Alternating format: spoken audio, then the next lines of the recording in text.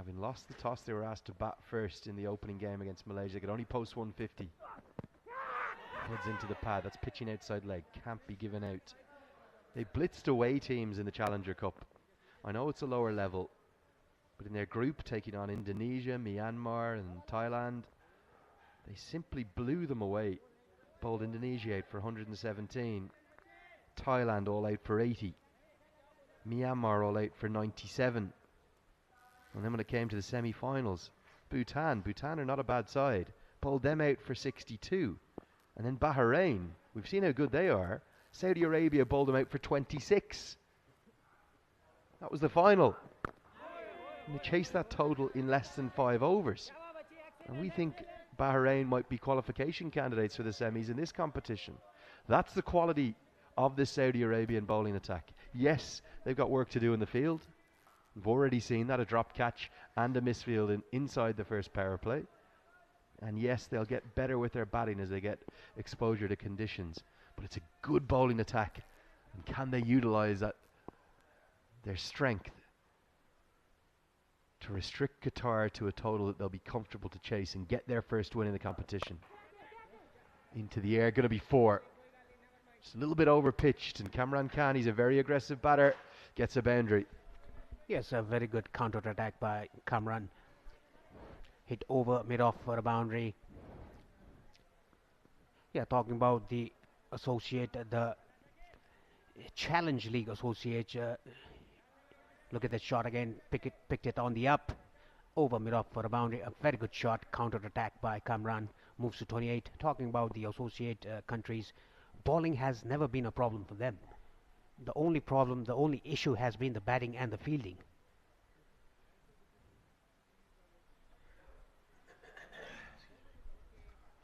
Some talk between the umpire and the captain there. These two opening bowlers has shown a very high quality of pace bowling in the first power play, under 10 overs.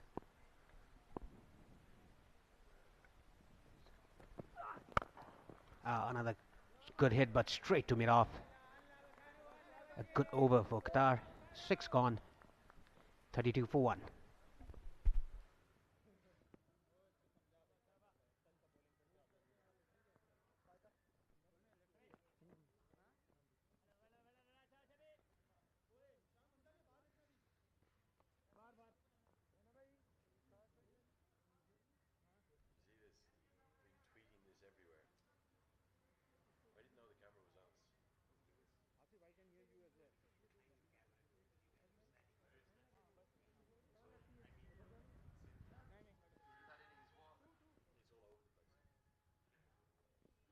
Captain and a spinner himself.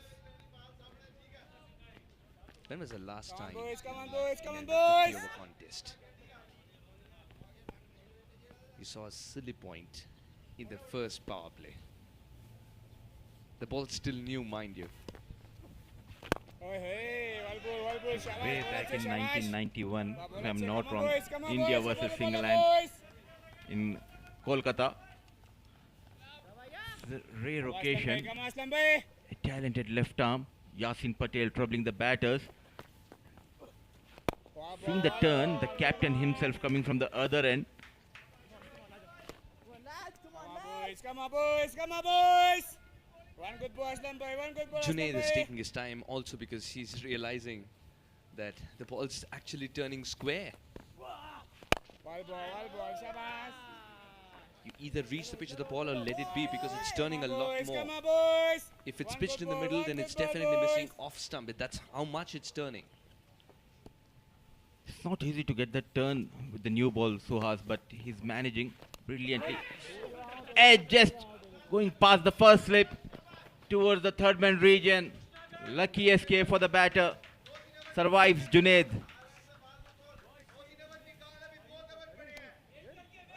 Off his 15th delivery. Still not settled, you could see. A flying meat is not good enough on that occasion because it's gone through. He couldn't reach it. But an opportunity nonetheless. Very gingerly Junaid after 15 deliveries.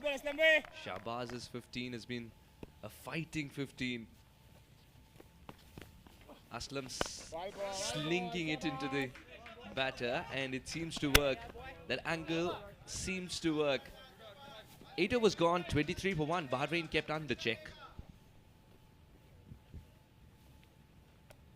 Come on, boys. Come on, boys. Kick fast, boys. Kick fast, boys.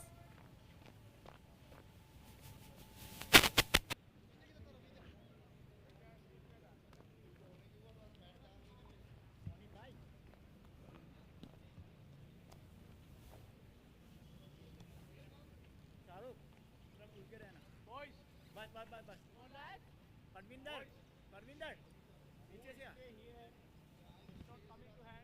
8 overs, 23 for the loss of 1. The run rate is 2.88 because Yasin Patel, he has not given any width or room for the batsman to go after him, keeping things tight. 4 overs, just 2 runs, still wicketless. This time coming into the right hand batter, going between the pad and bat. Loud appeal for stump. Every ball is an event when Yasin's bowling today. That's for sure. You just can't take your eyes off. What a phase of the game. And it's so heartwarming to see a spinner dominate with a new ball in the first power play. Bowler is ready.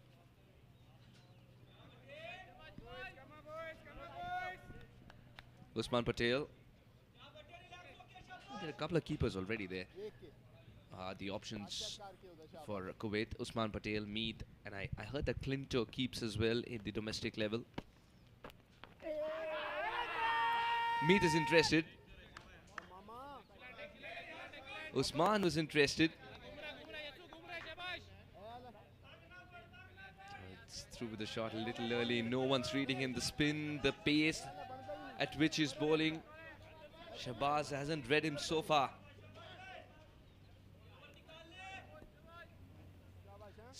There's still a little breathing space for Shahbaz as there's a silly point deployed.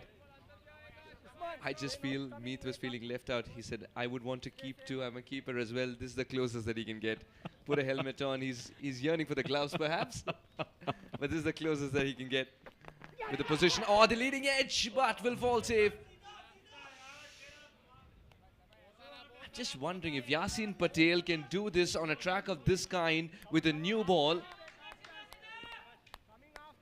That was not a catch, of course, it was falling well short. If Yasin Patel can do this with the new ball and with a track of this kind, what can he do on day 3 track?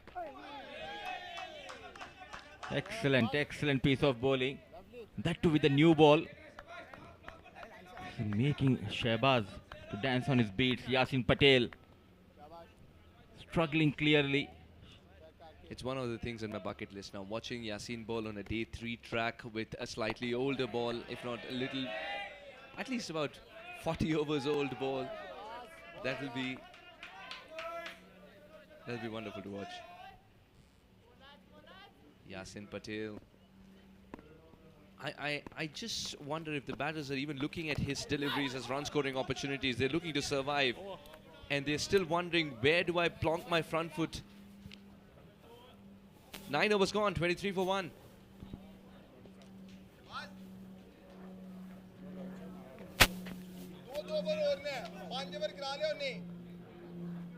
Kick fast, boys. Kick fast, boys.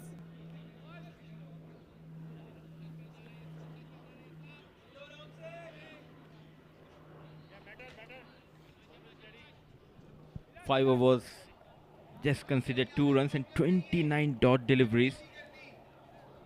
He's unlucky. Did not got a wicket. He created those chances. Yasin Patel. The way he bowled today, he'll go viral on the social media. Suhas. He has a bright future, and I expect he go on to play some big leagues in the world. Yasin Patel. Oh, it's terrific indeed, and so is Aslam. Aslam has got a different kind of an action, of course. The kind of action that's very difficult to get underneath of. Junaid saying, allow me some time to breathe, my friend. Come on, boys. Come on, boys. One good ball, By the time boys. I put the bat down and look up, you're already there at the popping crease. Well ball. Shabab, bola Salas. Come on, boys. Come on, boys. He promoted up the order, Junaid Aziz, Come on, boys. Come on, surviving boys. out there in the middle. The first session, the first power play. Well ball, Shabas. Arm delivery, Boys, come very on, boys. watchful. Come on, boys. He knows if they survive here 10-12 overs, then it will be easy for them to get the runs. Junaid Aziz, very watchful. Again, a dot delivery. Come on, boys. Come on, Aslam bhai. One good ball, Aslam bhai. One good ball, Aslam bhai. It's been a long time since a run has been scored. That's what it feels like. Oh, what a delivery. This didn't bounce as much as well. Aslam. Just wondering if the width of the off stump could have been any bigger. Fabulous. Come on, boys. Come on, boys. This is spin bowling masterclass with a new ball and in the power play. The first power play. Well ball. There it is. The ball has hardly left the pitch, let alone the 30-yard circle. Then you get runs. 10 overs gone. The first power play ends. Bahrain 23 for 1.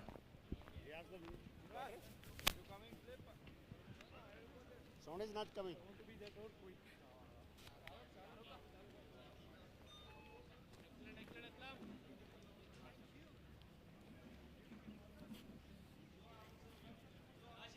Quickly, guys, quickly. Quickly. When is ready, let me know. Huh?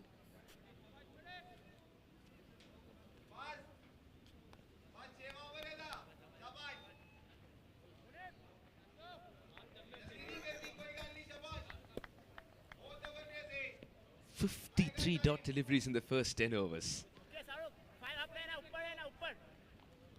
53 out of 60 balls faced. Not a run scored. What does it tell you? You look at it usually in the first 10 overs, and Number 2. if you're not looking at the match, then you'd probably say, yes, it's a pacer who's trying to trouble the outside edge of a batter. The ball's swinging around. No, that's not the case. The pacers did trouble them as well. Shahrukh. He's gone for the attacking shot, but is not in control. It's the luck factor that saved him, not the skill. Yasin Patel's asking questions. They're trying to get out of the shell. I like the intent though. I like the intent, but the execution's way off.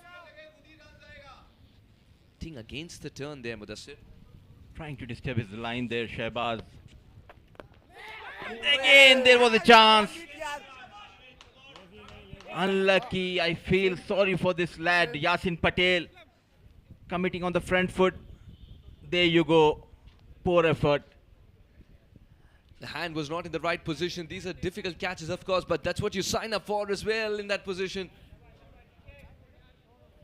Well, with Meet there, the standards that he sets for himself, this should have been taken. This carried, this should have been taken. Now the captain himself coming at that silly point. This will be taken. It's a question of who wants to take it. Yasin Patel is put it down. Yasin Patel creating opportunities after opportunities, and this time he has nobody else to blame. Not needed, not needed. This was a wicket keeper. Should have gone for that, but calling straight away. Yasin Patel drops the sitter. Bowler is ready. Move on. Bowler is This ready. time he is the one to blame himself, Yasin Patel. How many times we have seen today catches have been dropped of Yasin Patel. This time trusting himself. And on the very next delivery, a fuller delivery. Full flow of the blade through the offside. First boundary for Junaid Aziz. And the first boundary considered by Yasin Patel.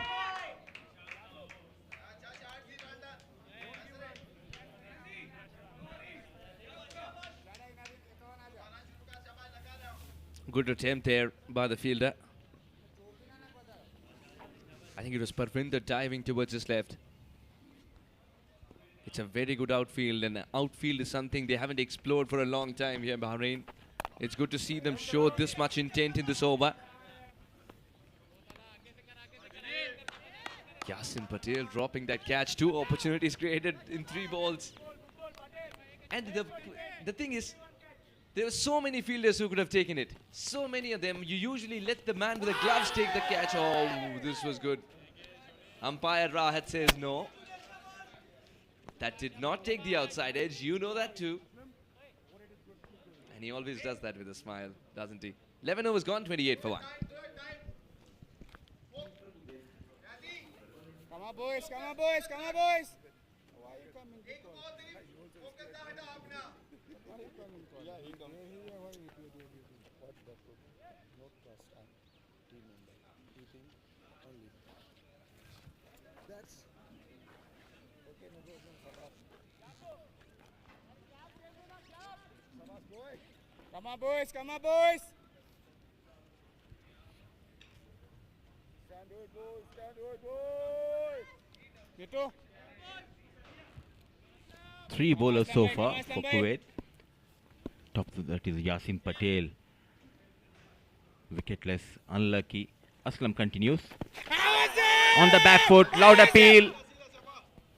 Not interested. The on-field umpire. All sorts of trouble. The batters here. Come on, Wabu, Shaba, Wabu, come on, Slambi. Pushing the batter, Shahbaz on the back foot. Just going towards the leg side. Good decision by the on-field umpire.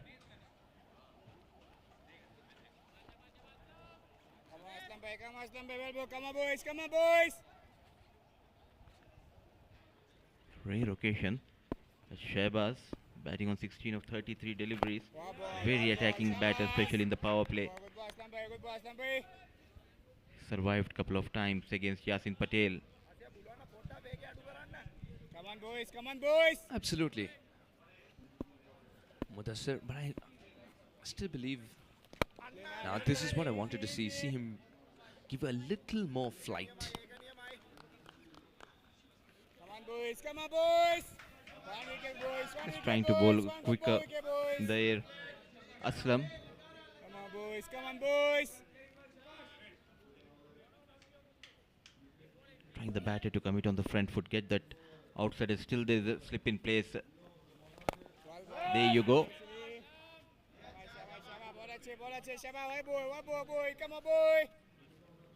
One good boy, Slambi, one good boy, Slambi. Keep on. Aslam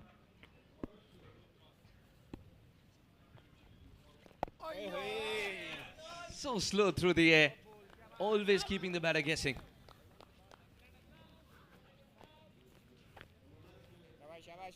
Shaba, Slambi. Last ball. Aslam in 3 overs has given away just 4. And that's the way it should be. 12 overs gone, 28 for 1.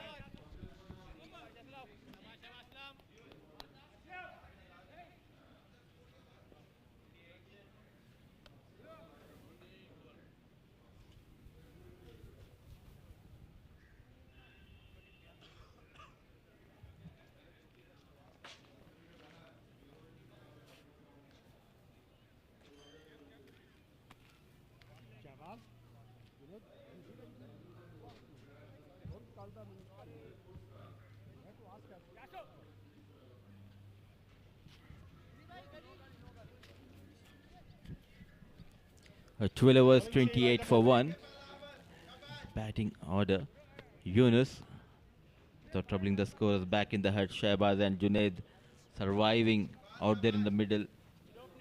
Not the swing, but the spin of Yasin Patel.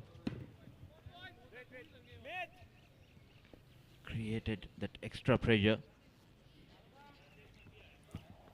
3 catches have been dropped in his spell of 7 overs. So it's now Syed Munib replacing Yasin Patel. It will be right arm medium fast Syed Munib. What an outing he had, especially with the bat against UAE. Looking to break the partnership. They survived that initial 10 overs, the first power play, both the batters.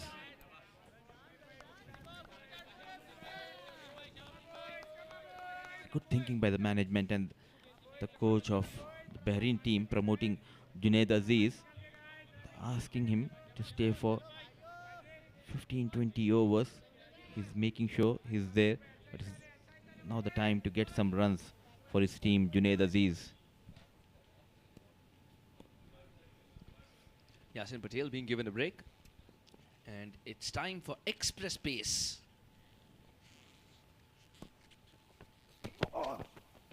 White. Starts off in a wayward manner. Ooh, that would have been touch and go.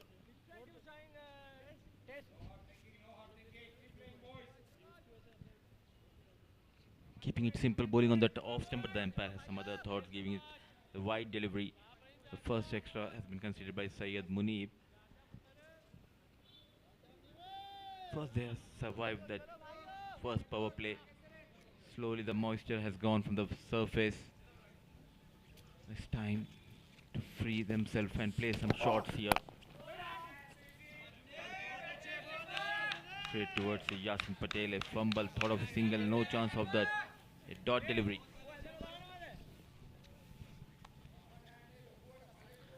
Off late, Munib has been bowling excellently well. Batting even better. Scoring runs lower down the order. First started in Hong Kong, the story. Then even when Kuwait were down and out against UAE. Phenomenal performance from Munib. With the bat in hand. That's much better from Munib.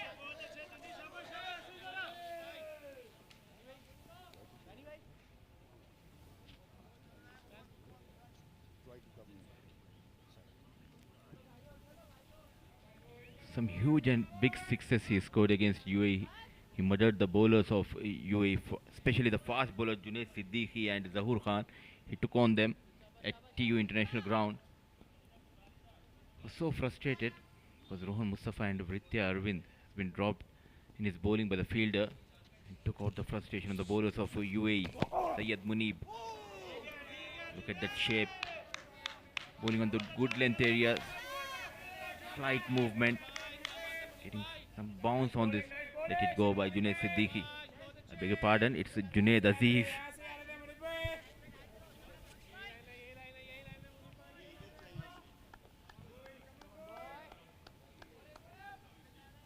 It's a tidy start for Munib. Now it's about closing this over out well. Junaid is taking his time because he's reading the situation. The situation suggests a partnership, not flamboyance. Very well done. Good cricket all around. Adnan Idris gets to the ball. Adnan Idris as well. Someone who's very flamboyant. Off late working a lot more on his fitness. He surprised the batter. Fuller delivery. And somehow manages to put that wood on the ball. Junaid Aziz. I'll tell you something about Adnan Idris, a complete team man who's waited for his opportunity. Wanting to play the attacking shot against Munib. Munib doesn't change a thing about his plan. What a collect by Usman Patel behind the wickets. Where was he going? Not at all in control. Dancing down the track, misses the line completely, and the ball missing that leg stump.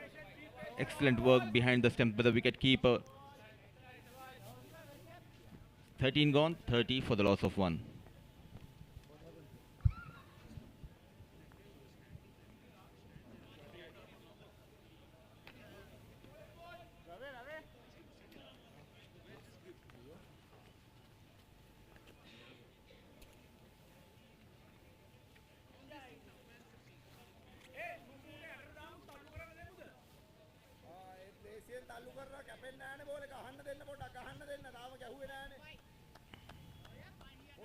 Clearly struggling here, Shehbaz today. 13-30 for 1. Aslam continues. Very tidy. 3 overs, just 4 runs. Two minds the batter. Come on, boys, come on, boys.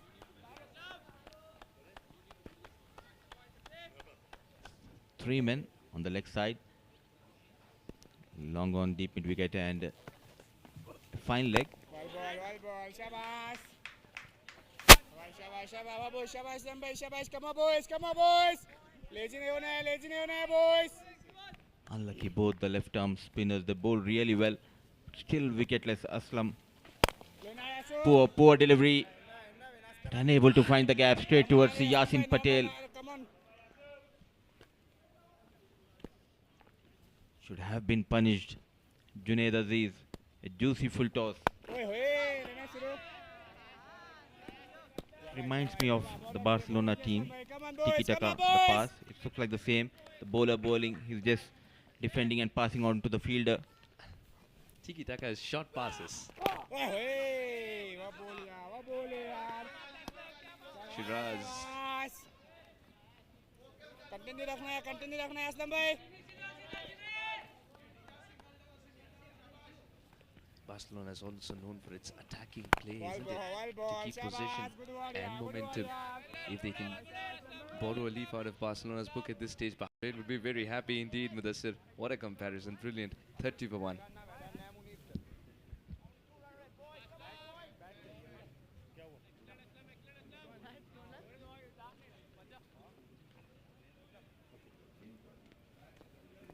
Bat, only bat. Batsman needs the bat, only bat. No bottom. Quickly, huh?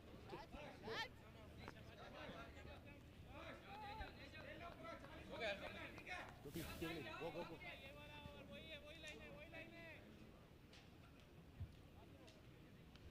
Force the bats, sit outside. Careful, there may be in the water inside. 4 bowlers used so far. Shahrukh has been amongst the wickets. Yasin Patel has only himself to blame for that wickets column of his not to have ticked so far, creating opportunities after opportunities. And then the catches are being dropped. It's not auguring well for Kuwait in terms of the catches being dropped, as it's a story that's continued over 2 games now. And Munib has been challenging the wide line for a while.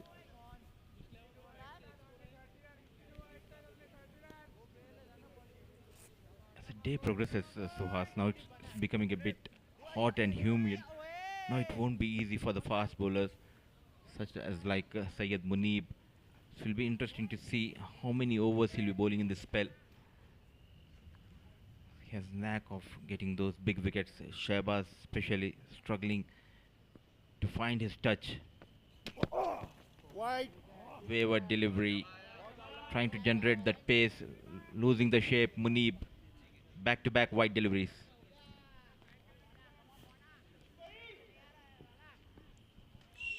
I'm a little surprised by Munib's line here. And I think that's the same question that Adnan's asking him as well. Munib, why are you bowling so wide when you have to challenge the batter? Try and follow him, and you saw what happens when you follow him, isn't it? I think he's just trying to generate that pace. That is the reason he's unable to bowl in the right channel. Stick to that good length. Let the ball do the talking. Still there's a movement. Again, Munib is missing the corridor of uncertainty by a mile. And Rahat is wondering, am I a scarecrow? Did he meet Junaid Siddiqui in the dinner last night? You were there at that hotel. You took the ride all the way there. You tell me. A horrible over we have seen last day. 13 deliveries has been bowled by Junaid Siddiqui. And here, he bowled. It's a long over for him. Let's just put it this way. He's run in for almost 2 overs in one. Remember, he's yet to get this over started. Yet to get it started. Munib. Much better. You could see how curtailed the batter felt with his options as well. Beautiful. And I think he's reduced the pace here, Munib. He's reducing the pace because he's looking at the control factor. Is it that give and take? To increase your pace, you sort of drop the control factor, or the control quotient increases when you drop the pace? Is it true? Absolutely, and moreover, you need to practice this straight away. You cannot come into the match and try out these things. Whenever he's trying to increase the pace, he has been wavered. Munib. There you go. Once again, trying to be a Shoaib Akhtar. The captain's telling him don't bowl a wide in this over. He's bowling in over of wides. He's making sure that I don't go out of the comp box on time. Why? Oh yeah, okay. So you're supposed to leave after this over, is it? Keep inside the fridge. Keep inside the fridge. I need the cold one. I need the cold one.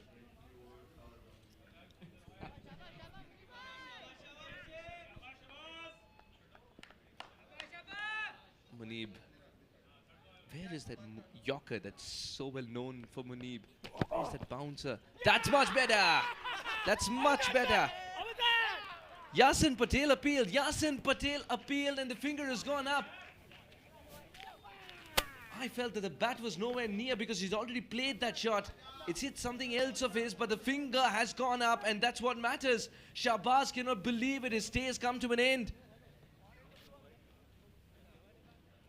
The replay will tell us more. The deviation came after it had gone past the bat, isn't it, Mudassir? Hitting the back leg. There you go. Unlucky. It will be a long walk back to the dugout for Shahbaz Badr. 16 he managed of 41 deliveries with the help of 3 boundaries. Unlucky. Wicket number 2 goes down for Bahrain, 34 for 2.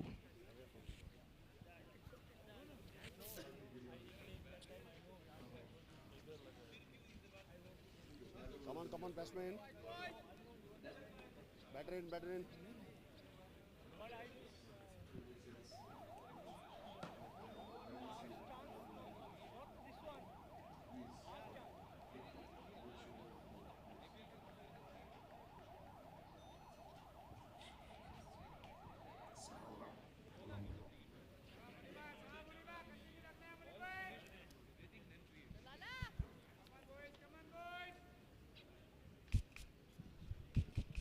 .2, 34 for 2. Come on, your leg stick. Shahbaz Badr, the last man in the hut. Sohail Ahmed's come out to bat. Mr. Consistent for Bahrain.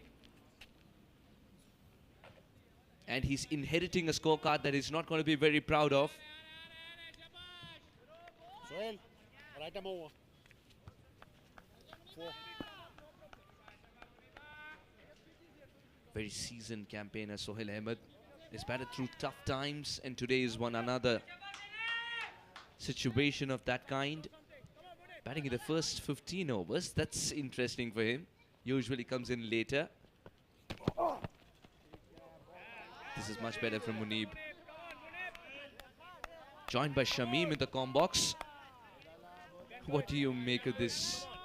That's much better from Munib, of course.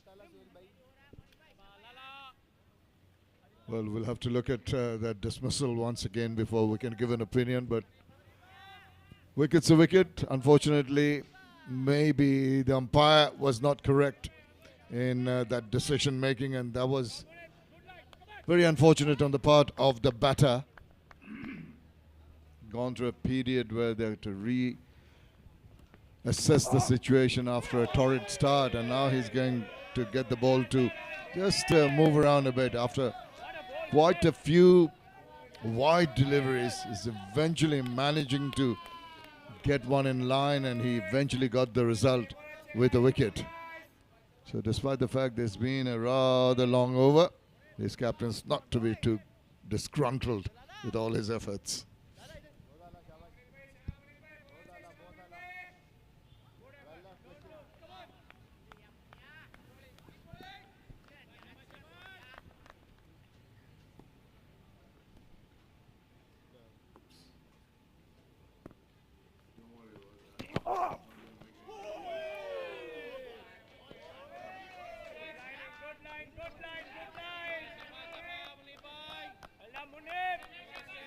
He's playing for the one that will come back in.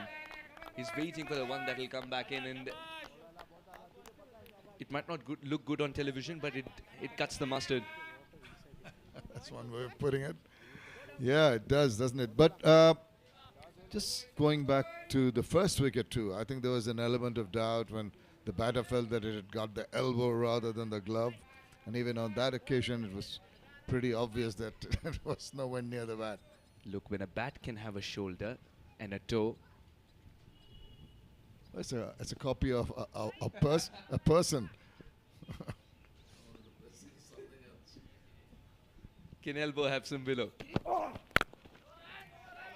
That's one shot of intent that's eased through the gap as well. It's going to go for 4 and give him a lot of confidence. Sohail Ahmed is off the mark, and Bahrain has calmed down a little bit. You know, talk about using the willow to perfection there. It's a super looking cover drive. Beautiful shot indeed, 38 for 2.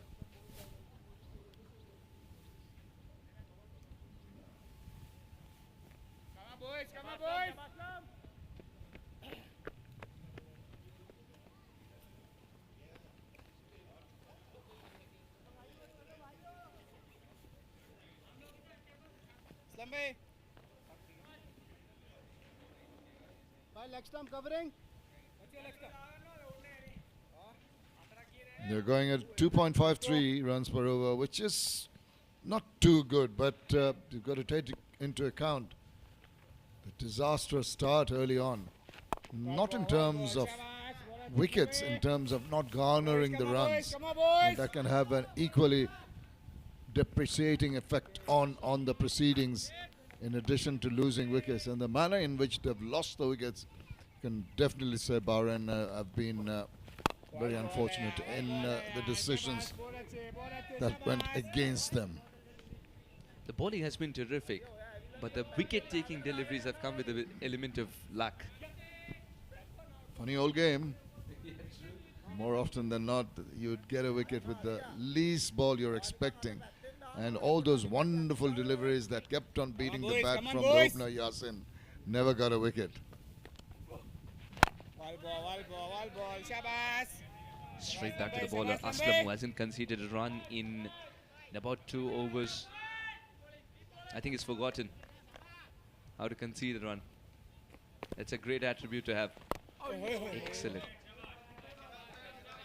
Very different in style, the left-arm orthodox bowlers, we've seen Yasin Patel earlier on now, the skipper. He comes from a different angle, starting off. You see in front of the umpire, crosses across and tries to bring the ball back in, uses the width of the crease. Doesn't give it too much air. He's shorter of the 2 bowlers we are talking about.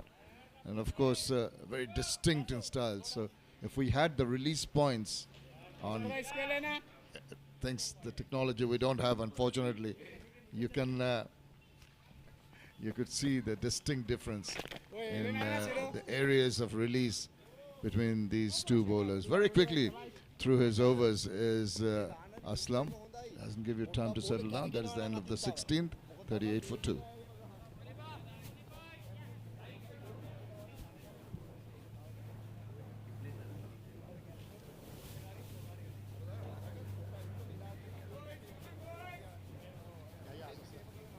Juret.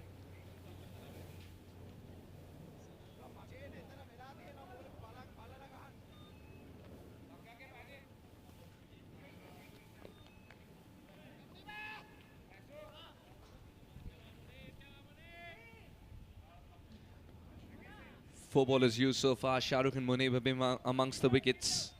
38 for 2. It's a slow start for Bahrain, as they had to be very watchful of the ball turning square from ball 1. Yeah. Sohail. He's a glimmer of hope. He's always stood up in tough times for Bahrain.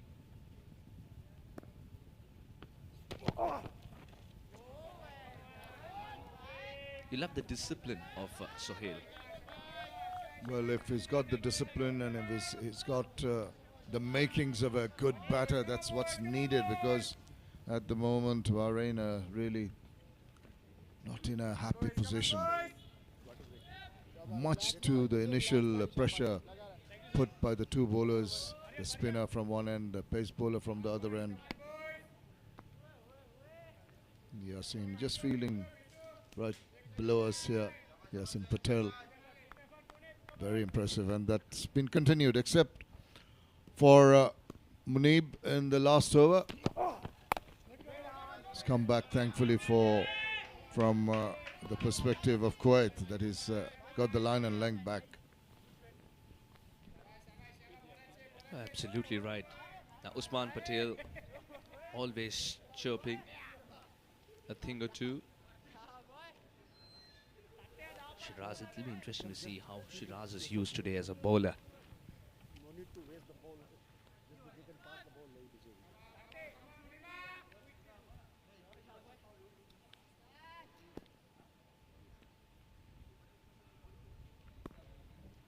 He's going to play for the one that comes back in. Yes, he's waiting.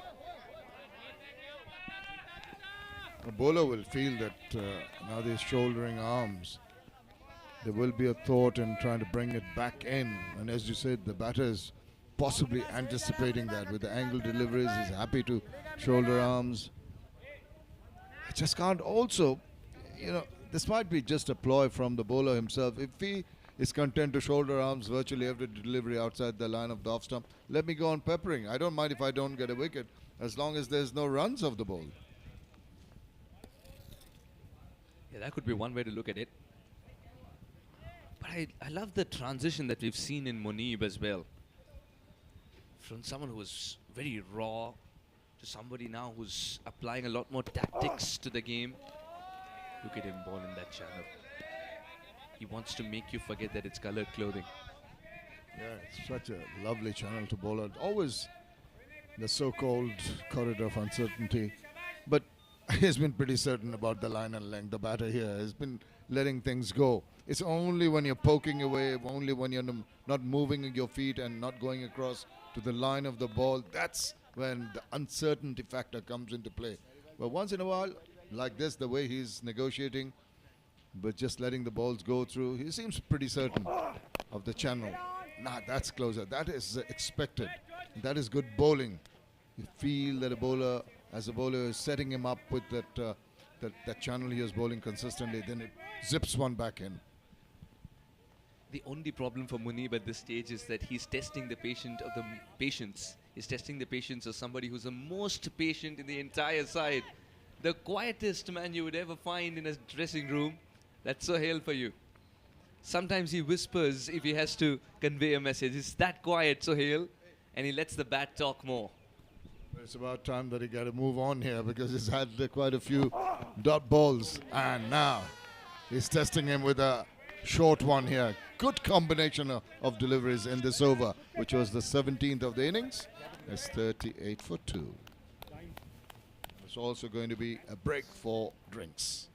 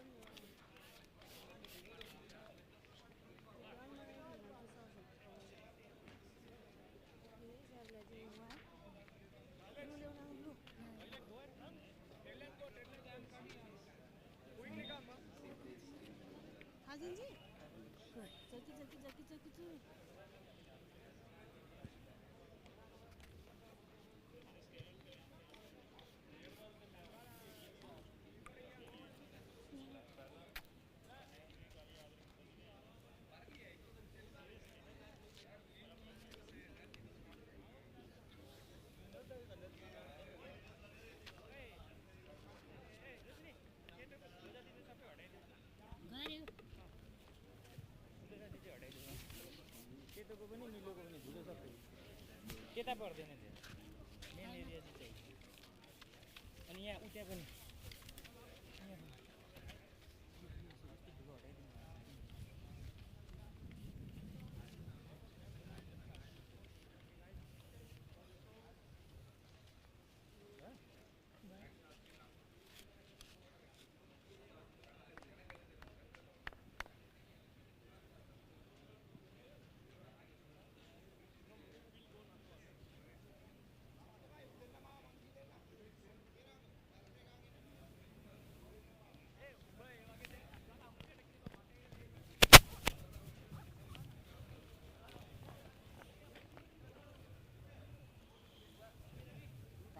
Come on, boys, kick fast, boys, boys.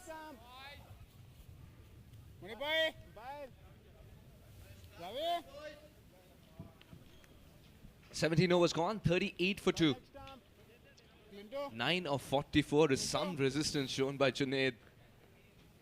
Well, Sohail found the boundary first up to get going, and after that has been very patient. Okay. I think it's been a good recovery. Initial stages with the problem they had with the spin and the bowling of Kudus, which is pretty fiery from the other end. They've done well. They could have even done better. It's just hopping on the fact that they've been rather unfortunate with the dismissals. Could have been in a better position. But there's lots of time. It's only the 18th over about to be started. If you just put your mind to it and just be a little more selective with your shot making, then gets the runs needed. It's not going to be a very easy track to chase. You saw evidence of turn from the very first ball, and any wicket anywhere in the world is going to be more spin friendly as we progress into the day. Don't have to wait till the third day, as you mentioned. Come on, boys. What an acrobatic effort by the captain to try and stop the single. He's hurt himself in the process.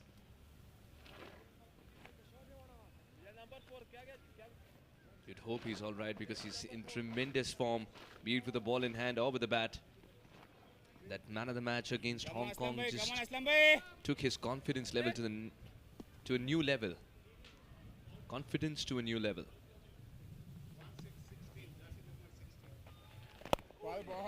He had already made his mind up, so he had to defend that ball. Come on, boys. I have a feeling that something's got to give here. It's been building up. They're coiling inside. How patient can you be? I know you mentioned the fact that Sohail is a batter who can just bide his time, he can afford to be patient, he's on the quiet side. But it's the other batter I'm pondering about, who's not on strike now, who's 10 of 45. He's looking up at the scoreboard and saying, I got to get a move on. And when the batter thinks in that manner, he does tend to take a few risks. Absolutely right. Aslam's wondering if he's bowling to a monk.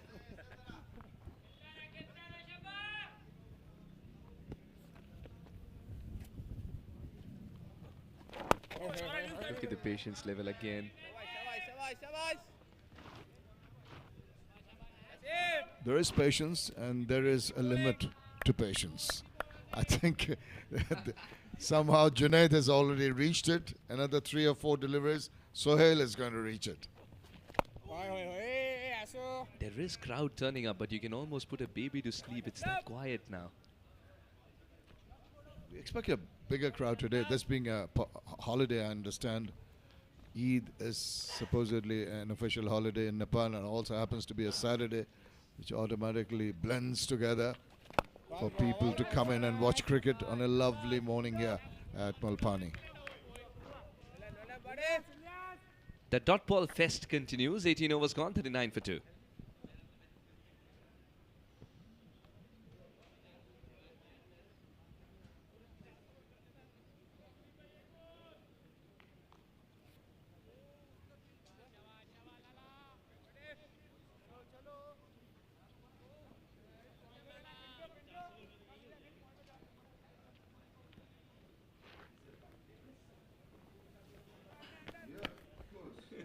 This is the 5th day. We're here on the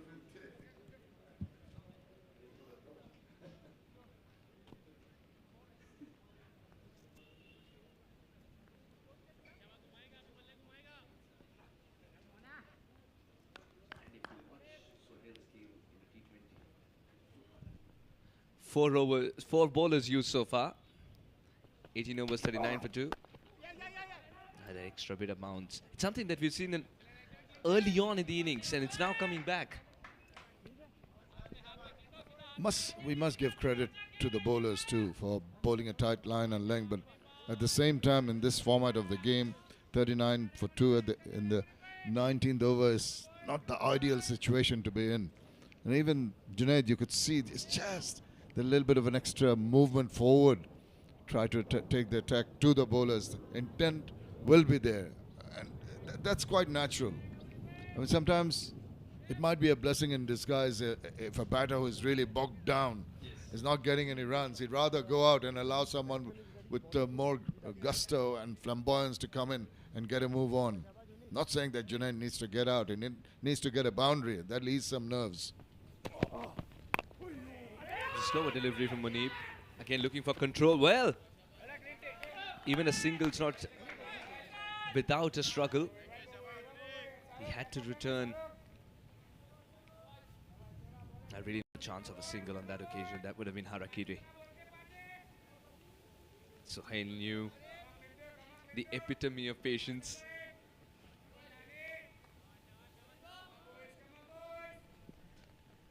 He's almost reaching the 50 over mark, a milestone he'd rather not reach. 50 balls faced for 10 runs would not be nice. Run at last. Just wide of the fielder. They're thinking of a second. There is cover in the deep. Just the single.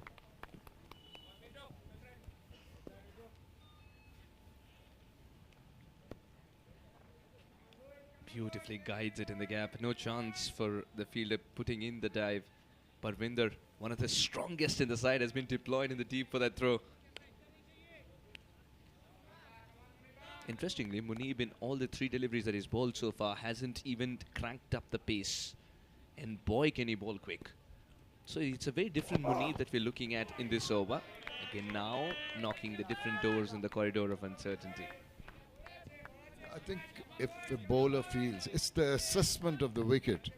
If you feel it's going to serve your purpose, you bend your back and you try to bowl the shorter deliveries, you try and get something to move in the air by pitching it up.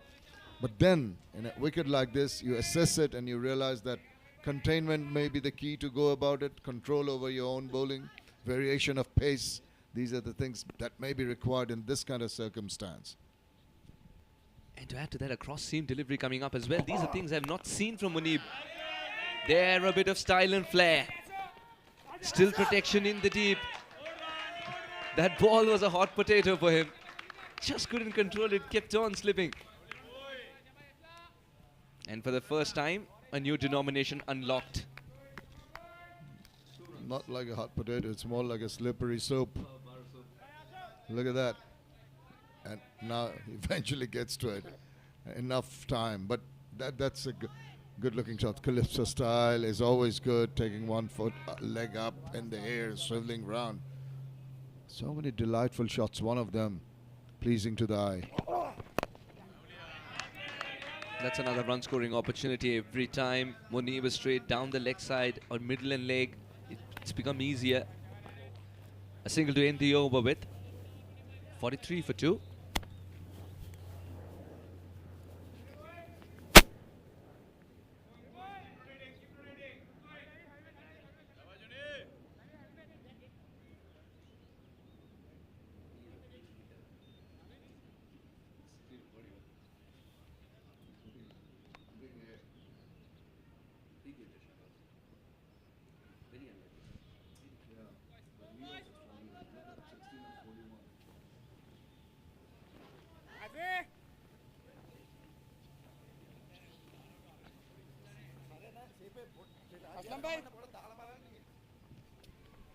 Junaid and Sohail holding fort at the moment. 11 of 48 for Junaid is just about getting a move on. Sohail, the more stylish of the two.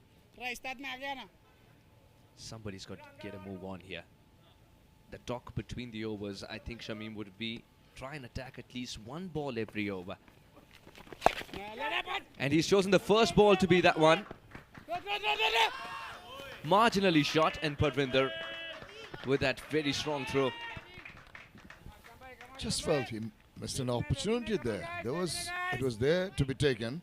The swivel is good, but the timing was a little awry. That's the reason why it didn't travel at the rate it should have done if it was from the meaty part of the bat. Allowed that fielder to come around from mid-wicket down to backward square and collect it. You see, there, in the next delivery, it goes for the defensive prod. But you just mentioned, pick a ball to go after. And there was one on offer straight away of the very first delivery. That's an opportunity missed for sure. There he is. Compact and content. Aslam's just going to imagine bowling back in Colombo as he's done so many times. Still goes there to play domestic. Oh, good ball. This was quicker.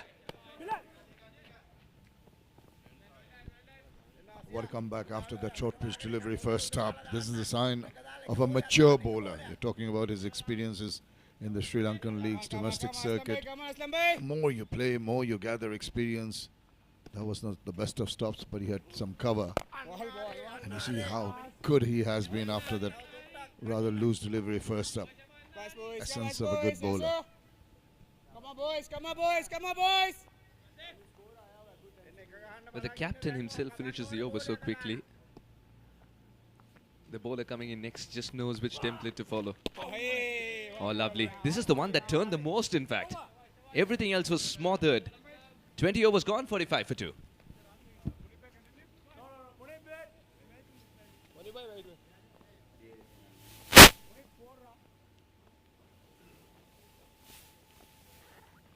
Come on, boys, come on, boys. Shahrukh. Nito. Muniba, सामने हो जाना.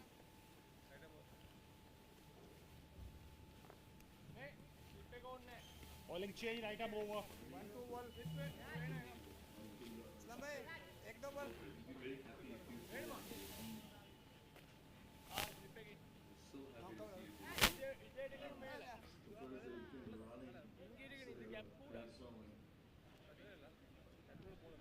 Four bowlers used so far. Very unlucky that wickets column hasn't ticked for Yasin so far. Shahrukh's picked up a wicket. Munib has picked up a wicket. Shiraz. And you'd want to see a better performance than what it was last time. And the leg spinner, he's got to believe that he's going to get this right first up, because that'll give him a lot of confidence. Gets it right. He doesn't have to believe. He's seen the left-arm orthodox bowler turning it square the very first ball with a new ball, and he's a leg spinner. Yeah. He can really lick his lips. He can fancy his chances here. One ball sila, ball ache yaar. Come on, boys, come on, boys. Shiraz is quite a character in the side as well. Shiraz, very popular in Kuwait. Beautiful shot inside out. There is protection in the deep door. Sweeper ensures it's only a single. When the ball, when you see so many dot balls and the ball's hardly leaving the pitch, you at times the fielder sweeping and ensuring that these balls do not go for four. That comes to you once in a blue moon. You sometimes feel left out, don't you? You're looking around, there isn't anybody to talk to. You envy the slip fielder who's always chatting with the keeper. Sometimes some players actually prefer the calm. But that is the calm because there are not too many spectators around. If you're in the cauldron in the middle of the Sher-e-Bangla National Stadium or the Eden Gardens in Kolkata, you'd feel the heat. So even if you're out there, you'd much rather be beside the keeper with one guy to talk to you instead of 10,000 people telling you what to do. The problem for the batter initially in this game, that's slightly short, and that has been taken full advantage of. Junaid was waiting and waiting for ages, it seemed, and one that stood up and asked to be hit away. He obliged. At last, the freebie. Short, stood there, up to the perfect height for the batsman to really best put it away anywhere he wanted. And it was cow corner, the spot he selected. Could have gone anywhere, could have gone over the top.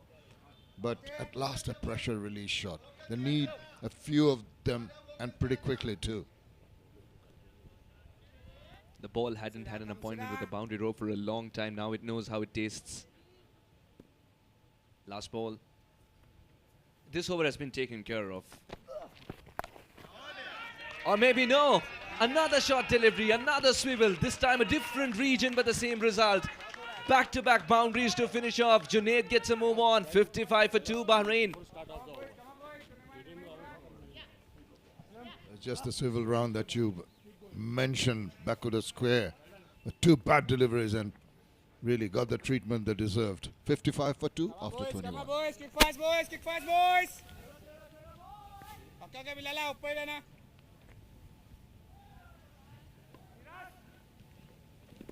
Munipay, fast, munipay. Too many dot balls. 21 overs, 106 dots. That's incredible. That tells you why they're at 55 for 2 after 21. Going to be a slump. Maybe he'll tighten things up further. There was a loose bowlings in the previous over, allowed the batsman to garner a few runs. And that's struck delightfully. That's a good-looking shot. Now just stepping on the gas, the Bahrain batsman Suhail on that occasion has had enough. Look at this being put away. Lovely looking shot. The cover drive always personifies elegance. Come on, boys. Come Well, on, have a boys. look at the ground staff here. They have done a sterling job, I can tell you, in preparing the pitch. Even after the thunderstorm came yesterday, they're rushing all over the place. In the middle, sitting there is the curator Abdul Al Mamun from Bangladesh. He's been there for a couple of years. The second on the left in the white shirt, sitting down. They're basking in the sun. They really can take a lot of credit for the work they've done. And it's so incredible, Mudassir, to see ladies working as groundsperson. I've hardly seen them. So many of them doing such a wonderful job. Ball, ball na sila. Hats off to the team of Malpani. Come on, boys. Come on, boys. They are the unsung heroes. Worked really hard. Led by this man from Bangladesh, the curator. Lena. Given us a batting paradise, some entertainment to watch out in this tournament. Wickets have been really something to be proud of. We saw that bouncy wickets. You know, you tend to come to the subcontinent at times where games are not played regularly. This is only the first international tournament being played here at the Mulpani. I was more than pleasantly surprised as we see that the sweep couldn't put it away past the fielder. And of course you're right, and all credit should go to them. It's not the easiest thing to prepare. There are 5 tracks on the square at Mulpani, and 3 of them are being used, I understand, from Mamoon in this tournament. And they've each offered, there are 2 more practice pitches also, which are not used in the regular sort of matches. So Bahrain at the moment 134 is the projected score, but they'll have to get a move on. They'll have to try and get to the 200 mark. The scorers, the official scorers, we just saw there. So many people working here, Come on, boys. working very hard to make this tournament a success. Sure, they're keeping an eagle eye on things. Nicely behind that, into the deep. Enough before it reaches. Oh dear. Just an extra run given away there. A little bit of pressure now being created by the batters. Slowly the runs are coming. They're trying to get those gaps. Finding those gaps. A fumble by the fielder Syed Munib, and resulting in a couple of runs. Quick running between the wickets. He survived that initial phase. Junaid Aziz is making sure that he gets some runs for his team. Whether it's a rainy day or sunny day, they are there. Absolutely. You've got to be there. Otherwise, it's such a statistical game, this game of cricket. So many little things to work out, so many things to keep your eyes on. They're doing a sterling job. And all in all, it's been a wonderful arrangement by the Asian Cricket Council here at Mulpani and of course at the Tribhuvan University ground. Got some spectators, some members of ACC in the distance. We can see some locals coming in to watch the match. It is a holiday as we see the game sort of meandering along. They really need to put their foot on the gas, Bahrain. One good ball, Sido. One good ball, Sido. The partnership flourishing between Junaid and Sohail. They're at bit ease. There you go. Played with ease and get a single. 23 gone, 63 for the loss of 2.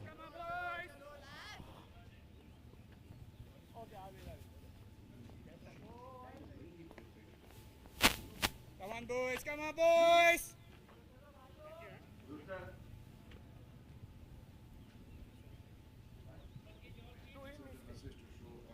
Okay, okay, मीठू थोड़ा सामने हो बस Shahrukh okay Shahrukh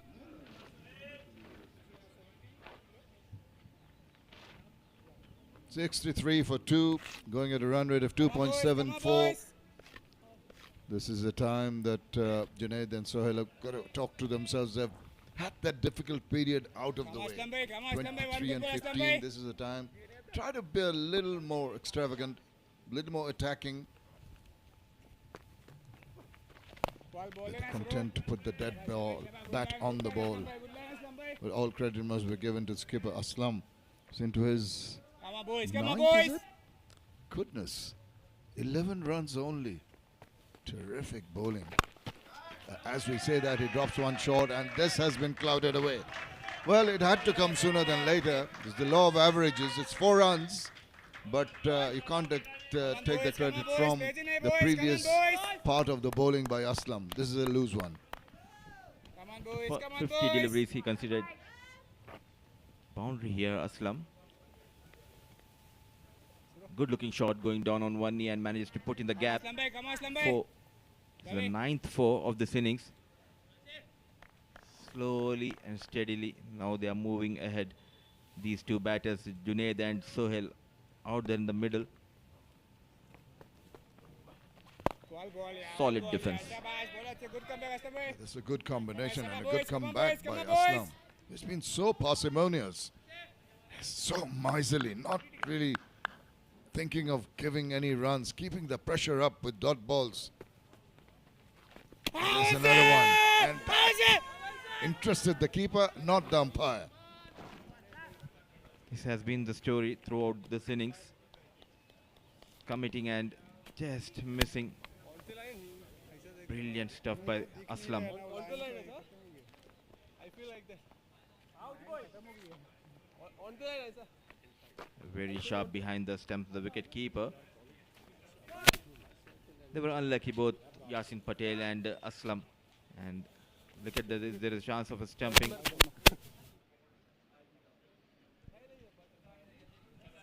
Just there, when he whips off the bails, you can see one part of the foot right behind the line. We all know the line belongs to the umpire. Just having a look to ensure that it has not overstepped. Should be all right. That's fine, and they carry on. Come on, boys. Come on, boys. Good Shabash Lambe. Good ball, Shabash Lambe. Aslam coming to the end of his 9th over. Just given away 15 runs and only a single boundary. That is superb bowling so far. Not quite ready. Someone behind the bowler's arm. Someone going across the side screen. Just pulling back at the last moment. The batter, Sohail. What a partnership these two lads are building up for Bahrain. They were in all sorts of trouble. Very watchful on the back foot. Come on, boys. Come on, boys. One loose delivery, one boundary, and now another 4 dot balls. Can he finish on a high? The skipper. Quicker through the air. Another dot ball. Excellent finish to the over. After 24, it's 67 for 2. Over. Come on, boys. Keep fast, boys. Keep fast, boys.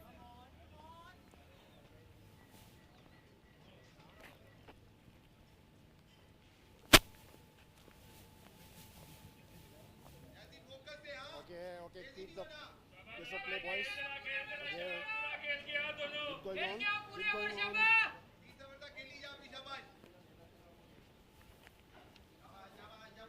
The projected score is not looking too good because of the situation they are in now. 2.79, the current rate.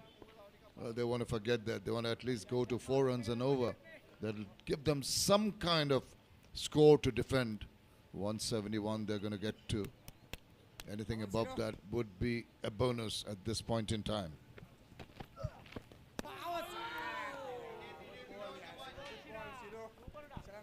The spinners continues to trouble the batters. Hey, Eid Mubarak to you. What's this you're wearing, Mudassir? This is a traditional kandura we say in Emirat, Dubai. It's Eid day and my daughter told me to make sure that I wear this. I was planning to wear some other dress, but looking handsome. With me is Shamim Chaudhary, men in blue. Men in blue. Yes, I'm wearing the traditional Punjabi pajama and this mini kurti, you call it, or waistcoat.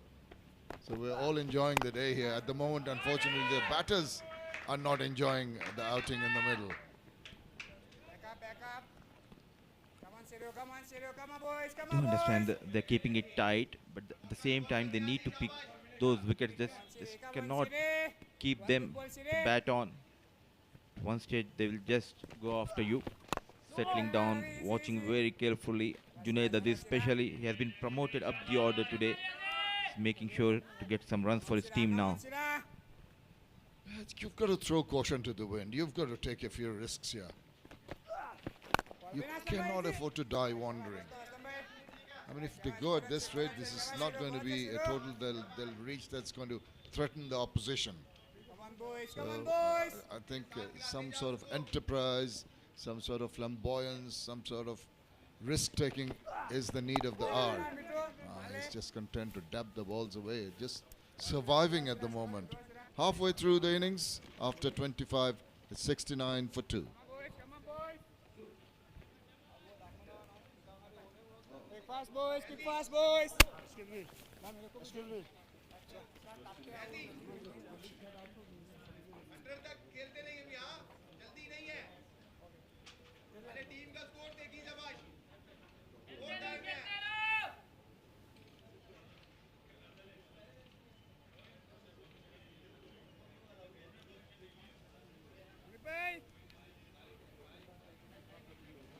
राजी थोड़ा इधर लेना इधर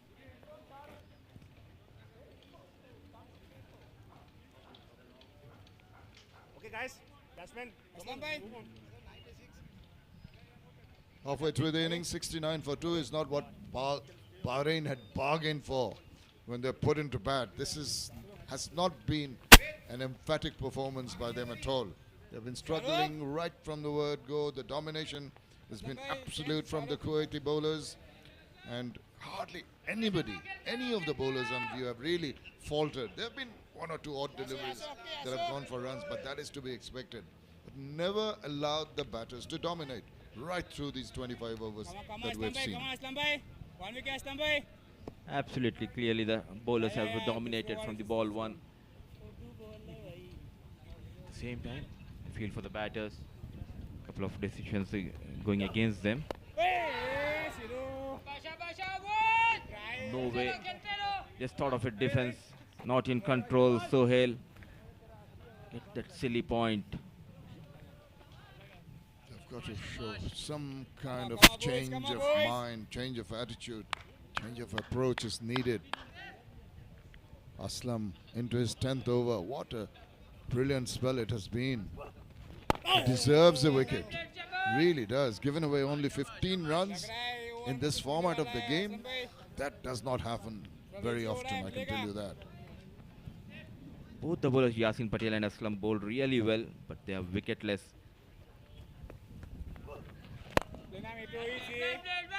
Driven straight to the fielder. Such a funny game. They worked really hard. Those 2 wickets going to the other bowlers who bowled wayward line and length but still got the wickets. It's the vagaries of cricket.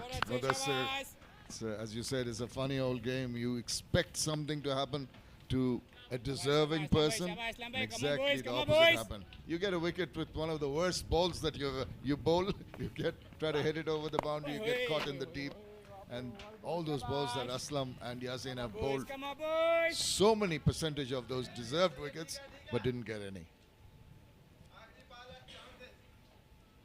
The last delivery of his spell and of the day for Aslam. Can he get a wicket? 15 runs leaked by him. Again a defense shot. 10 overs, 15 runs, unlucky. Wicketless remains Muhammad Aslam. 69 for 2, 26 gone.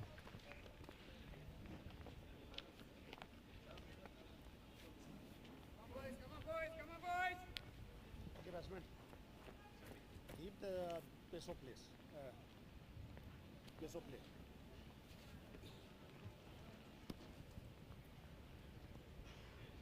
Siraj, check to Yasin.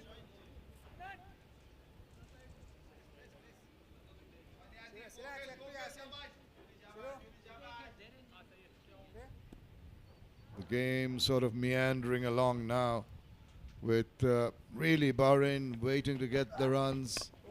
At the moment, the Kuwait bowlers seem to be happy with just containing them. Both seem to be waiting for something to happen. What might happen, what should happen from the Bahraini perspective is some big shots. Still not quite there, the flourish that's needed, the attacking spirit and momentum to be gathered, still lacking from Bahraini batters. Partnership is flourishing, but it's been a very slow. 73 deliveries for 36 runs partnership for the third wicket between Junaid and Sohail. Happy with taking those singles, both the batters. I don't really know about the depth of and the strength of the Kuwaiti batting, but Mudassir, I'm sure you have seen them in play. They've got some good batsmen when the Kuwaitis come in. So if they can restrict them to around the 120 mark, I think the Kuwaitis were really going to fancy their chances. Definitely, and at the same time, the Bahrain, they want to go beyond the 200 run mark because they know the Kuwait has some decent batters in the lineup, the likes of Parvinder, Syed Munib, the captain himself, Aslam. Tell you what, you're mentioning Bahrain going to the 200 mark. I don't even see them going to the 150 mark. I think they'll be pretty lucky to reach 150 from here, the way they're going. But, you know, funny old game, one big over, a couple of big overs might change things around. That's hit away. That is very well done. A touch short, immediately pouncing on that and cutting it back with a point to the boundary. This is the better poor delivery and full advantage taken by the batter. Sohail managing, put in the gap. The ball races towards the fence. Much needed boundary for Bahrain, the blade of Sohail. Need a few more of those, and in quick time too, if they're going to have a semblance of a chance here. 11th boundary in the 27th over. Just 11 boundaries so far. That's been the problem, one of the problems. Rotation of strike is another one. Boundary and then a dot ball. 27 overs done. 76 for 2.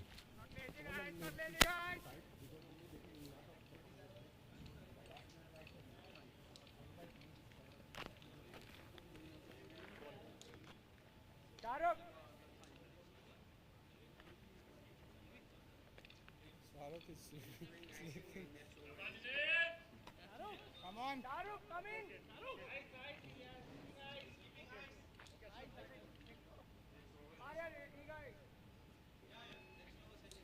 42 of 76 would be good in a different format, but they need to turn things around very, very quickly. Change gears, step on the gas. Still some overs to go, to work with. Still some batting to come. So you need a different kind of change of the mindset. Shiraj. So if you compare the bowlers, I suppose, but this is Adan Idris, right arm off break, another spinner coming in. boys, come on, Shiraz come on, earlier boys. talking about is being the One most guys, expensive one of the wicket, bowlers. guys. Maybe. Is this the weak link?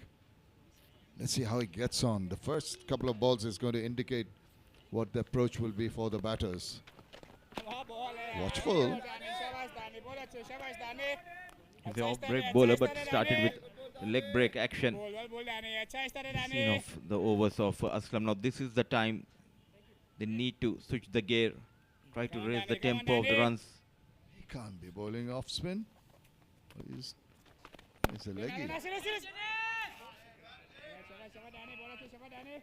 Got the runs in the deep.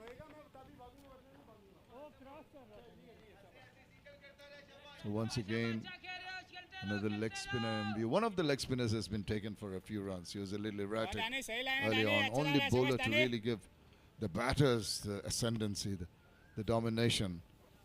Let's see if he can use this one to turn away.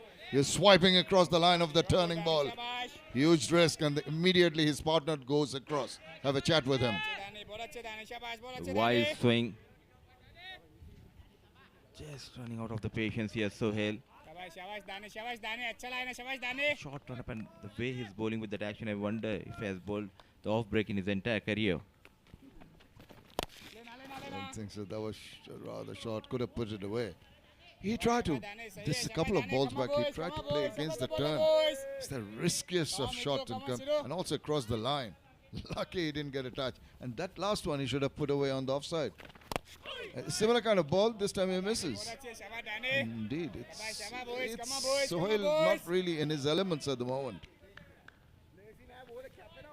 As a batter facing the leg break bowler, you get tempted. It looks like easy to play the leg break bowlers, but now he's dictating the terms here. Adnan Idris finding it a bit difficult. Sohail.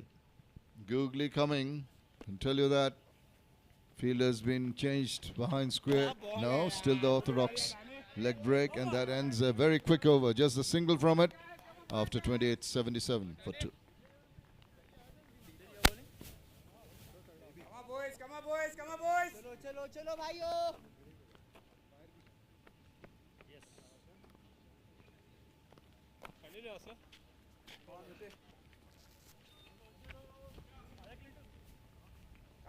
Come on, boys. Come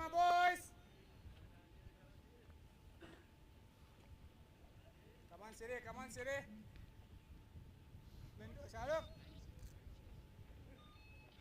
Bahrain really getting bogged down here after 28.77 for 2 is not what would make them very happy as a unit. Down the leg side, he swung around. Goodness, I can't believe it. So many places to put it away. He finds that fielder at 30. And the lone fielder behind the square. Come on, Sira. Played nicely. Unfortunately, wasn't able to get the gap. Junaid Aziz. This time clears the extra cover fielder. Good looking shot. Was in control. Finds the boundary. Junaid Aziz. Shiraj has been the bowler that the batters have really fancied themselves against. You can see a continuation of that. Could have been 2 fours. The first one the batter missed out, but this is a good strike. So he's decided it is time to go, and the bowler they've picked is Shiraj. And I'm a little surprised.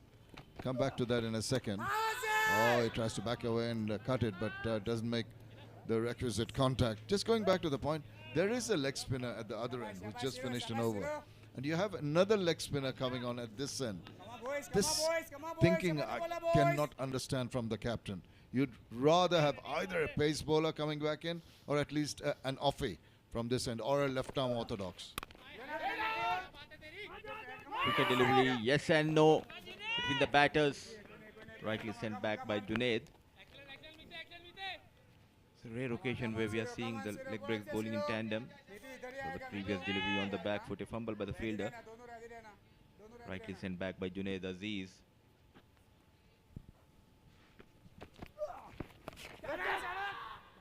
Now, what is happening here?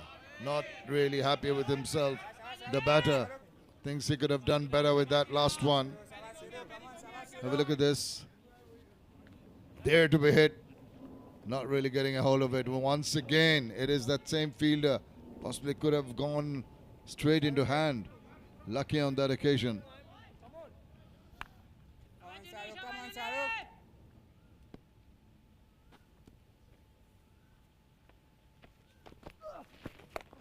नहीं यार सिरे इतना shot ball खेलता है Poor delivery this time, manages to put behind the square. Was in control, finding that gap and ends the over with a boundary. Poor delivery. Struggle continues for Shiraz to get that right line and length, and he has been punished rightly by Junaid Aziz with that boundary. Over comes to an end. 29 gone, 85 for the loss of 2.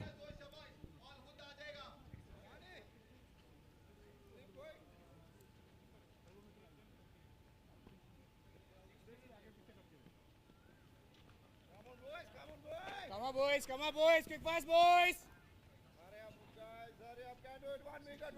ऐसे दाने यासिन देख ले बहुत सामने दाने यासिन देख ले बहुत सामने Come on boys, 51 runs partnership here has really given semblance of hope. And you see 4 runs and over from now on, 169, they'll take it. They want to ensure that it is a regular 4 runs and over. Anything more, nearing the 200 mark, Mudassir is hoping that they're going to get to and make a game of it. That would be quite a comeback after the really slow start and the slow progress they've had so far. Do understand the bowlers are getting a bit of extra turn, but you as a batter, you just cannot stay on the back foot and try to manage to get those runs. You need to shuffle. You need to try to change the line of the bowler. Excellent fielding and a poor throw. But thankfully some coverage in the deep after that wildish throw. Have a look at this. He's trying to get on the move. Half a stop here. The deflection allows the first run, and that is rather wild from the fielder. But thankfully there was someone behind to collect it.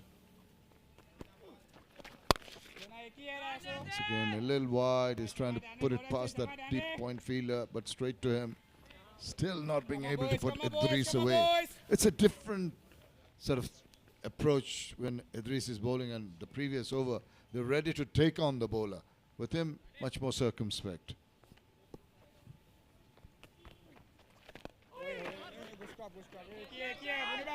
Nicely bowled. Slide by the fielder and couple of runs. Just going past that first. Some lucky runs for Bahrain and Sohail.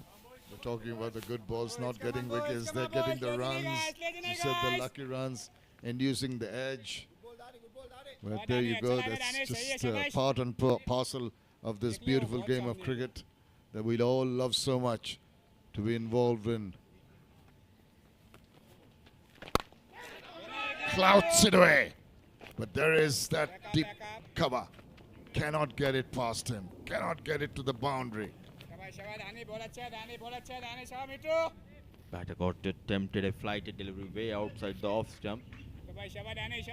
What he got, just a single. The good deliveries, they were able to get 4 runs. And on the bad deliveries, just managed a single. Finishes the over with a dot. That is 30 overs completed. It's 90 for 2.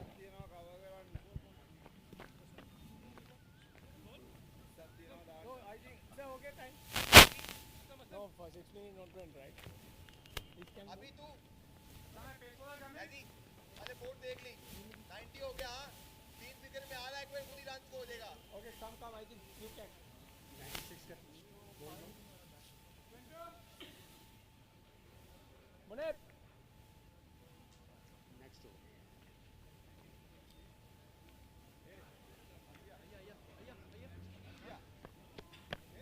Okay Dinesh यार okay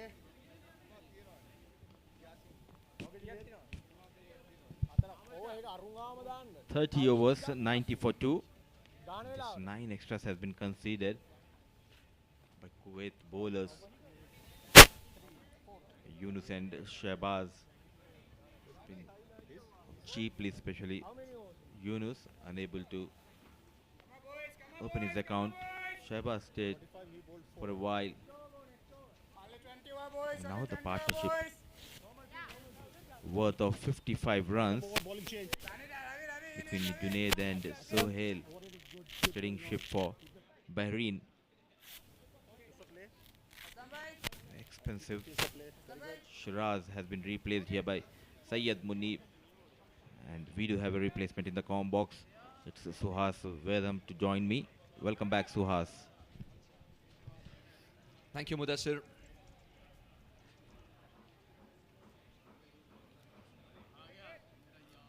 Again, it's been a very slow period of play. The wickets column hasn't ticked in. That's a good sign for Bahrain.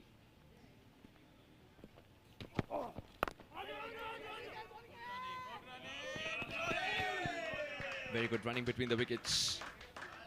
But at some stage, Sohail's got to kick into the next gear. Now with 8 wickets in hand and the wicket behaving a little better for the batters, they need to set a bigger target in mind. Because I'll tell you what, when Kuwait come out to bat, the surface is not going to change as much. Because this surface is getting sun for the first time in 48 hours. Got a bit of rain as well yesterday. Good ball from Syed Munib. Syed Munib's efficacy just goes through the roof when he tries to follow the batter, isn't it? It's also a statement sent to the opposition. He does that with a wry smile. What a character.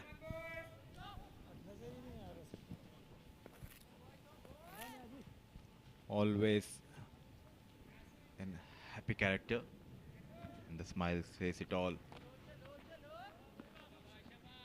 Either Junaid or Sohail now, they need to play those big shots, try to raise the tempo here. 8 wickets in hand.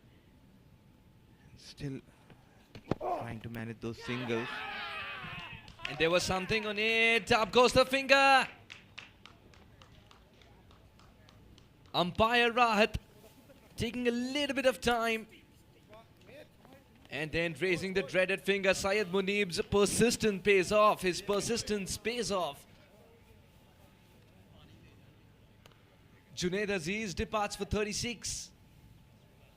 And the wicket that they were waiting for Kuwait for a long time, that has come by.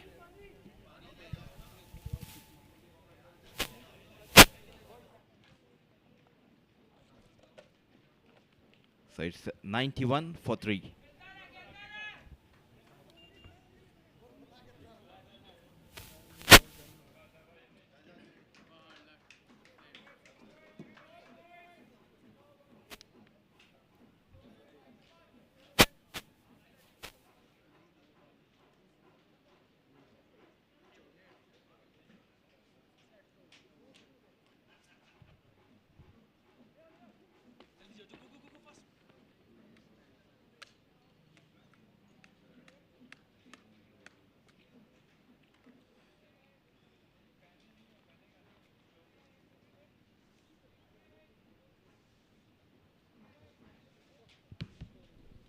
The partnership has been broken by Syed Munib. Second wicket for Syed Munib. Few times he has been wavered with his line and length. He has adjusted very well. The new batter is Fiaz Ahmed, the right-handed batter.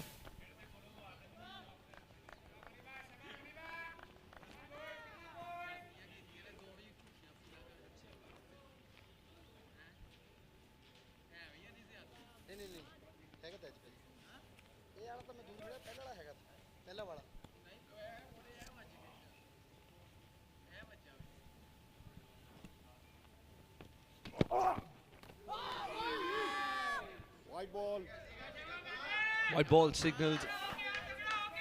Even though Usman Patel was appealing for something.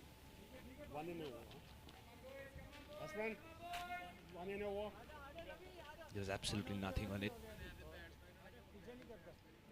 Now Munib is cranking up the pace as well. This is vintage Munib.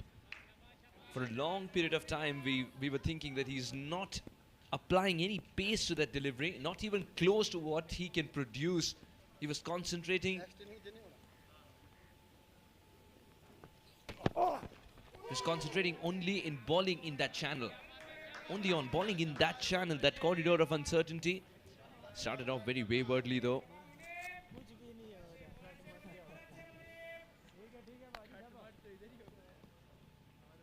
The same surface, the bowlers like Junaid Siddiqui and Zahur Khan yesterday, they were finding it hard to get that extra bounce. But look at Syed Munib. He's generating that pace as well as getting that bounce from the surface. Wrist position has been excellent. Couple of wickets to his name. Runs in Syed Munib. Oh, good ball. There's a bit of movement for Syed Munib that he suddenly finds in the 31st over. And there we are, twinning. I'll tell you what, and we had no clue that we were going to be wearing this color, right? I had no clue about your wardrobe for sure. It's all about blue. The three commentators unknowingly wearing the same color.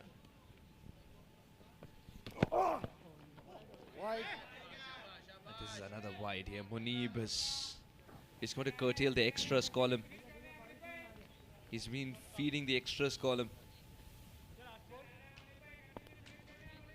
And Munib has developed a liking to this particular end as well. That's why most of the time when he's bowling, it's Rahat the umpire.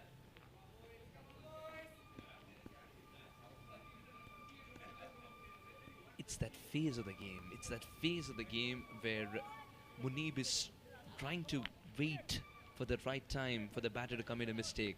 I would really like him to make the batter commit a mistake by being at him all the time. That's the way Munib usually bowls. And this is a little better because he's making the batter commit to a shot. I wonder what the plan is this time around. Is it a reaction to what happened in the previous game? I don't know. No, very well tried. Putting in his 100%. Sticking his tongue out as well, as he was losing balance.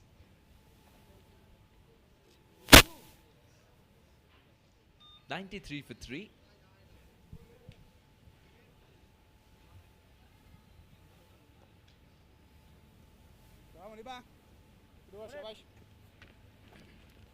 Come on, boys. Come on, boys. Clinto.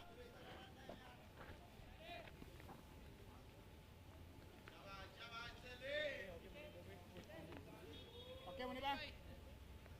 Dani ही से. सारे को दूसरा वाला. Dani, checking here, huh? The first 50 took 77 balls. That's the longest that it took for the 50s, if you would see. Slightly short. And Sohail's putting that away any day of the week. Adnan Idris hasn't started this over well.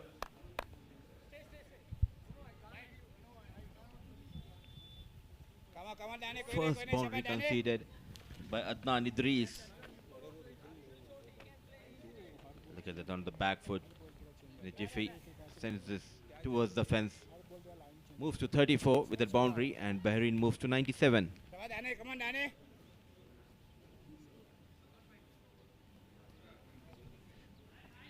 It's been a very, very quiet 100 whenever they get there.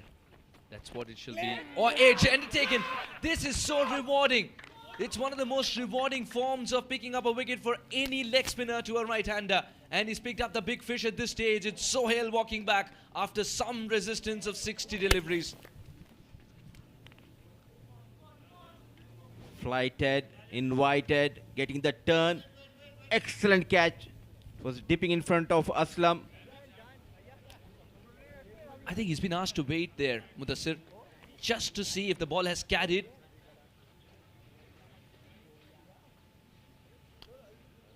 A different angle will tell us if it's gone straight into the palms of Aslam or if there was a bit of bounce. And remember, when you're feeling it slipped, you yourself as a fielder do not know if it's bounced just in front of you. Adnan Idris is praying that it carried. Aslam.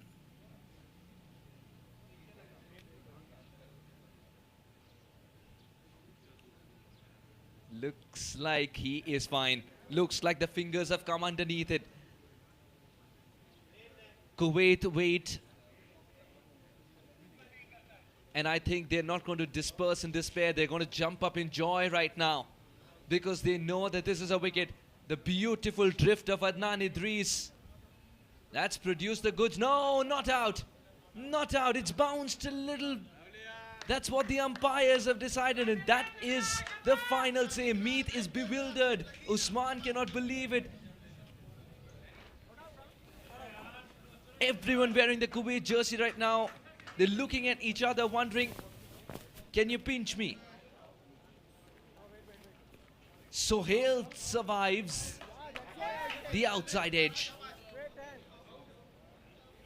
Wait a minute, now the finger's gone up. Now the finger's gone up. And I think this is the right decision as well, as it landed straight into the palms of Aslam. And now the dejection. In matter of 5 seconds, Kuwait and Bahrain, both of them have faced the entire spectrum of emotions. This has been the trend lately. The umpires giving not out, then changing their decision in fraction of seconds. What matters is the wicket. Sohail Ahmed, both set batsmen now back to the pavilion. Sohail following Junaid quickly makes 34 of 60 deliveries with the help of 5 boundaries. 97 for 4.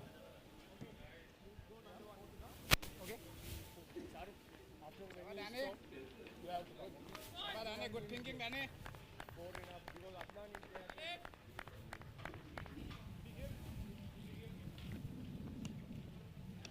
Come on, boys, come on, boys, come on, boys.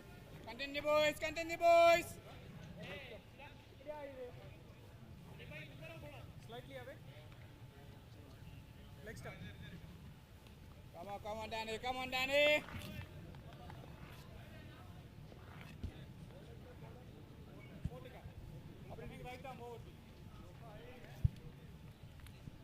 Like that, only one turn, only enough, one turn enough.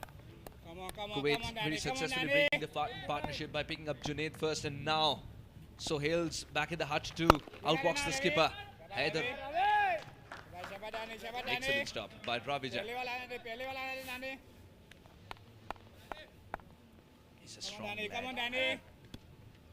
Puts in a lot of effort in the gym, and when he hits the ball, it stays hit. Straight to the field. Shiraz is one of the best fielders in the side. Today the field setting has been a little different. If you'd see, yesterday the captains opted for a backward point and not point, and today there is point. The lovely flight of Adnan Idris. It's been shown the way through the gap on the offside for a single. Clinto, the addition to the side, is still new to Kuwait cricket at the international level. He would want to utilize this opportunity to prove a point, to cement his place in the side. Clinto, extremely talented, and I've also been told that he's also a wicket-keeping option just in case, but of course there is Meet waiting in the ranks in case Usman's not all right. Nicely bowled. Successful over. And look at that. This was the second delivery of the over, Suhad. The first delivery, he bowled ugly, went for a run, then came back to that regulation leg break, getting that the right channel and the turn. What a brilliant catch. Terrific catch indeed. So satisfying when you take a catch like that as a captain, because you yourself have set the field. You're at the core of that plan. 98 for 4.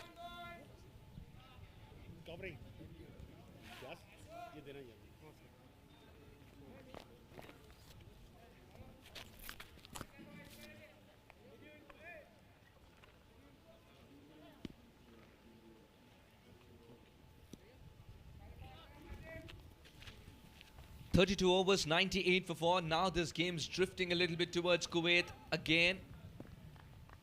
otherwise as well. They never lost grasp, but it's just that Bahrain was showing great resistance. I thought he played that shot like an afterthought.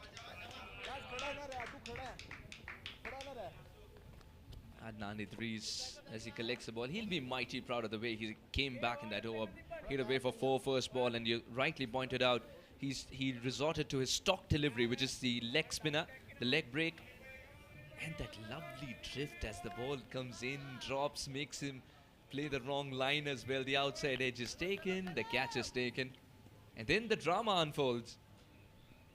More drama after the catch was taken.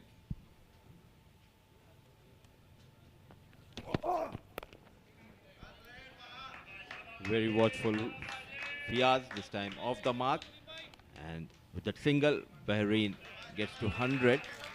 The 33rd over for the loss of 4 wickets. This is the advantage when you have the technology. These kinds of tournaments, Suhas. That camera work, excellent camera work. Full marks should be given to our production team, and correcting at the right time. The on-field umpire changing his decision, make sure it has been given out, and that is why I always believe that you need to use the technology, which always benefits both the team.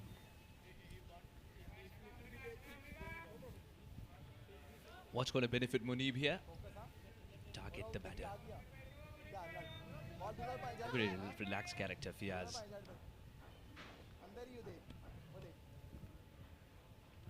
The best thing for Kuwait right now is that Bahrain do want to attack. They understand that they've consumed a lot of dot deliveries, but there are 2 new men at the crease, and it'll take a little bit of time for them to get settled.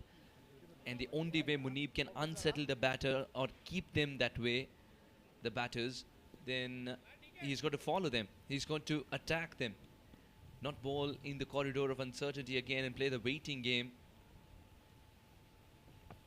That's one perspective. Oh, he gave the width. Hit on the up. Beautiful shot. Fiaz is not going to miss out on an opportunity if it's in a slot.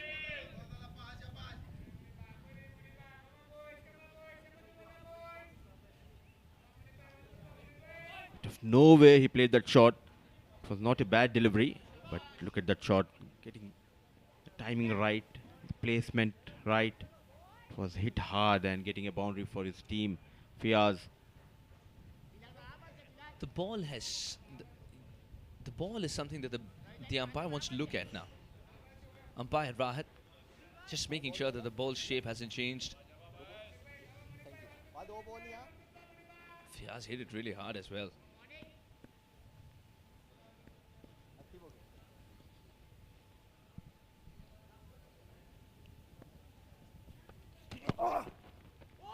Watches it go. Fiaz in no mood to go chasing at it. Bending his back and hitting the deck hard. Syed Munib. Very watchful. Fiaz let it go. Got that boundary. And if he can stay for yet another 10 or 11 overs, he might make the difference here. Fiaz.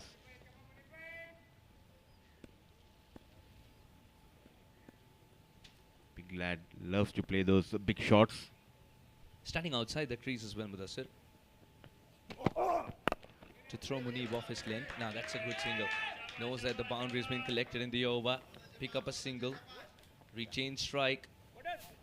2 quick runners between the wickets as well there. 106 for 4.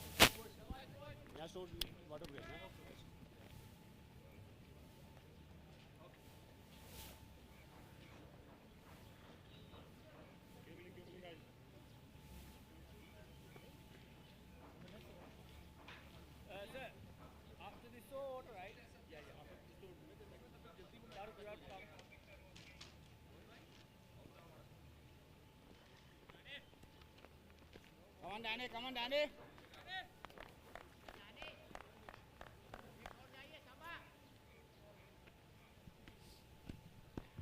You can see the lack of partnerships being a problem as well for Bahrain. The only one that lasted for 97 deliveries was when Junaid and Sohail got together. Hit him a little bit. What? Every Kuwait fan would want Adnan Idris to be all right because he can provide the balance required with a bat in hand as well. Adnan Idris, a fighter in the true sense of the word. And I just love the fact that someone who comes in with so much reputation as well had to wait for his opportunity. That tells you the health of the side. Wasn't a part of the playing 11 in the first game.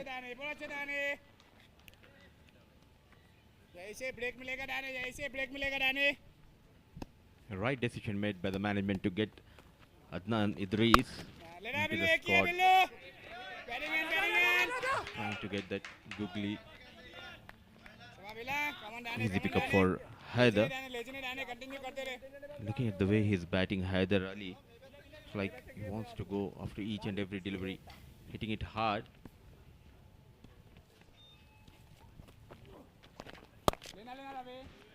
And the fact that the ball's stopping a little bit before turning is not going to be easy.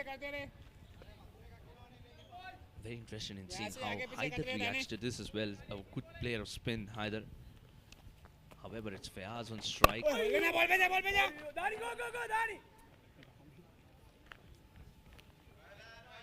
Someone like Veerapatiran Satya has to come in and donk the ball to all parts of the ground. He needs a launch pad, and that's not been created yet by Bahrain. I just realized Veerapatiran is number 12 today. He's not in the side. Correction. That's an interesting option as well now. Without Veerapatiran, they're missing out on the bowling. Who's coming in then? 34 overs gone. 109 for 4. It's time to replenish fluids. It's a warm sunny day here in Kathmandu, Mulbani Cricket Ground. As some strategies are decided, and a bottle of message is also in there with water. We'll take a short break as well. 109 for 4.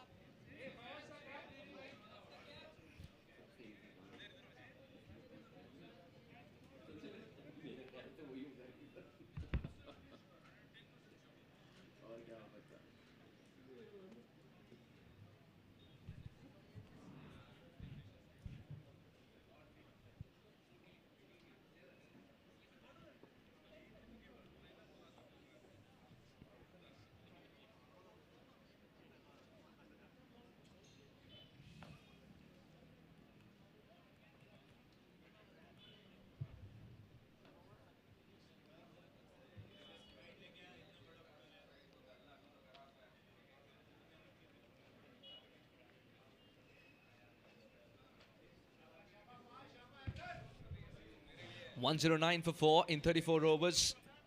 Fiaz yet to get into the 2 figures, but he's been the quickest of the lot to get to 8 as well. Everyone has been playing a quiet innings. Haidar's been playing a responsible innings, was what I would like to say. Still early to call that. Just 8 deliveries Haider is faced, but can he play a captain's innings here? Build a partnership, build that launch pad, and along with Fiaz, if they can get that big total, which from here looks to be 140, 150 runs added. The next 16 overs, that's 90 balls, just about 90, 96 balls for you.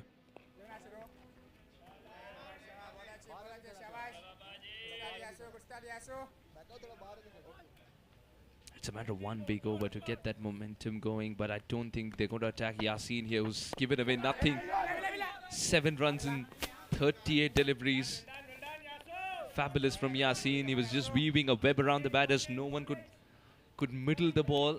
It wasn't for the lack of intent. They tried attacking him a couple of times in which the ball went straight up in the air, but it's only Yasin's fault that he wasn't able to take that catch. I'm just wondering what works for Yasin that the batters are unable to find a way to score a run of him. Now they eventually have found a way. But the big shots are a thing of past. Is it the length? Is it the line? Or is it also the pace at which he's bowling? The fact that it's turning a little more? What do you think has been working for Yasin?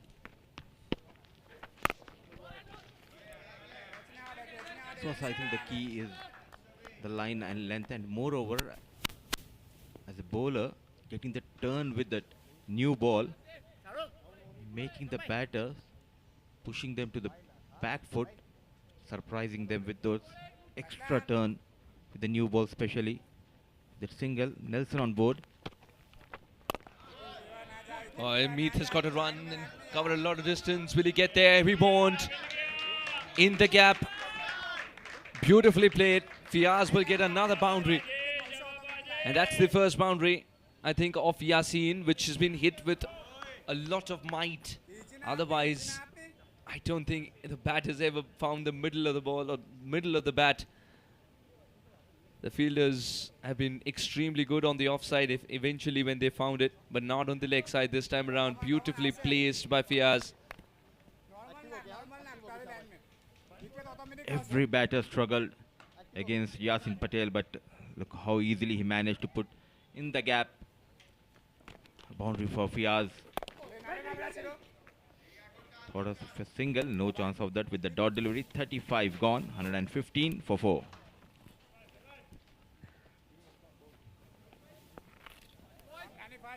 Come on guys. Good chance building, guys.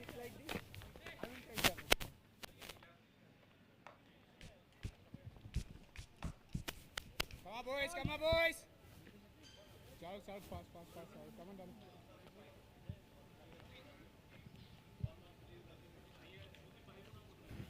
Can't leak here, run. Come on guys. Lazy guys. Not easy, don't give easy runs.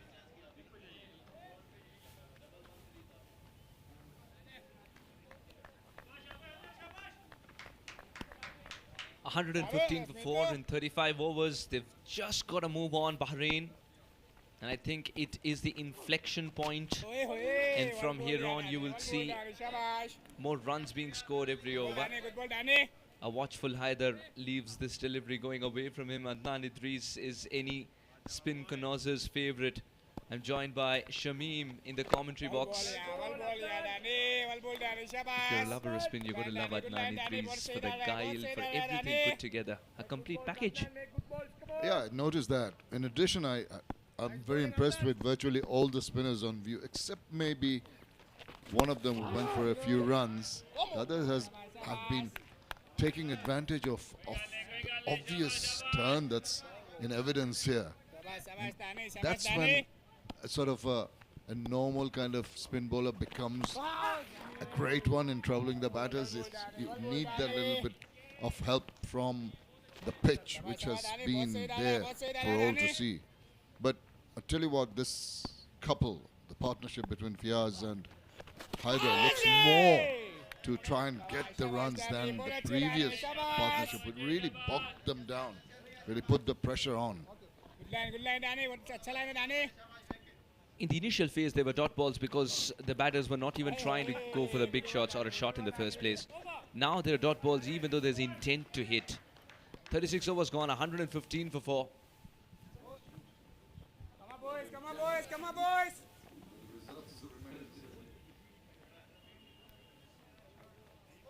Tesla.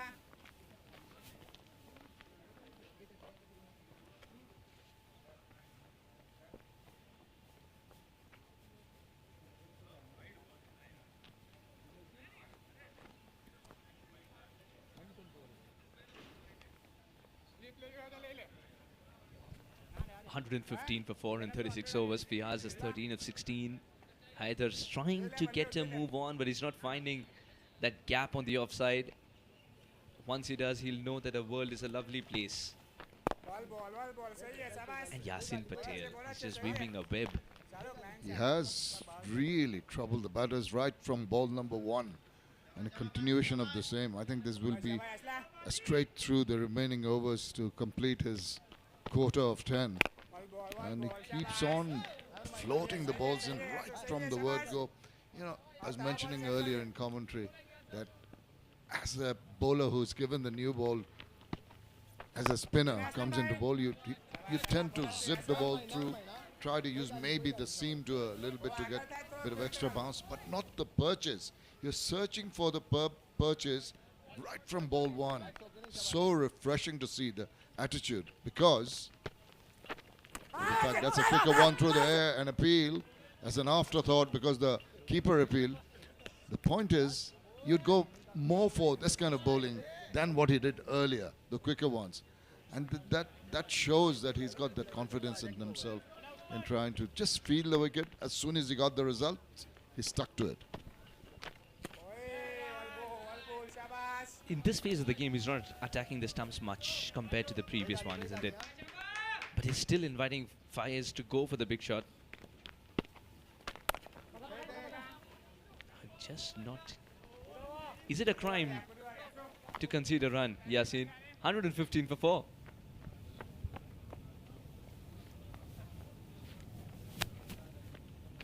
Come on, boys, quick fast, boys. Quick fast.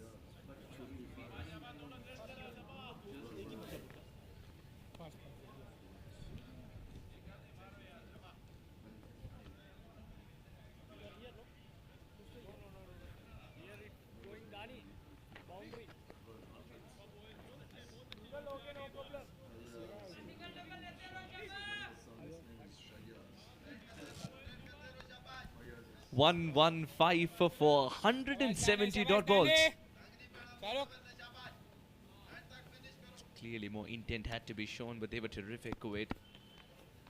Bahrain will... You want to let those go in the 38th over? Got to show some effort to go after that. Come on, The Danny. umpire says it's okay because he went to smell it, the batter.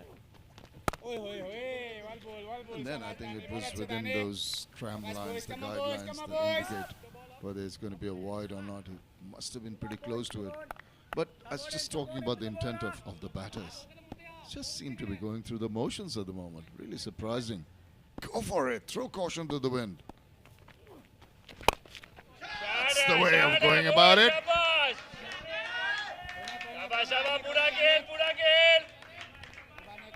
That shall break the shackles. And there's something to think about now for Adnan. He might reduce the flight as the ball's getting a little more flight than required in terms of Adnan. What a good shot that one is. Pouncing on it despite a fielder lurking in the deep. That's the way to go about it. You've got to take a few chances here and there, but if you trust yourself, trust the swing of the bat, the contact with the bat at the right sweet spot, you more often than not are going to end up with a ball that the umpire has to have a look at because it's been tonked away. See if there's any part of the ball that's been damaged, and also hitting one of the advertising hoardings in the deep. It's wise to take a good look before you hand it back to the bowler. He slapped this one straight down the crowd. It's going to be 4 more. Just when Meath was moved a little wider, he has slapped it as straight as possible. Haidar's getting a move on. Just what the doctor ordered. Just getting bogged down, getting behind the asking a required rate that's set for themselves in their mind, but this is a terrific strike. This strapple, straight as an apple. Well, straight as an arrow, I should say. I tried to rhyme there, almost got a mistake going. I can imagine that arrow going through the apple, something that we've seen. It can be a risky ploy. Mr. Tell would tell you about it. Come on, He Danny. would also be thinking Come about on, boys. the Come on, doctor boys. advising you to eat one so that you keep him away. Because that's also something that the doctor ordered. Nice spirit words. Now, this is terrific. This is what Bahrain have been looking for in the last few overs, and this has been taken apart. Good looking shot to finish the over. A big over. That's what they needed. He didn't have a chance. Maybe he didn't quite sight the trajectory of the ball there. It went racing away. 129 for 4. Quick fast, boys. Quick fast, boys.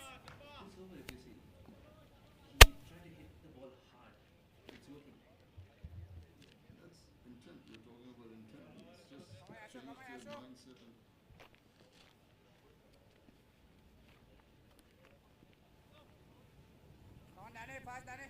Slightly clearer day today compared to the haze wave. I think you see those mountains in the distance.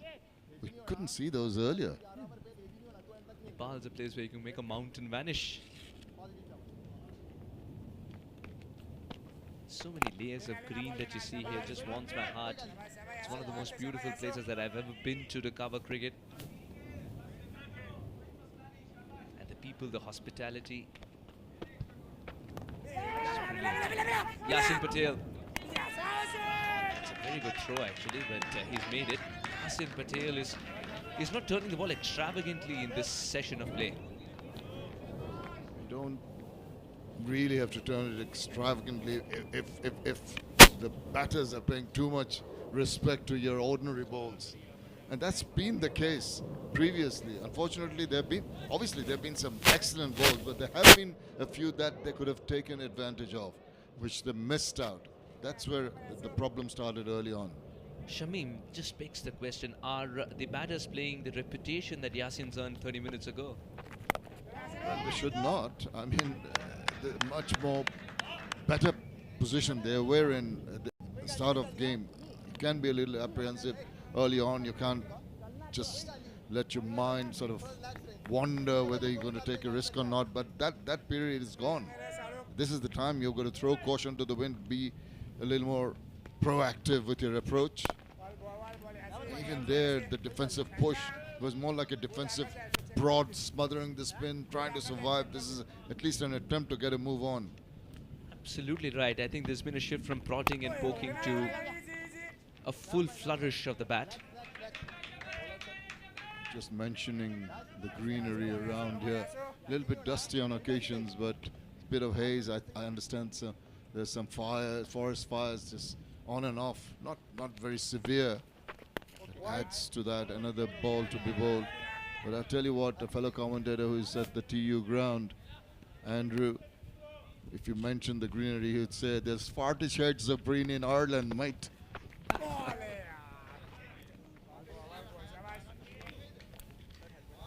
39 overs gone. 1-3-2 for 4.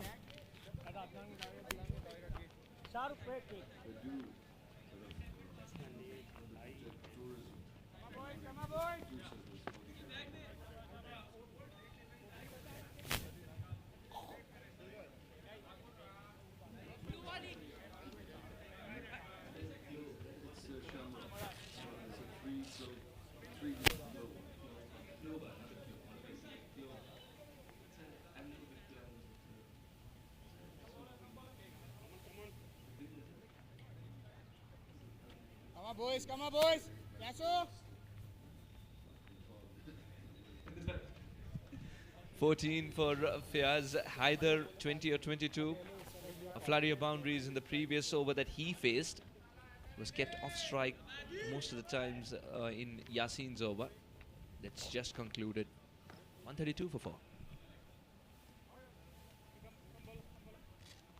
11 overs left. 6 wickets in hand.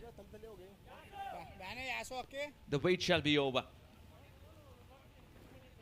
The backlifts, they got to get bigger. It's time for that. Adnan Idris to turn the ball away from the righty. And to turn it this much, well, that's okay, says the umpire. I suppose touch and go there. Bowler will be happy with that decision. If you have a look at it again, you just realize the way keeper collected it and where he finished. He actually finished in his keeping position in the pitch alongside. There he goes, not too happy. Not really miss getting the ball in the right part of the bat. Immediately throws his head up.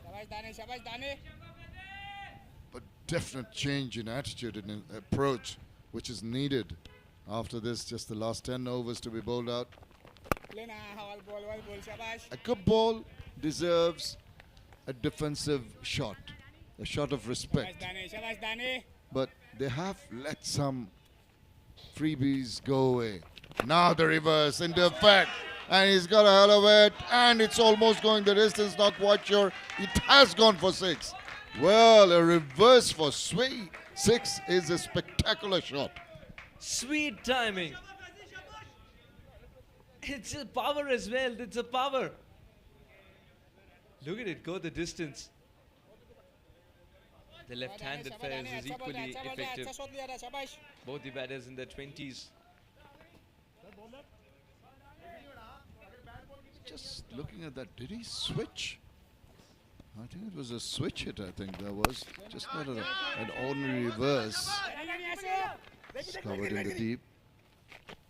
Switch is when you change hands, you actually go and try and bat the way a right-hander would bat and make it a natural sweep for that. 140 for 4, and we'll talk more on that.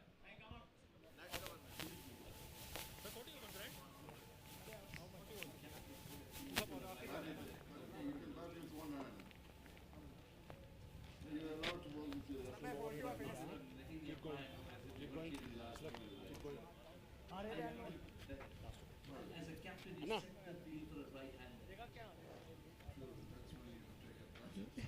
175 is what they'll get to with 3.5. I think they have in mind over 220.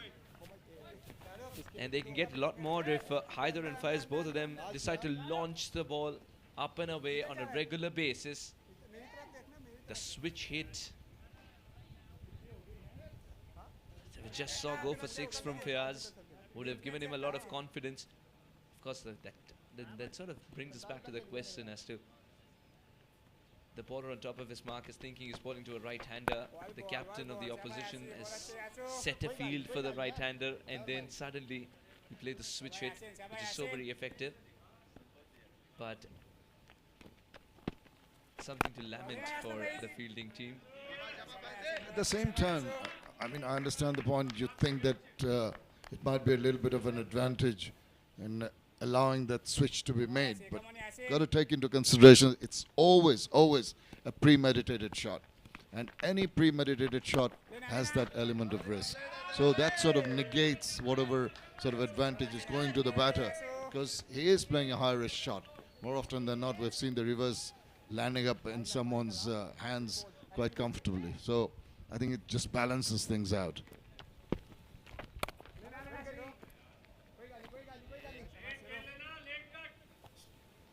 LHS is equal to RHS.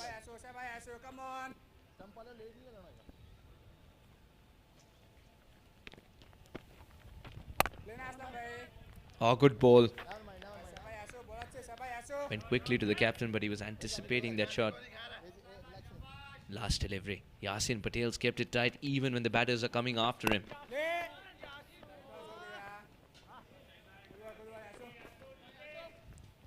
Very tidy over from Yasin Patel as he finishes off with no wickets to show, but just 19 runs given away and a lot of trouble to the opposition as well. 1 4 3 for 4.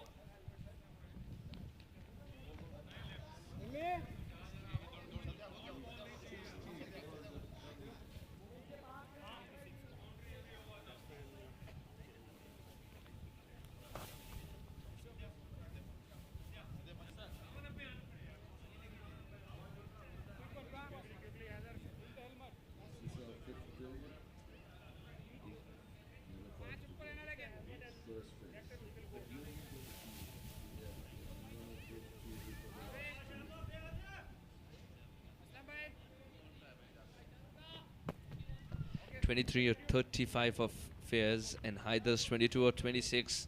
They tried to get their move on, but against Yasin it wasn't working. Now that Yasin's bowled out, that's a threat that they don't have to worry about anymore. The 9 overs that are left, they've got to maximize the score from 143 to as much as possible. On a track that's turning square, you give a little bit of a cushion to your bowlers, you never know. It's getting to that 200 mark, which seemed very distant at one point in time, seems to be there. I was in my usual,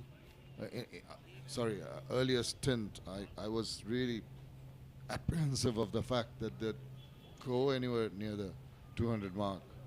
Now, at least they've made that movement required. Shahrukh Kudus, 3 overs, just the lone wicket. And he was also a little bit tardy on occasions, did get the wicket, but he did generate the pace that was needed to complement Yasin. There's a flight coming in to the Tribhuvan airport here at Kathmandu, where we all flew in.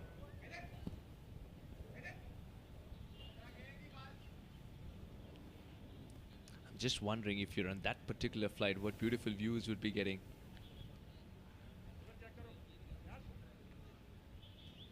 Actually, on the flight in, we were told by the skipper of the Bangladesh Biman flight I came in by, that you could, as soon as we entered Nepal territory, you could see the Himalayas on the right side of the plane. Those who are sitting on the right can look out. Lucky you. Seeing the Himalayan range. Lucky you. There I was sandwiched between 2 people on the left side.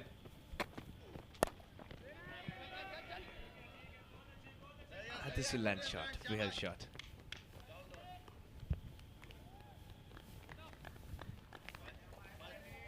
You're going to see more of the bigger shots now. I'm absolutely clear, because both of them have shown the intentions to go for the big shots, and as apart from that, they've also been showing the world that they feel more settled now. Look at him count with the fingers, something that we talked about with Vritya's wicket yesterday as well. It's a habit that he's going to cultivate very soon. A cross-seam delivery from Shahrukh Kudus, who believes a lot more in the variations during the death. There is a man in the deep, but it's been placed so beautifully that he has no chance. He did play that ramp to perfection. He had to really reach for that. Have another look at this. Haider did exceedingly well. There's quite a bit of bounce off the track by Shahrukh, who's managed to get that. Yeah, he loved playing that.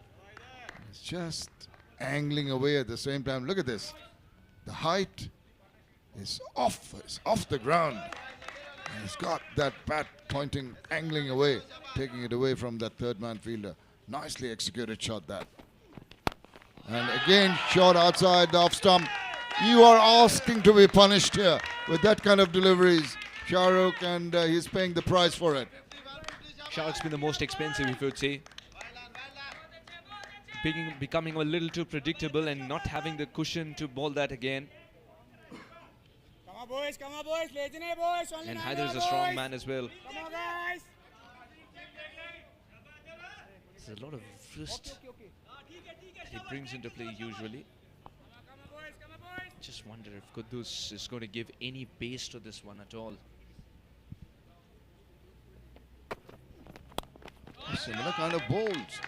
I really can't understand this short pitched outside the off stump kind of line. You've been hit for a couple of boundaries. You essentially need to get in a little closer, a little more up to the wicket in terms of lengths.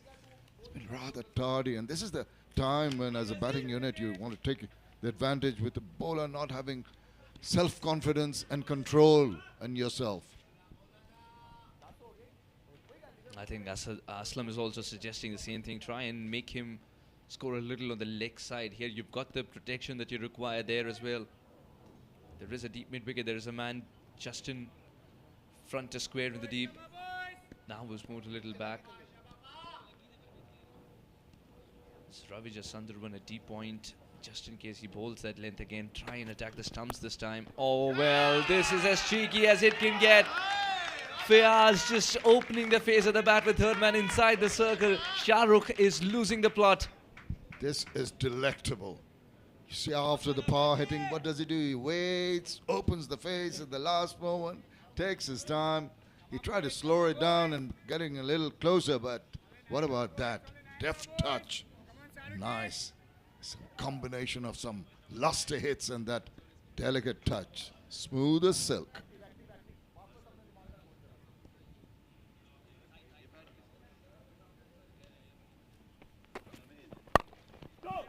It's the first ball that he's put on the stumps today. In this over, rather, Shah Rukh. And that was dealt with nicely. It was a slower delivery, no hurry whatsoever. Fayaz picking up a single to retain strike, 158 for 4.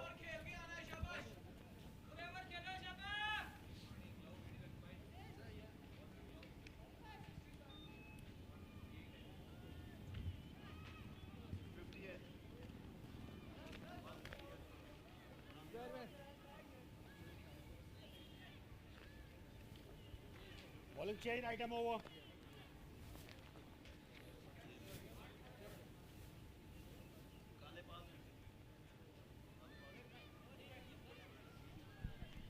After Yunus departed without troubling the scorers, Shahbaz was next. Junaid and Sohail put together a good partnership, but they were very, very slow in which they approached the game. And when Sohail wanted to express himself, he found himself back in the hut due to a brilliant delivery from Adnan Idris. Fayaz and Haider, they've shown some resistance, but it's time for them to create the crescendo finish. 158 for 4. Batsman taking next over.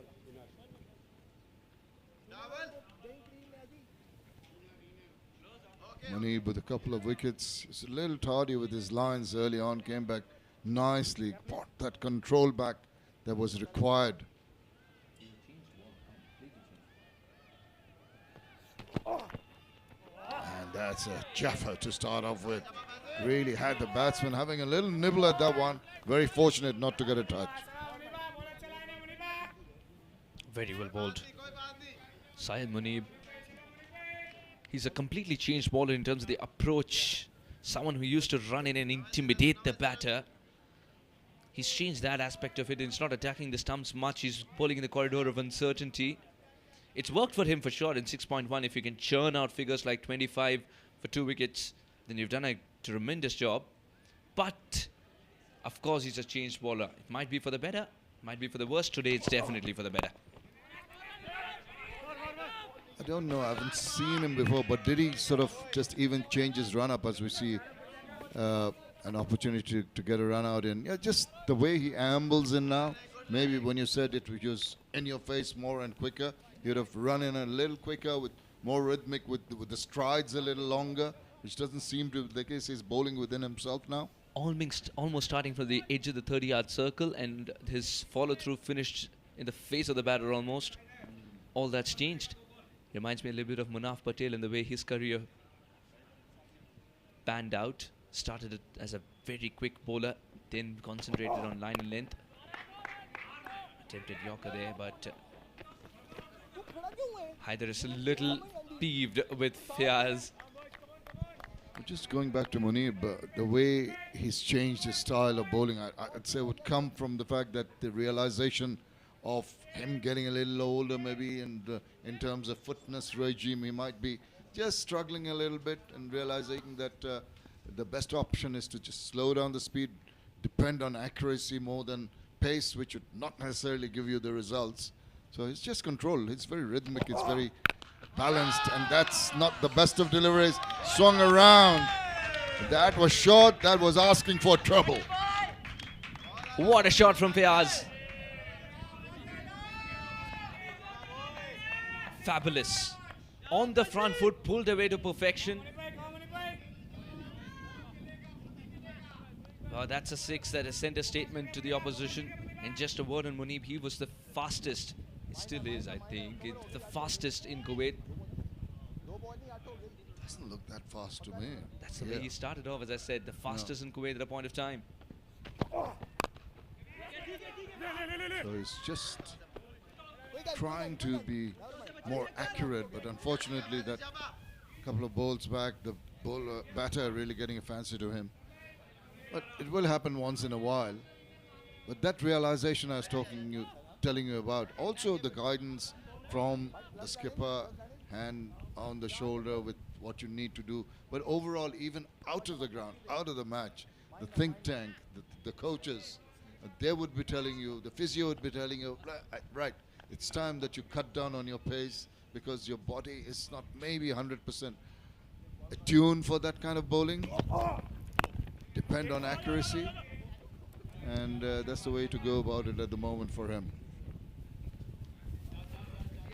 That seems to be the case. I think the coach would have had a word with him. That this is what we need for the team at this stage of the game, not the raw pace. 167 for 4.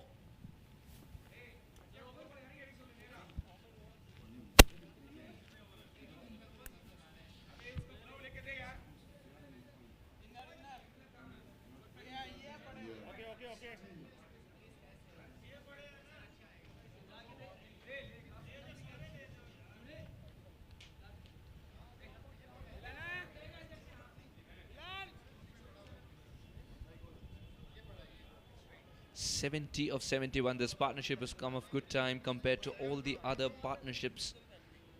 It's time for them to take it beyond that 100 strike rate as well in this partnership to provide that big finish that they're looking for. Fiaz and Haider more than capable of going for the big shots. Fiaz has just shown what a shot on the front foot can look like, even if the ball's slightly shorter. Up against Munib. Very Rohit Sharma-like. This is a partnership that's turned things around.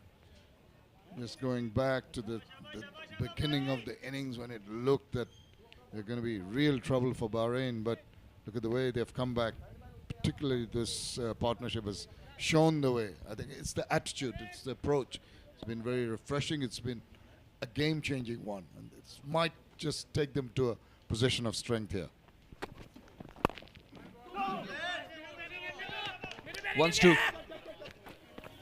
and will get it by putting pressure on the fielder. Meet is not having the best day today on the field. It's the second time in two overs that this has happened.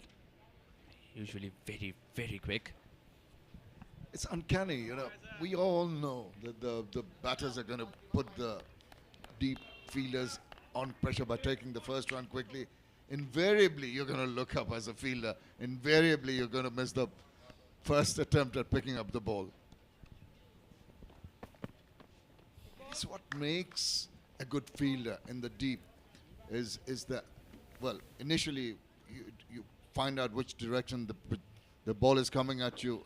If it's to your right, to your left, and spring away there. But it's also the realization that I'll focus more on the ball than on the runners running. Let me just throw it back as quickly as possible, whether they're running the second or not. And Shamin, just adding to your point, you also take oral cues where you're thinking which end to throw at, because your friends would tell you which end to throw at because you're looking at the ball. You've got a lot of friends because the bowler is also a friend and so is the keeper. And both of them are shouting. The bowler's end, bowler's end, keeper shouting, keeper's end. So I think it's up to the fielder to make up your mind. Just looking up their realization, maybe there's a little more for the runner to come through and select then. But once again, if you're in the deep on one side, much rather throw to the end closer to you, just to quicken the release, and by the time it gets to that end, another 22 yards would take a long time. A flatter throw perhaps, isn't it?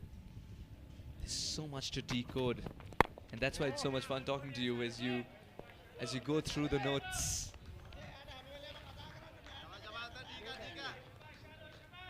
Oh, very good ball. I think it swung a little bit in the air as well, and there it is. Haider also suggesting it's from the back of the hand. It's something that he's gained confidence to bowl in the match. Shahrukh.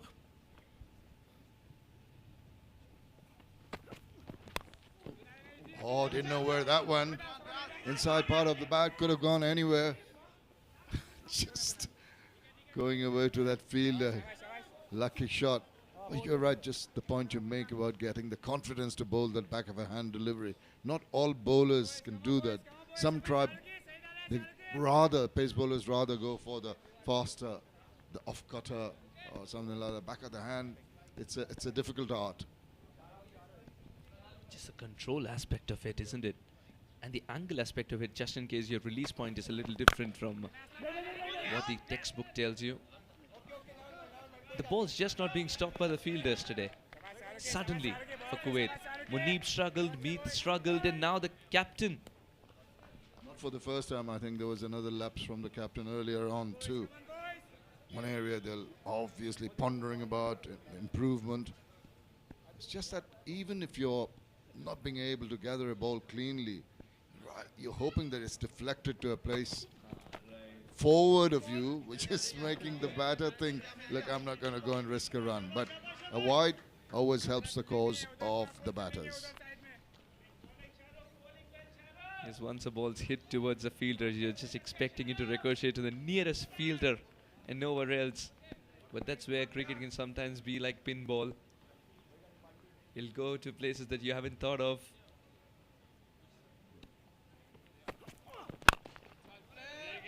Crunched but straight to the fielder. This is much better from Aslam as well. A dot ball to finish the over. 172 for 4.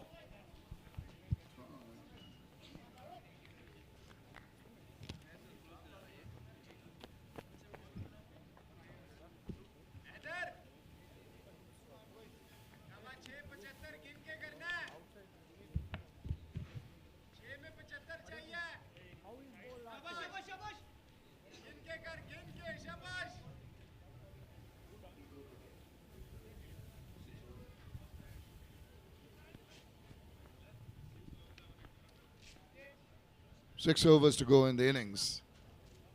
There's been no problem with the over 8 because the spinners were on early. They bowled a lot of overs and there were not too many runs early on, not too many boundaries. Didn't need the time to fetch the ball often enough from outside the boundary line. So the over 8 has been excellent. You expect the innings to be completed by 3.5 hours. We've still got 25 minutes almost to go. The remaining 6 overs, one of them bowled here. Mudassir, you had more confidence in Bahrain's batting capabilities than I had when they were in trouble. You're saying that they should be able to reach the 200 mark, and they seem to be going in that direction.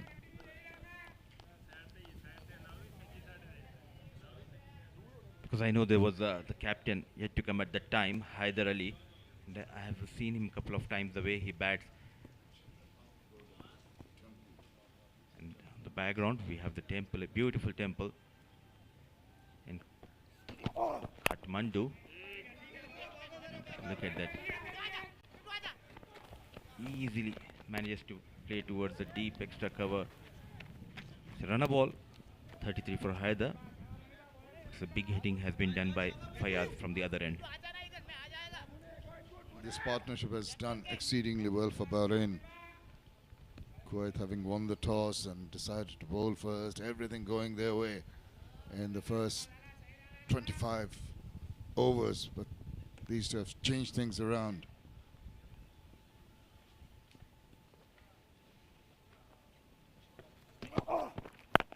Oh, it swung in the air. How far is that going? Pretty far. Far enough. Another short pitch delivery. Just couldn't cross over for the over boundary, but he's got himself a boundary. The big man continues to find the boundaries for his team. Mistake by Syed Muneeb, bowling it back of length, trying to get that bouncer. Full marks to the batter. Very strong the back foot, Faiz. Suhas and I were talking about the change in Muneeb's bowling. He's dropped his pace from the fearsome bowling he has done to concentrate on his accuracy. But unfortunately, in the last 2 or 3 overs, he hasn't really been very accurate. He's given too many short pitch deliveries for the batters to really put it away anywhere they want. Needs to come back, ball it further up, which it did. There's a single available though in the deep. Shamim, I always reckon as a fast bowler, definitely you need to have that extra pace. You can survive with the new ball by getting those extra swing in and out. But the death overs can go for runs. Same I have seen with the Sanchit Mohan Sharma for UAE.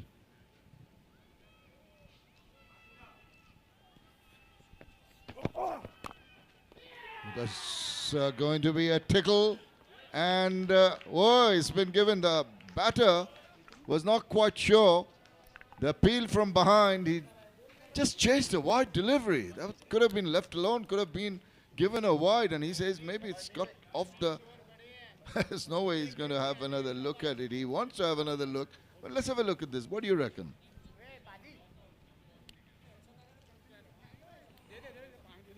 I think he's just bumped in front of the bat and nicely taken by the wicket keeper. An easy decision for the umpire before going out some lessons to his junior partner Imran Javed. Haider Ali, the captain, departs after making 34 of 35 deliveries with the help of 4 maximum. I beg your pardon, it's 4 boundaries and 1 maximum. The partnership has been broken, 178 for the loss of 5.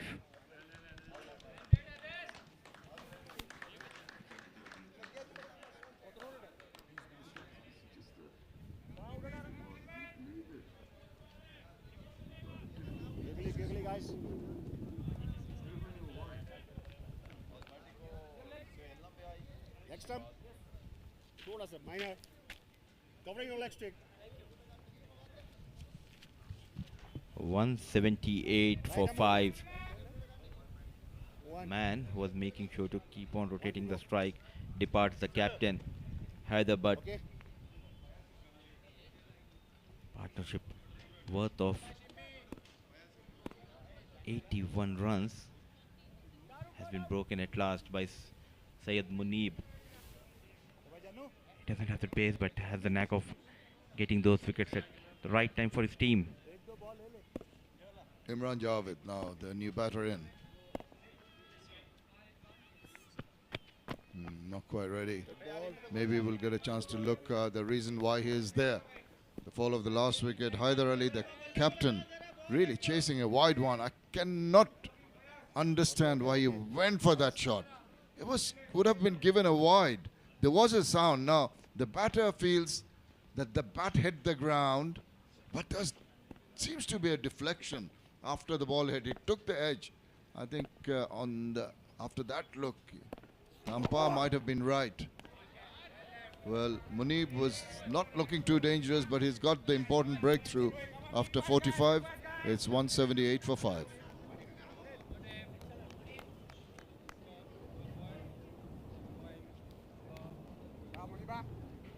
Come on, Saruki. Come on, Saruki. Only 5 over, boys. Only 5 over, guys.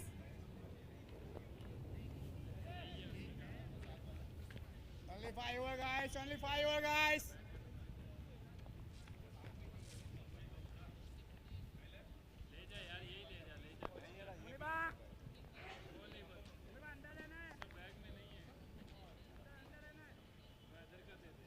Early trouble for Bahrain. Wickets falling at 2:34, and then that partnership, a little one, couple of wickets, and then that big partnership, which really gave them a lot of hope. Since then, the captain has gone chasing a wide one. This is just guided away straight to the field. A quick run taken. Direct hit would have been interesting.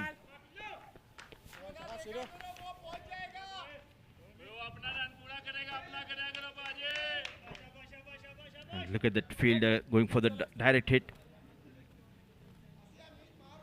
He could have been gone. It was a direct hit. The new man is Imran Javed. He can hit those big sixes. Known for scoring those big shots in this team coming down the order. Can he get some quick runs for his team? Well, Shahrukh has been a little expensive. The bowler, Shahrukh Kudus, has taken a wicket, but he's gone for over 7 runs and over. He may be the weak link that Fiaz in particular, who's on 46, and Javed, who's just come in, may be looking for. There he goes, up in the air. He is not going to hang about. He's not going to die wandering. He's really into the charge straight away with the maximum. This is Imran Javed for you. Starts off with the maximum here. Straight away, the top gear. Back of line delivery, stand and delivered. With ease, clears the field. Over the long off goes Imran Javed. It's a big 6. Delighted the crowd that have started to gather here at the Malpani Cricket Stadium in Kathmandu. 4 6s so far in the innings.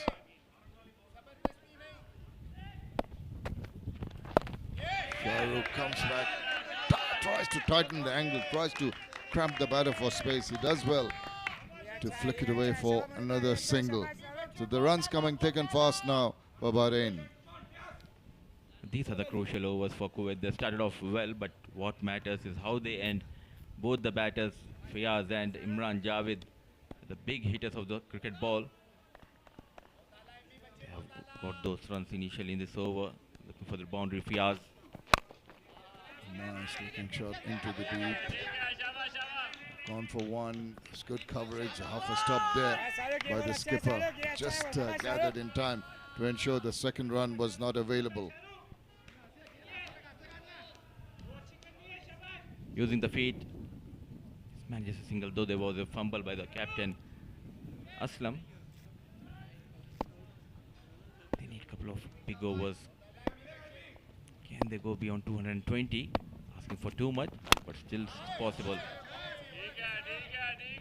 Driving down the V, that has been very good to see. All the 3 shots that he's played, the 4 shots have been all in the V down the line. So that tells you that the bowler is pretty much in line. He's keeping it tight, he's not giving the width. So not too many horizontal bat shots. But Fiaz on 47 will be looking to go to that milestone of the half century. Nice controlled shot. That is a good looking shot. Might just get the single. He's going to retain strike as he moves on to 48. And Bahrain at the end of the 46th move on to 189 for 5.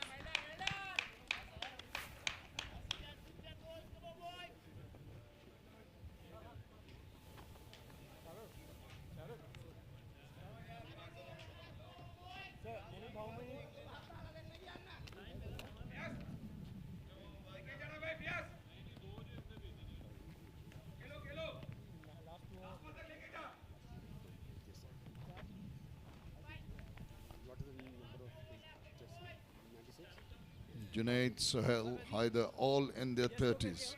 Could not convert to the 50 mark. There's a chance for Fiaz here to get to that elusive 50. Run rate now looking more decent at 4.11. Munib into his 9th over, 3 for 40. He's been a little fortunate in terms of wickets. Wild swing, and that's been given a wide. Now. He says it's a wide, but I'm sure we're going to have another look at that. Didn't look like a wide to me. Harsh decision. I reckon it's in the line. Nonetheless, a wide has been given by the on-field umpire. And even couldn't understand that. Anyway, we carry on.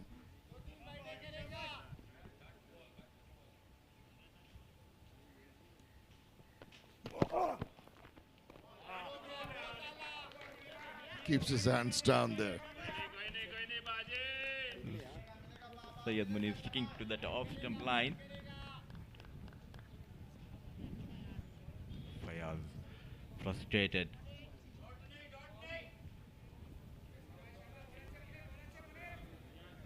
Well, the bowler Munib is going to be pretty happy with the last ball. 3 for 41. He's thinking where to bowl the next one, how to control this attacking mood that Fiaz is in. He goes and he misses, and up goes the finger, the dreaded finger.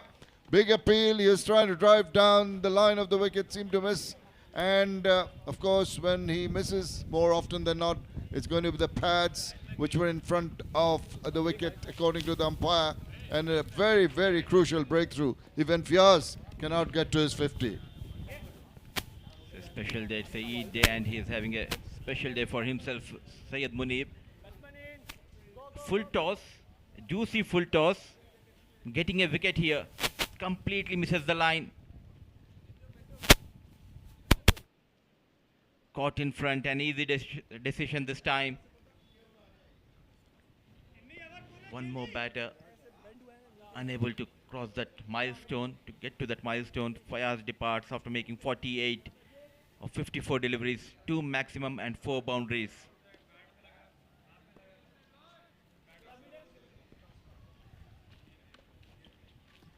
$190 for the loss of 6. Little more. Cover your business stick. Right arm over.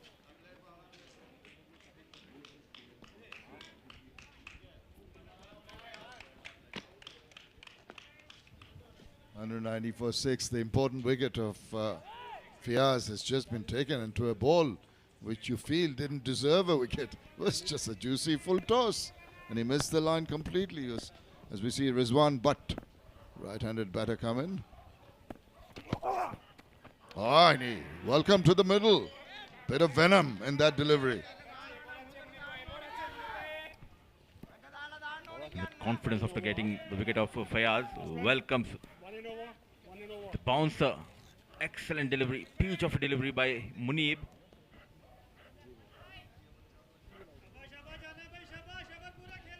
Well, Rizwan doesn't have too much time to have a look-see and settle down. He's got to go.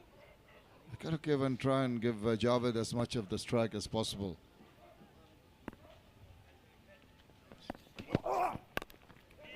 Guys, that nicely opens his account. Just going back. The spinner's bowling so very well, beating the bat hundreds of times, not getting a wicket. And then Munib comes in with some erratic bowling and he's got 4 for 42. It's unfair. It's like you're working very hard and your colleague getting the bonus in the office. Well, you can say that Munib is taking advantage of the fact that the batter is in a different frame of mind. Even Fiaz on that occasion was maybe looking for his 50. It's up in there, it's swung around, it's going a long way. It's going to go for the maximum. That is an excellent strike. Thought there was a little bit of a helicopter Dhoni type shot in that. Definitely a mini helicopter, stayed in the crease. Nicely played. Dealing in maximum as of now. Imran Javed continues to leak the runs and also continues to get the wickets. Syed Munib is into the last ball of his 9th over, but he's also, I mean, this guy Javed is right from the word go. We've seen his intention. 14 of 5 deliveries, more to come, I suspect. Just cramped him for space. That's going down the leg side. He's appealing, hoping for a fifer, not to be. And that is the end of the Munib over. There you have another look at that. The ball drifting down leg. Of course, it's not going to interest the umpire at all. Change of pace, a loud appeal. Just putting that extra pressure on the umpire. Single has been taken. 47 gone, 198 for the loss of 6, Bahrain.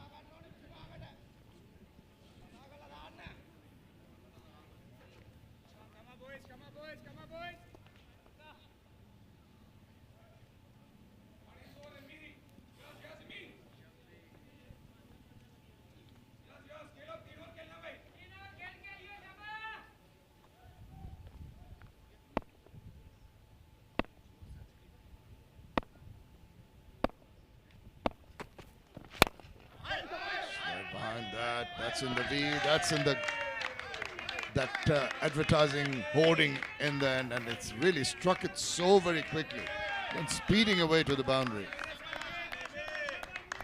Ruthless, brutal hitting continues by Imran Javed. Was in the block hole. And plays straight over the bowler's head. Knock is playing for his team with that boundary. 200 comes up for Bahrain. Yeah, it's a good job done. They can get a few more, particularly if Javed still hangs around. 19 of 7.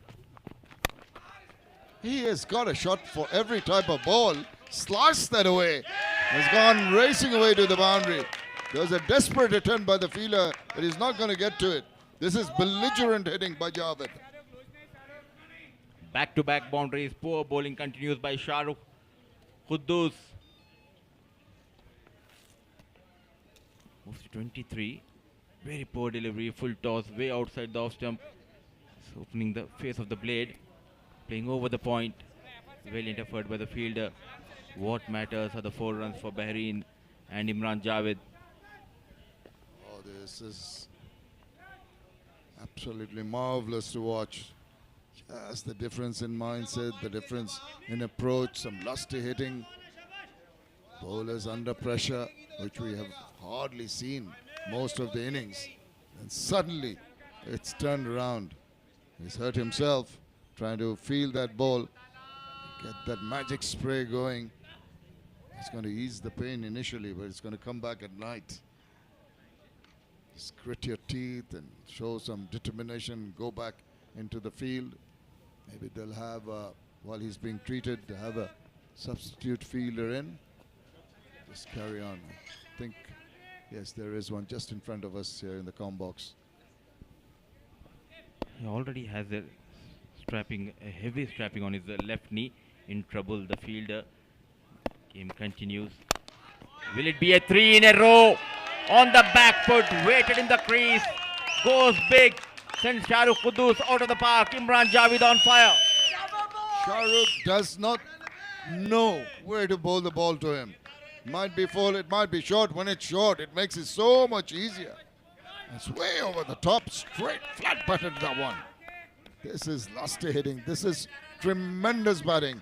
This is entertainment galore from the bat of Javed. Spectacular stuff. 29 of 9 balls. And after this, another 3 deliveries and the remaining couple of overs. What's to come? This is attacking strokes all around. Fielders converging. They're going for the second run. And there was, I think, another little fumble. Allowed that second to be taken quite comfortably. Running that first run hard, putting that extra pressure on the fielder. Sloppy work. And it's Imran Javed back on strike with those couple of runs. You can talk to your bowler captain as much as you want. When the batter is in such marauding mood, you can hardly do anything. Even a good ball he'll put away. Goodness, what about that chase on here? The ball is going to go through for another boundary. The boundaries are coming thick and fast here at the Mulpani Cricket Stadium, and this is absolutely marvelous to watch. So Imran Javed's show here in Mulpani continues to find that gaps. An excellent effort by the fielder, but no stopping, getting that boundary. And now the spectators are pouring here in Mulpani.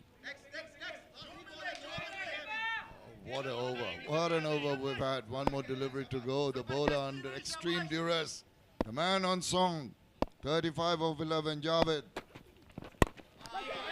And he's just going to push it away. This shot of a run out. Direct through might have been interesting. But what it has done is given him the strike back at the end of the 48th over.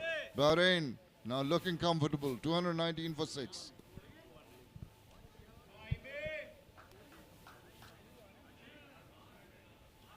Come on, boys. Only 2 more, boys. Only 2 more, boys.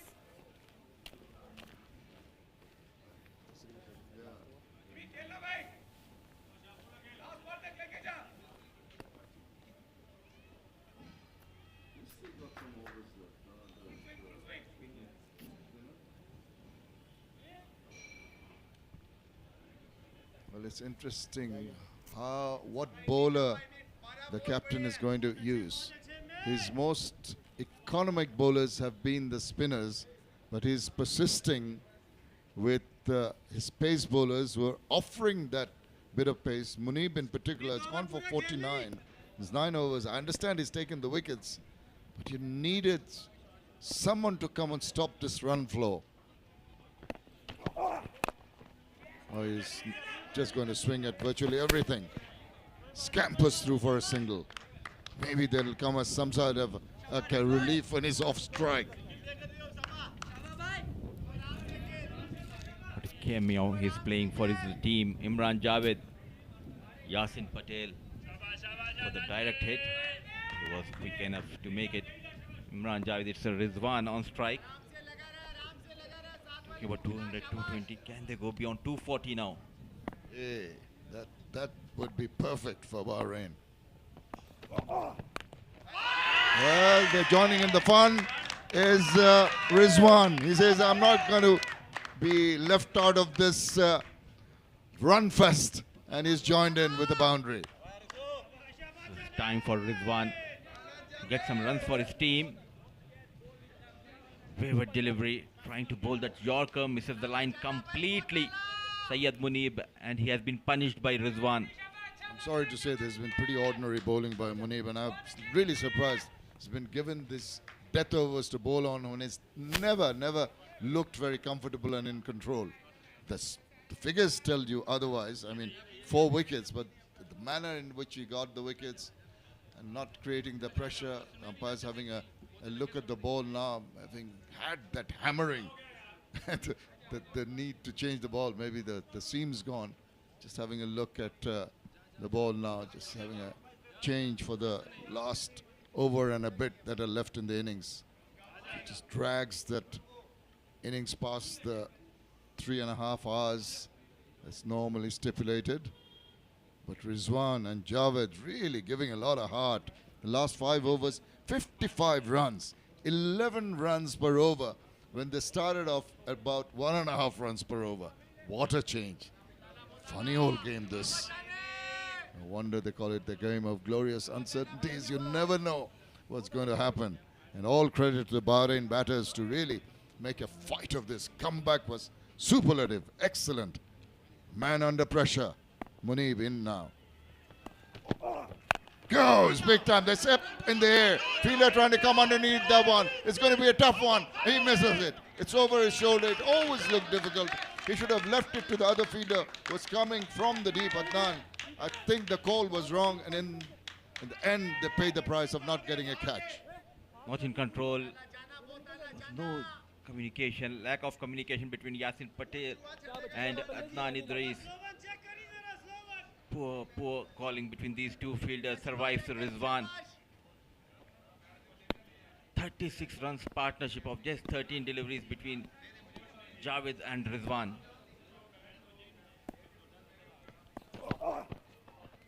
That's going to be a wide. He wants to bowl as far away from the batters as he can.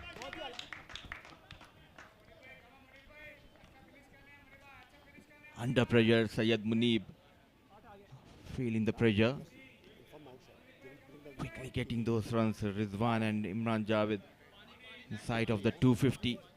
9 legal deliveries, 15 wides have been conceded by Kuwait bowlers.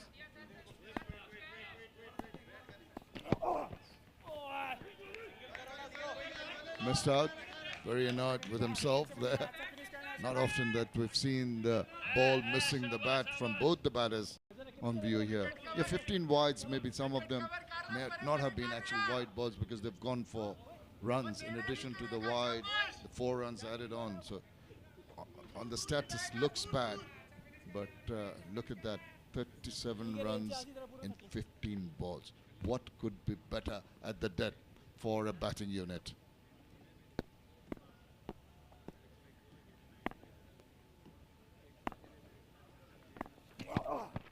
Go!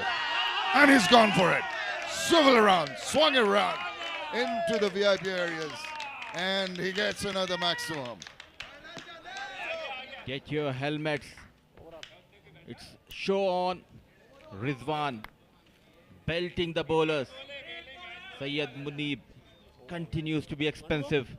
Final delivery going for that maximum on the back foot, in control. Rizwan launches that bazooka into the pavilion. That maximum, the score moves to 233.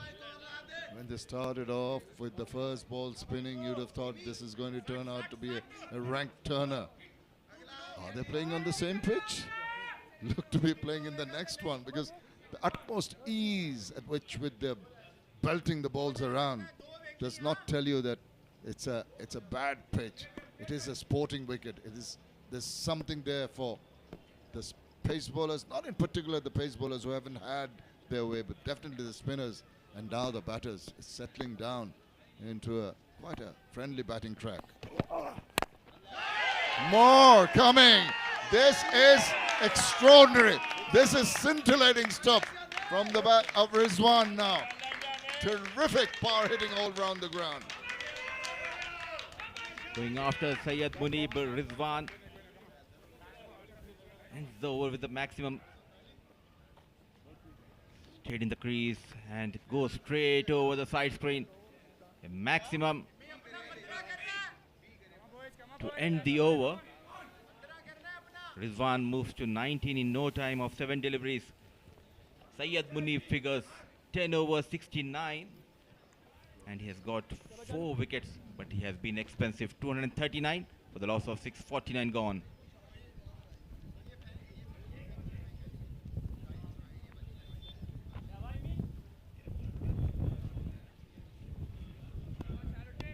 Well, I think they're just falling back on the spinners now, but not really. They're coming back again with a pace bowler, and this one a wild swing. The batter tells his partner, I'm sorry, I shouldn't have missed that. Javed on that occasion missing the line. Eager to hit it out. In the death overs, and as a fast bowler, like to see them bowl those cutters, back off hand deliveries. Still sticking to that pace and going for runs. Kudus as well as the Munib.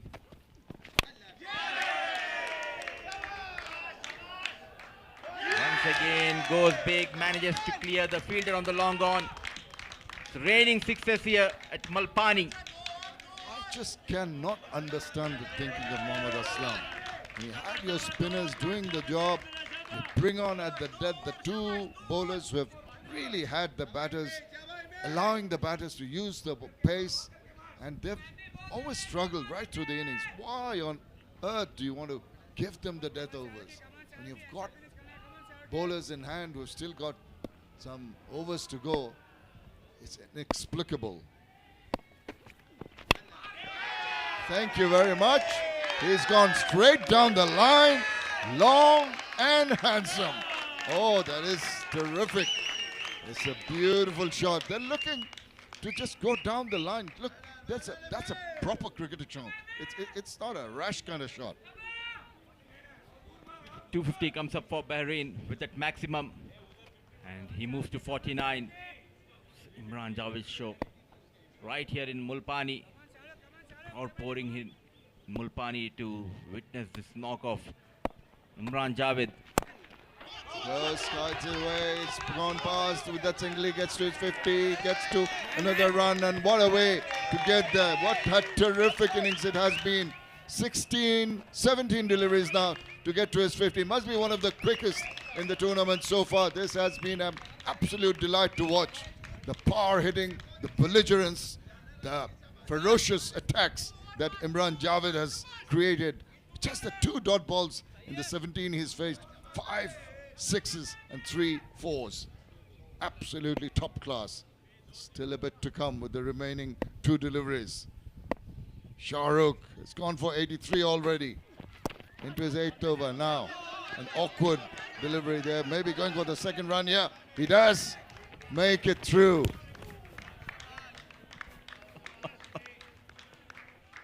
Once again, it's Imran Javed who will be back on strike. Moves to 53 with those couple of runs. What a counter-attack we have witnessed. They are loving it. They have been royally entertained by the Bahraini batters, particularly Javed. Enjoyed the tremendous hitting round the ground. They're waiting for one ball to come to them. Maybe catch it in the crowd, claim it if it's the last ball. It's good to see. Goes, it's up in the air. Maybe it's not going the distance. Maybe it's going to hand, and it does. Eventually, a catch is taken, but it's too little, too late. It is the end of that fabulous knock by Javed, and it's also the last ball, I think, we just come. No, that is the end, the completion of the 50 overs, the first innings, and that's the way he perished. But what an innings. 65 runs partnership of just 22 deliveries between Rizwan and Imran Javed. What a counter-attack we have witnessed. Back in the game, thanks to Imran Javed. Cameo of 53 runs. The rescue ranger. Smile tells you how he enjoyed the innings, and he partnered. Even Rizwan was not lagging back. 19 of 7 balls. This has been their show. This has been a tremendous finish. The kids have got the smiles on their face because they've seen some belligerent batting, some wonderful batting prowess from both these batters and earlier on too. And something to worry about for the Kuwait team. But this is a wonderful comeback by Bahrain after that stuttering start. They started off very slowly, losing Yunus cheaply, and Shehbaz managing 16, then some contribution in the middle. Junaid, Sohail and Fayaz getting to those runs. Haider managed 30 for the captain, but what matters is the innings from Javed. 53 of just 19 deliveries, well supported by Rizwan. 19 of 7 deliveries and 15 extras, helping Bahrain to go beyond 250. They posted 255 in their allotted 50 overs for the loss of 7.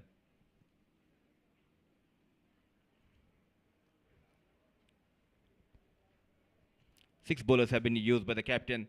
Aslam, the captain himself, bowling 5 maidens, just 15 runs, but wicketless. So was Yasin, 10 overs, 4 maidens, 19 wicketless.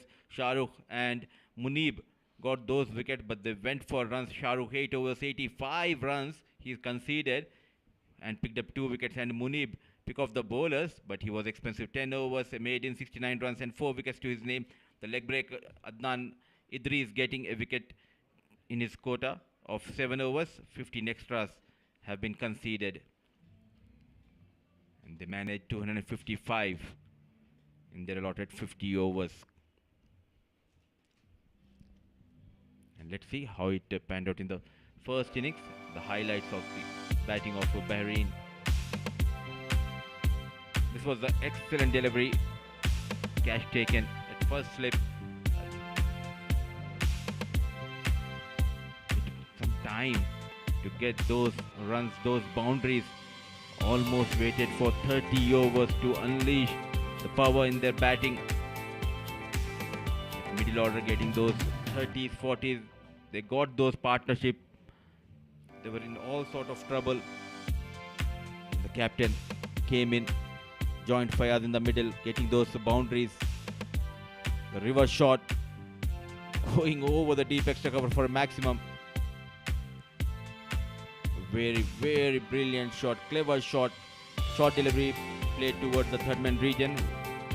Very strong towards the backward square region. The captain, a deft touch given by the batter. This was excellent. This is where it all started. Munib lost his focus and control. He went for runs. Though in the process he got the wicket of the captain, caught by the wicket keeper Haider. At this stage it looks like Bahrain will struggle to go past 200, but then came in this man Imran Javed. He made sure he get those runs. Before that there was this delivery, the full toss getting rid of Fayaz on 48. It was all about one man Imran Javed going after the bowlers, sending them out of the park n number of times. This time managing to go big, straight over the bowler for a boundary. Runs kept on coming in the last couple of overs. Last 22 deliveries, 65 runs have been scored by Imran and Rizwan. Excellent counter attack we have seen in this match, in this tournament. No stopping, hit hard. There was a valiant effort by the fielder. Rizwan joined the party, getting a couple of runs. The maximum pulled into the pavilion. Kudus continues to lead the runs. It was a big over, 21 runs. Was very strong on the back foot, Imran Javed, and he was the last man to get caught at a long off. But what matters are those runs on board for Bahrain. And when we come back to the break, Kuwait needs 256 runs in their allotted 50 overs to take those 2 points in the kitty. We'll take a short break and we'll do join us. It's an exciting run chase.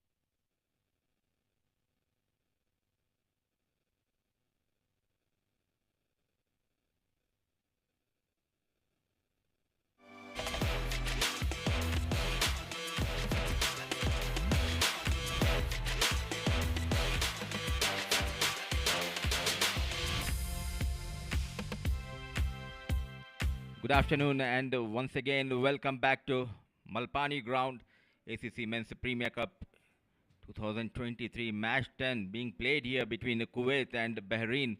Kuwait winning the toss and invited Bahrain to bat first. And in the first innings, they were in all sorts of trouble, Bahrain, but that last 10-15 overs completely changed the scenario of their innings. Some contributions, middle for Bahrain, captain managing 34, and the knock by Javed managing 53 of just 19 deliveries. His knock will make a difference in this match. And look at the bowling. 4 wickets have been taken by Munib, 10 over 69. Shahrukh, couple of wickets, but he has been expensive. Yasin Aslam bowled brilliantly. 255 is what they managed in their 50 overs for the loss of 7 wickets. It's time for all exciting run chase here in Malpani.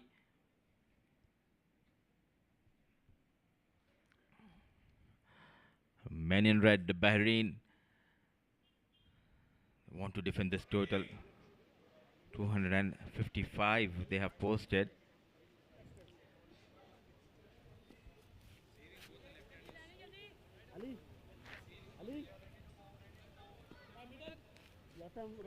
Slight breeze going across the surface, out in the middle. Left arm round.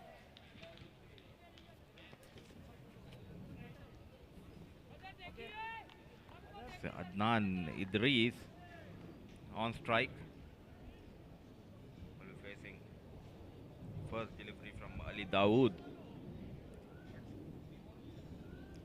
The way they have ended, definitely they have the momentum on their side, Bahrain. And with him at the non-striker end is Usman Ghani Ibrahim, the right-hand batter.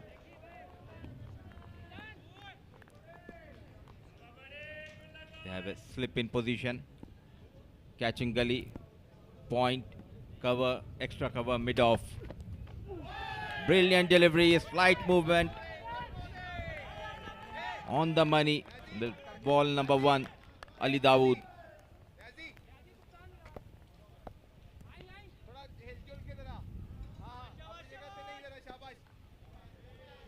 At one stage it looked like in the first innings, they struggled to go past the 200, but what a comeback by Bahrain batters. They make sure they go past 250. Young Ali Dawood. High on confidence, runs in. It's Adnan Idris on strike. Again, the movement, bowling in the good length region. Very watchful, keeping the batter on the back foot. Adnan Idris, a hard-hitting batter. Good seam position, smooth follow through by the bowler Ali Dawood. Idris and Ibrahim out there for Kuwait. What they need is 256 to get 2 points. Last movement backing out. 3 dot deliveries in a row. And to talk more about the first innings and this innings, joining me in the comm box is Suhas Vedam. Welcome, Suhas. Thank you, Mudassir. Good afternoon to everyone watching. Gingerly Adnan Idris on display today, as Ali Dawood is getting it right in the corridor of uncertainty. What a find Ali Dawood has been for Bahrain, and if he can manage his workload, I'm very sure he's going to be one cricketer who can be there for the long haul. Bahrain cricket must invest in him. He's a very rare find, can swing the ball both ways. Look at this one coming back in, almost setting Idris up with 3 that go away, 1 that comes in. We're talking about the knack he has, hitting both the ways, and here we go. Started off 3 deliveries outside the off stump, and then coming into the right hand batter sharply, no runs on board. They've taken the single, So Adnan Idris is off the mark. So Kuwait. Yes, he's off the mark on paper, mentally not yet.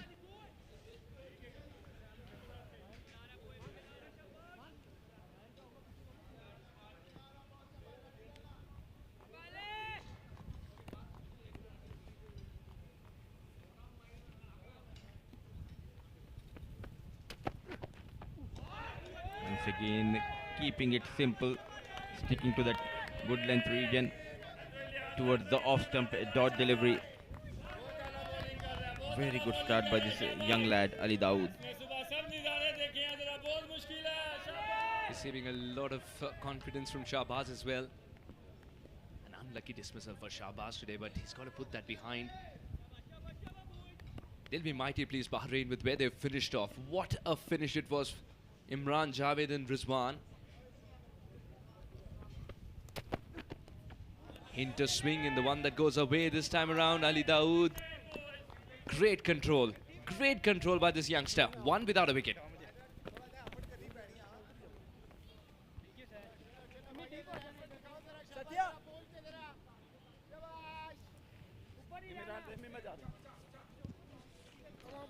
Come on, boys.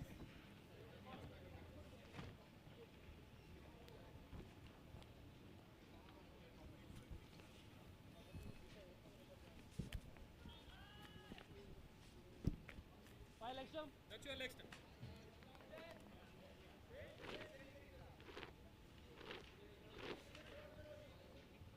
Middle, center. So 1 over, 1 on board. Adnan Idris was very watchful. It was a good start for Ali Dawood.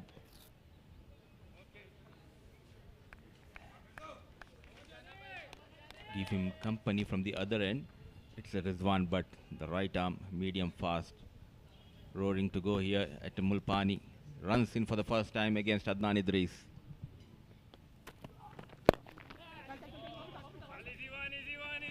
Would have wanted to make better contact. Adnan Idris knew there were more runs written over it. It wasn't the right delivery. Was expecting the delivery to be quick. Just played a bit early. Adnan Idris. Against UAE, they have conceded 371 Kuwait. The batters, they started off really well. In 10 overs, they were 103 for 2. They went on to post around 250 odd runs while chasing. So they have the ability in the batting department to chase this 255 runs. It's time for them to not think about it. It's time for them to believe in their batting this time around. We've seen what happened in the previous game with Kuwait. So it's time to put all that behind, start afresh, and that's what Coach PK, Pushpa Kumara, would have told the boys. Oh, that's going to go for 4. Rizwan is not getting the control aspect. Maybe Ali Dawood will need to shake hand and rub it off on him. Ibrahim was in no mood to play that shot. Movement, just brushing the thigh pad. Valiant effort by the wicket keeper. First boundary for Kuwait.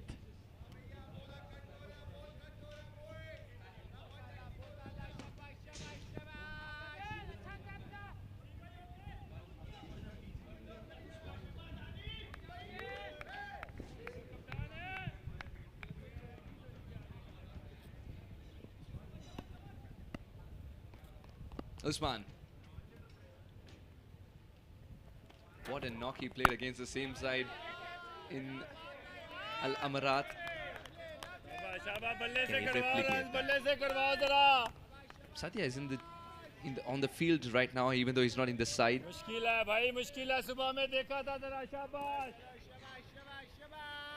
They're going to be happy with 250 odd. Lots of cushion for the bowlers. And given the fact that the ball's doing a little bit, especially the new ball, I think they would believe in themselves to tie Kuwait down as quickly as possible. Absolutely, 250 at one stage. It looked like They're struggling to go past 200, but look at that shot and excellent work by the fielder at mid-off. Hit hard. Excellent fielding to rub the salt into the wounds. It's a no ball. Oh, Usman would have enjoyed that shot. Haider wouldn't have enjoyed it. Now Rizwan's got to deliver a ball where many forms of getting Idris out are suspended. However, because that single was taken, they can change the field, Bahrain.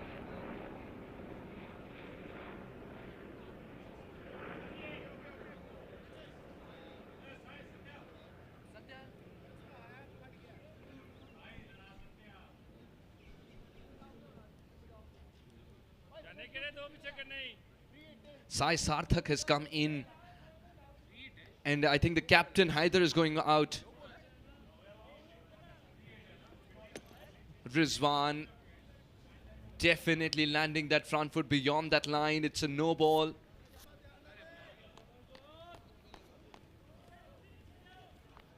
And it's a free hit as well.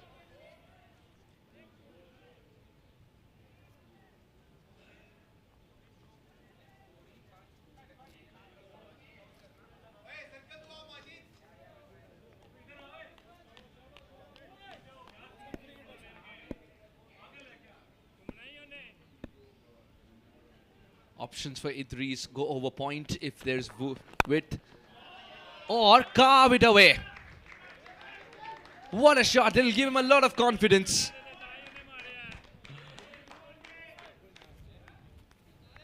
Free hit delivery. Excellent placement. Deliberately playing over the point fielder. It's time to exchange some gifts here. It's Eid day. And started off really well. Moves off to a runner ball 6, and that'll do a world of good to his confidence. Adnan Idris is someone who doesn't hang around. He's a very busy cricketer. Always bats in difficult situations and always waits for the script that has handed over to him by the team management. Someone who's so flexible, he can open the batting, come in at number 6 if required, and be a finisher as well. Slapped away. This time even better control. Rizwan's providing the pace. Idris has got the height to clear any fielder. Stand and deliver on the back foot. Played over the point and gets a boundary. Back-to-back boundaries for Adnan Idris. And with the boundary, 2 gone, 16 for no loss.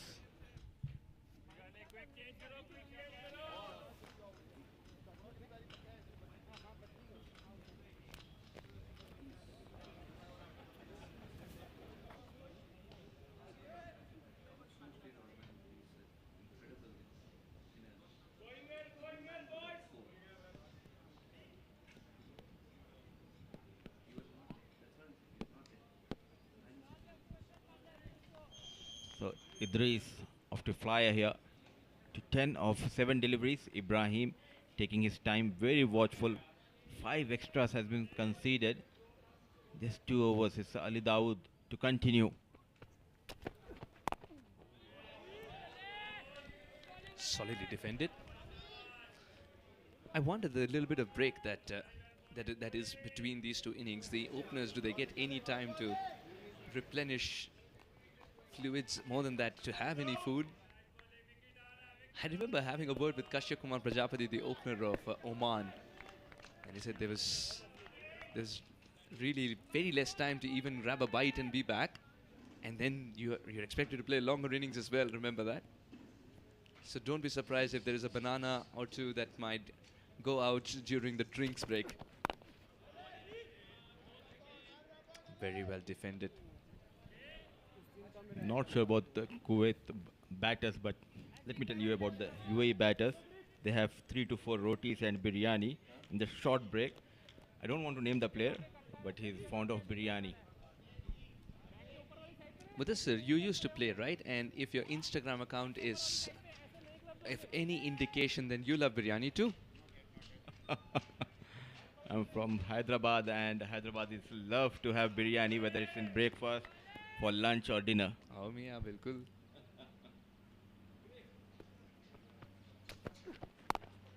Well done. Much better from Dawood. Just love the way that he's exuding control, and this word comes to me again and again because all the other pacers that we saw today, they lacked that control early on. Not Ali Dawood. It's all about learning from the opposition, but only the good parts. That's what he's done. He's learned the right line and length on this track from Munib, but only the good parts. Definitely, and playing his third T20 game, showing the maturity here.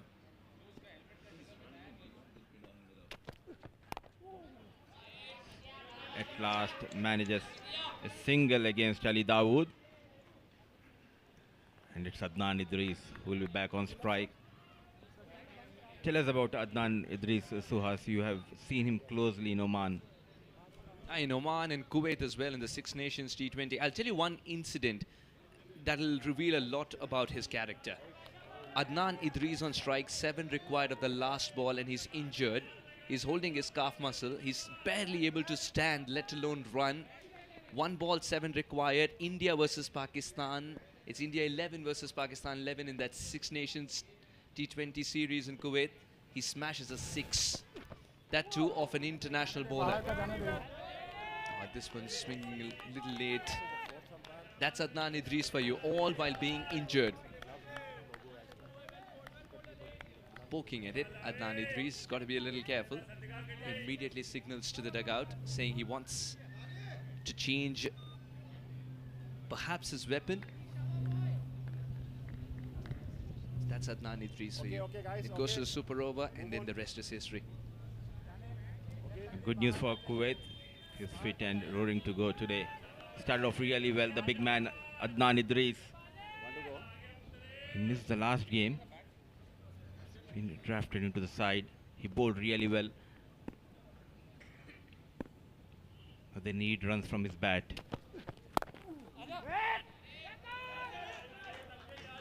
Keeping the batters on the back foot.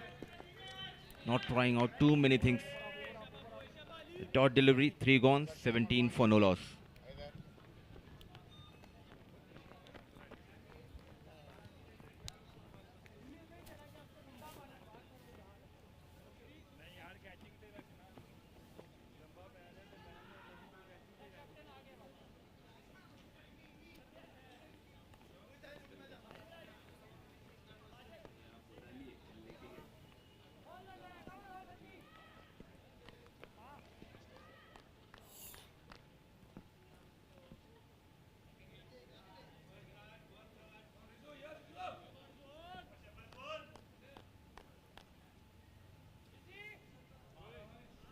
Ten of 9 for Adnan Idris, who's been not just brought into the side but asked to open. Alongside him, the regular opener Usman Ghani.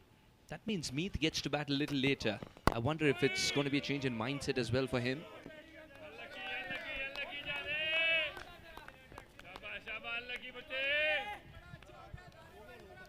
Very deep. Kuwait. And the Meath halves is the key for Kuwait, especially in the middle order. And they do have the captain Muhammad Aslam. He has a vast experience. I'm very surprised that it's not Parvinder Kumar as well who's been asked to utilize the first 10 overs, because remember, he is a bludgeoner of the cricket ball. Big swing and a miss. Rizwan's very good at this, and off late he's getting better and better because of the amount of T20 cricket that he's playing. The variations, you could just sense it from with the new ball as well. Now the sun is gone. The wind is blowing a little more. Situations conducive to swing. Can Rizwan swing it away like he usually does from the right hand? And no, he wants to bring it back in. That's also equally effective if the batsman's expecting something else. Usman Ghani.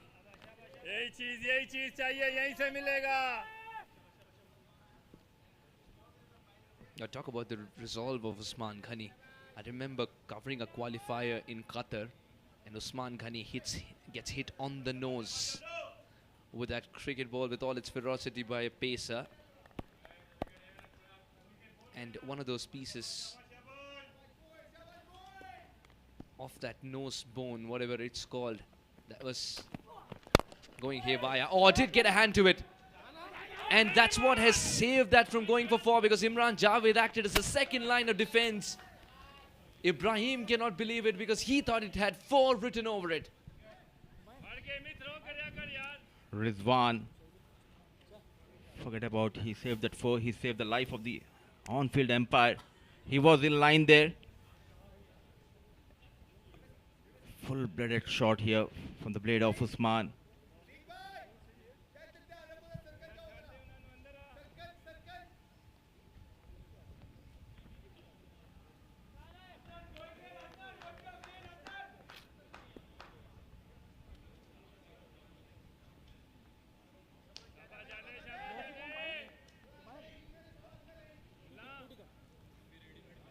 Little while earlier, Suhasi was talking about Parvinder.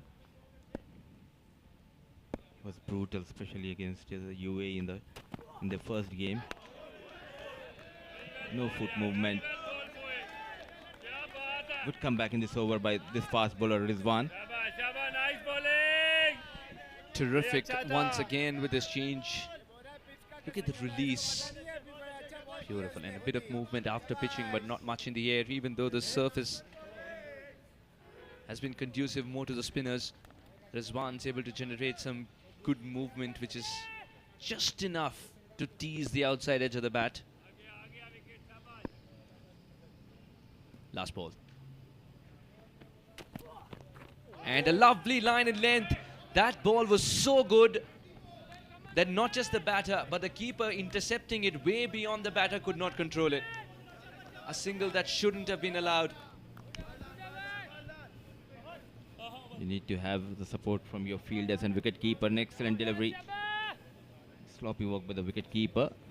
A single has been added to the tally.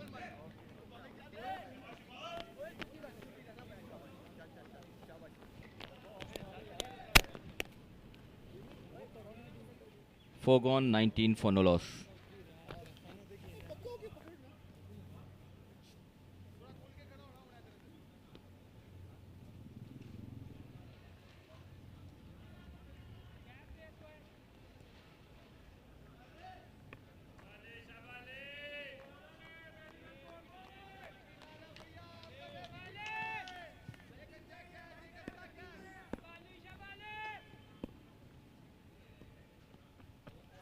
Ali Dawood continues to keep the line towards the off stump, but a nice placement, waited for the delivery. A slide comes in from the deep third man fielder. 3 runs have been taken by the batters. Very watchful Adnan Idris. Just pushing it in the gap, not trying to hit it hard at all. He trusted the outfield to be quicker on that occasion, but the fielder was quicker. Beautiful stop from Rizwan.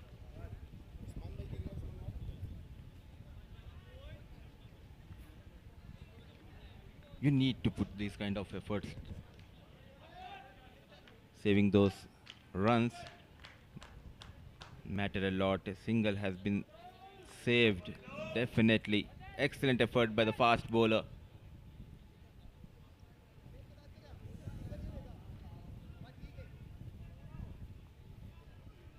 Making sure the TV umpire checking the boundary.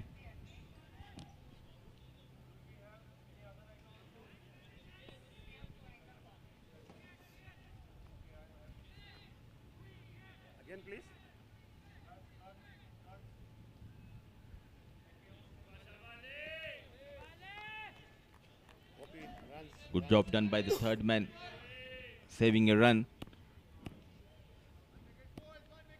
Definitely he's getting that movement, but can he get a fuller delivery this time? Wild swing. Struggle continues for Ibrahim, misses the line completely. He wants to hit through the line, but the ball is swinging. And he's picking the initial line. This can be dangerous. Just a hint of swing, one that will get the outside edge. Usman Ghani. The shot that he hit from the middle of the bat went straight to the fielders, so he's struggling a little bit. 3 of 15. They've got to maximize the power play, but Usman Ghani is not getting a move on. Idris was able to guide it in the gap and try and hit a boundary.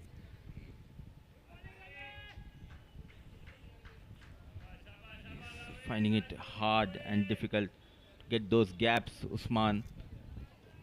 This might put pressure on Adnan Idris, who's batting on 13 with a couple of boundaries in his kitty.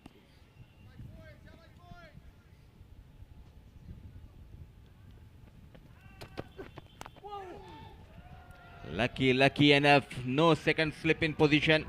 Taking the thick outside edge. Excellent piece of bowling display with the new ball by this fast bowler of Bahrain, Ali Dawood.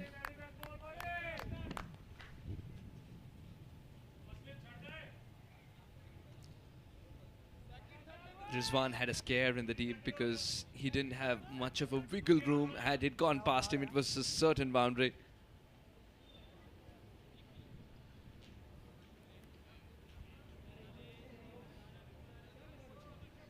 Adnan Idris is not happy with the side screen. Now it's all right. Now will he hit with the wind here? With the wind, if he launches anything on the leg side, the ball will fly away because Idris is a hard hitter of the cricket ball. And this is something that the bowler will also not be happy about, not just the batter. Someone appearing behind the side screen, just peeking out, and that seems to be disturbing Ibrahim Idris on that occasion.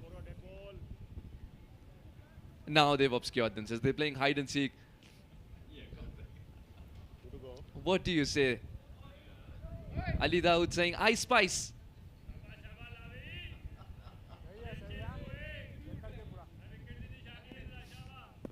Shouldn't it be I spy? I and SPY, spy. But all these years, as a youngster growing up in Delhi especially, it used to be ice spice. I don't know. I used to think it is ice and spice, even though it's not the case. It's I spy. What a delivery. What a comeback delivery. But you ball this only if you're sure that you'll be able to get that much bounce, because Adnan is a tall man as well. Trying to go big. Sticking to that same line and length. Not getting carried away. Ali Dawood. Oh, what a delivery. This is a masterclass of fast bowling. Kuwait in 5 overs at 23 without a wicket.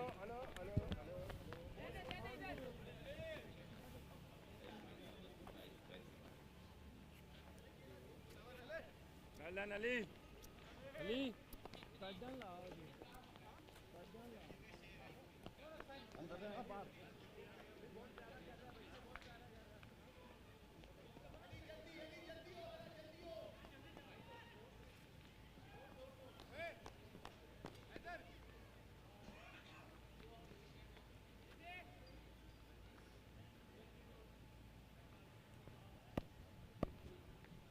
5 overs, 23 for no loss.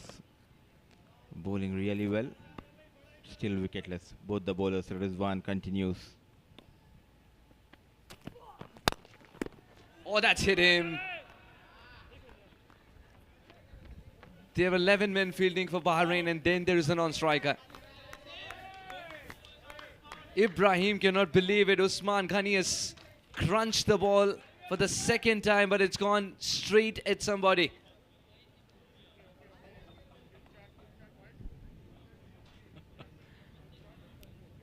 Targeting the umpire and the non-striker Usman Ghani. He was finding it hard to get those gaps, and when he strikes well, he finds the non-striker.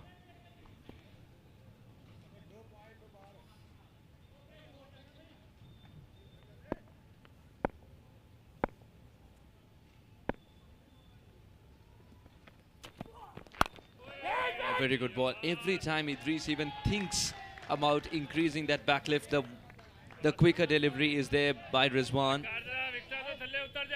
Sohail, what a talent he is. Having a word with Usman Ghani.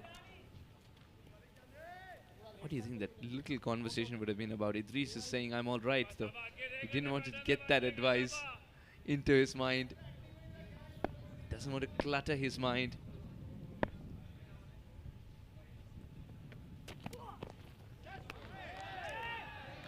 on the rise. It's not helping.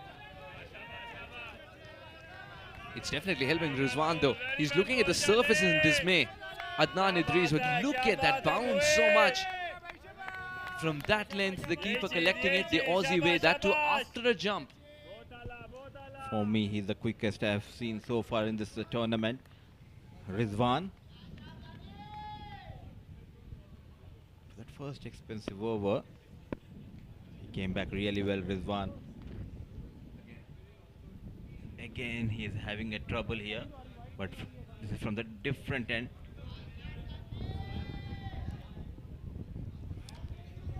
There's a problem with this side screen as well. Perhaps somebody behind this one as well? No, that's not the case. Otherwise, it'll look like there is a cricket match going on in between a hide-and-seek game.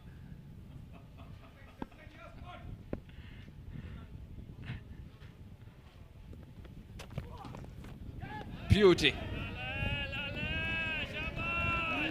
Hinter swing is helping, that extra bounce is helping. Idris is having a word with the bowler, but all that with a smile. It's good to see. Like we are seeing a repeat telecast of the previous over.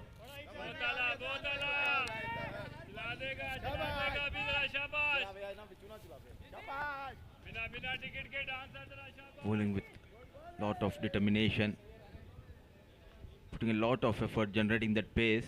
The key is he's bowling on the right channel.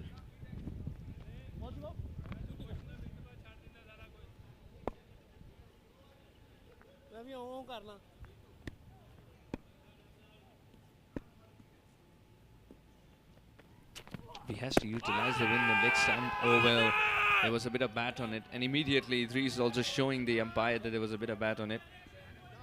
The height was too much for that appeal to...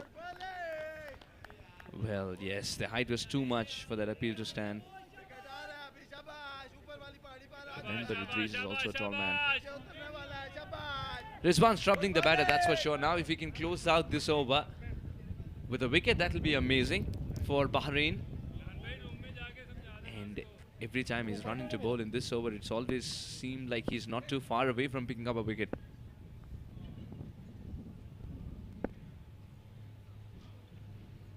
Runs in Rizwan. Once again, not in line. Trouble continues for the batters. A brilliant delivery. Dot delivery to end the over. Number 6 is 24 for no loss.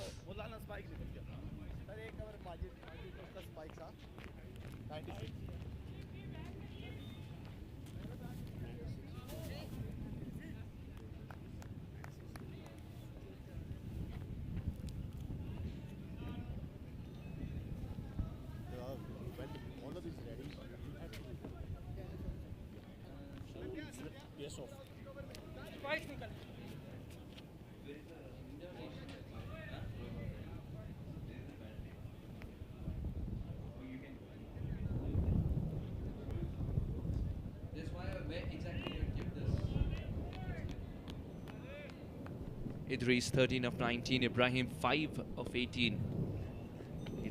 It isn't for lack of effort, but they're just not connecting. At the time they did connect, Kuwait, they found each other in the way.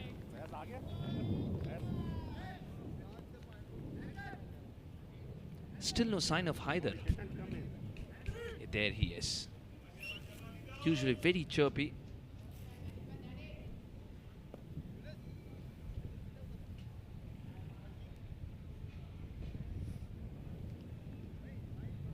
Joined by Shamim and the comm box.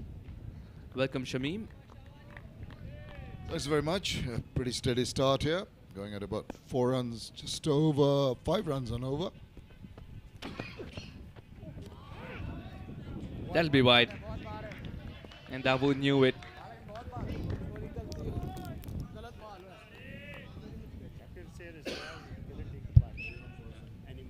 That's definitely wide, and he knows it.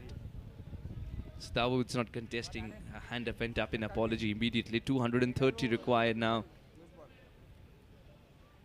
Still a long way to go. 230 and 43.5 overs. Dawood has looked very close to picking up a wicket. So has Rizwan. It's a race to provide the first breakthrough. It's a race to draw the first blood. In order to draw first blood, all he needs is to challenge the outside edge continuously. Idris has looked a little iffy. Ibrahim, he's been a little unlucky as well. Big contrast to the Bahraini innings, who really had to struggle very hard to get things going early on. So even if they're not going at a rate of knots, I think they'll be pretty content that they haven't lost any wickets. That's hit pretty hard. That's going to go very quickly to the boundary. Just feeling from Idris is that enough is enough. I'm not going to let a loose delivery go without punishment. Hits it very hard as well. That's in the gap to no chance for any fielder whatsoever. And it's a very rare mistake by Ali Dawood. Now Idris will feel the need to dance around a little bit. Reason being his plan is very simple now, to keep Ali Dawood at bay, and the only way you can do that is by changing his line, forcing him to change his line. That's got height. That's got some height and good placement as well. That's the beauty of batting in the first 10 overs. That's what he was sent out to do. Clear the infield. Absolutely. You've got to take advantage of only the two fielders outside the 30-yard circle. He's looked pretty proactive right from the word go in this over. Look at this. And this is a lovely strike. He just stood his ground. He stood tall and hit it with quite good timing, I must say. It was in there for a while. Safe zones, safe areas to target in this power play. And every time you sort of are balanced and you're hitting through the line, more often than not, unless the ball is doing something extraordinary, it is going to take you to the boundary. Oh, this one comes back in. Ali Dawood's reply has been the same. Every time someone's hit him off a delivery that was going away from the right-hander, he's come back in with a delivery of this kind that comes back in to the right-hander as well. And that's appreciable. You know, more often than not, pace bowlers in particular, if they head away for a boundary or two, successes balls, the normal reaction is a bouncer. But he's stuck to his task. He's made that ball come back in. The batsman would have anticipated a bouncer, but he came back with a super delivery. Not from the best part of the bat, but who cares, says Adnan Idris. Go fetch. The best part to hit the bat is the edge. And you're assured if you swing the bat that it's going to take the edge and fly away to parts unknown. Unknown to any close fielders, unknown to the only two who are marshalling the boundary. No one can put a fielder there, even if you've got 10 around the ground.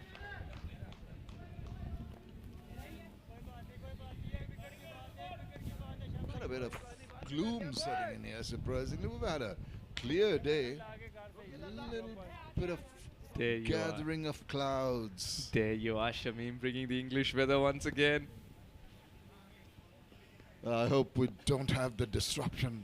Massive thunderstorm yesterday afternoon blowing away everything. Oh yes, absolutely. And I asked the camera persons if you require a raincoat this time around just in case the weather turns out right. He says, no, give me a parachute. From the toe end of the bat. I think he was equally surprised as the bowler was, Adnan Idris. Or not from the best part of the bat once again, but the slice helps the ball roll further away for four. Haider tried his best, now navigating his route, trying to stop with that momentum. He's gone way inside the dressing room. He seems to fancy getting the edges. He's driving straight down the ground. The ball is ending up through the covers, not intentional, but you see what got him the runs is that swing of the bat. The power behind it. Doesn't matter where it hit. If it hit in the meaty part, it would have gone straight down over the head of the bowler. But even there, it trickled away to the boundary. That's one way. That's one way to utilize the power play, isn't it? Indeed, and they've done it to a nicety. And that is being bold about it. That is taking the attack back to the bowlers. It's made him think. Even good balls are being put away because of the approach of Ibrahim and Idris here. The point comes out from inside the 30-yard circle. The fine leg was deep, has come into the 30. So protection on the offside now at the boundary. Boundary at the start of the over always helps. This one, he'll let it go. It's very difficult to let something like this go, especially if you're facing Ali Dawood and not Rizwan, because he's got the knack of swinging it back in as well. But the intention from Rizwan when he posted that fielder at deep point was it's always going to be targeting the line of the off stump or outside it. Get the batter to try and hit it square of the wicket, maybe get an edge to that backward point fielder or the fielder in the deep. Oh, he's not giving pace either. But despite that, he's found the fence. Oh, wow, what a shot. Usman Ghani just concentrated on placement, and with whatever pace that was available, he was able to cook up a boundary. That was done so neatly. Just open the face. The last moment, I think that fielder at backward point, rather deep, on sitting on the 30-yard circle, could have done a little better. Once it was past him, there was no way anyone's going to drag it back. So quick fire runs coming here.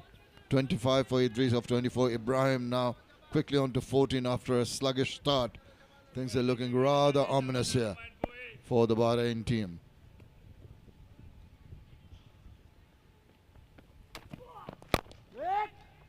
That's a much better delivery. Now, I don't want to say this, but if the weather is turning gloomy, and if yesterday was any indication, then there will be a ball-by-ball scorecard as well, somewhere being printed. Yes, the DLS, the Duckworth-Lewis turn system will come into effect. I like the way you say, I don't want to say it, but you go on and say it anyway. Isn't it like very oxymoronic, if that's a word? Yeah, the oxymorons are very interesting, some of them. We've got to dig them up. Like? I can't, not from the top of my head. It's not as sharp as it used to be 20 years back. I'll tell you what I found, and this is why. There's a sound of silence. And it's beautiful. Have you heard the song? Simon and Garfunkel? It's a beautiful song. You've given me homework now. You've given me homework. Next time you'll find me crooning it.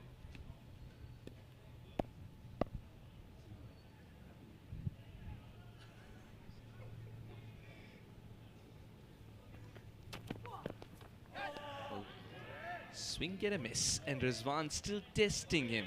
He's drawing him outside his comfort zone, but not finding the outside edge. It's been a bit of movement, but when you get that move, you want to ensure that it starts off closer to the batter to make sure that it just tends to get that outside part of the bat. Once it's a tad wide, it keeps on going away, even with the best efforts from the batter. And on that instance, it hardly moved his feet. There's no chance that you're going to get to it. But the effort is there for all to see, and that is good. This is attacking bowling. He's not hanging back. Had to do something else to expand his comfort zone. He's found a boundary nonetheless in the area that he wanted to. Again, it's not the piece of the bat that it's gone off. It's the result that it's produced eventually. Does not matter. Intention, well, more like a cow corner. This is more like a goat corner around the corner. And fine leg area.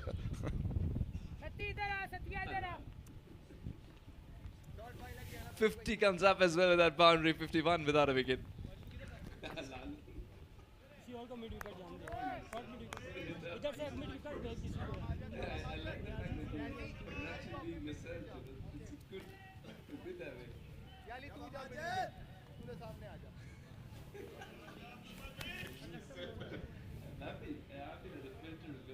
Yeah. Okay. Move on. Last man.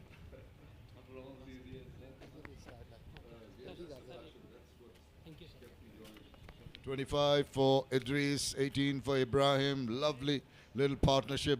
The authority with which they batted. And it's just the proactiveness that has paid off. It's been lots of runs. High percentage of that from edge of batters. And when you get the runs up the edges of bats, that becomes so frustrating for the bowler who thinks that could have been a catch. Batter thinks, I'll just take the boundary. Doesn't matter how it comes as long as it comes. Abdul Majid, the left arm spin. Spin's been introduced. And of course, you also try and, even if you've scored it off the edge, try and convince the captain. That was very deliberate. Idris loves to face spin. And he's faced 24 balls before this, so it's not going to be a new batter for him in his mind. He is a set batter. Good delivery. Majid's got to borrow a leaf out of Yasin Patel's book. Indeed, I think Yasin Patel was so very good. I just feel that Majid will be bowling more of those arm balls, the first one there in evidence, without really trying for the flighted ones, which Yasin bowled. Wait and see. Yeah, quicker, definitely quicker through there. Oh, direct throw. Now here's a safe, I think. One more run for the overthrow. That's not on. When the batters are going so well, you want to ensure that you get your throwing in order, your backing in order. There was really no one to back up, and I don't think that was a single. It was a very dangerous single because he was on the back foot when he played it, even though he's made it eventually. Adnan Idris is not the quickest of runners as well in the side, remember that. And some of his shots prove that you don't need to run in this game. Stand and deliver kind of a cricketer. He's working on his fitness though. He's working a lot more on his fitness of late. Even with those busy schedules that we were talking off camera as well. Yes, it's difficult these days. Busy schedules, not in terms of actually playing. It's the jobs they're doing and hardly finding any time to come and practice. Come and practice at midnight and go back home. I heard stories from you that he goes back and he comes back in the morning for a job. That is pure dedication. That is pure passion. He's been on tours. Even though he was back in Kuwait, he hasn't met his family yet, remember that. And he just packs his bag, lifts out of his suitcase, goes on to the next tour, scores a lot of runs. And I really hope that the last part comes true for Kuwait's sake. And you know, just staying away from the family, particularly on Eid Day, which is the biggest festival for Muslims, who have got so many Muslim players in all the teams, mostly coming from the Middle East. And they're away on tour, they're away on Eid Day when they should be with their families celebrating at home. That takes a lot of determination. That tells you how passionate you are about the game, how committed you are about the game. Team first, isn't it? There's so many things that cricket teaches you. One is sacrifice.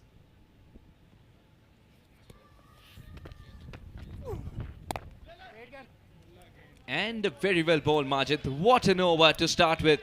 Exactly what the doctor ordered. 54 without a wicket.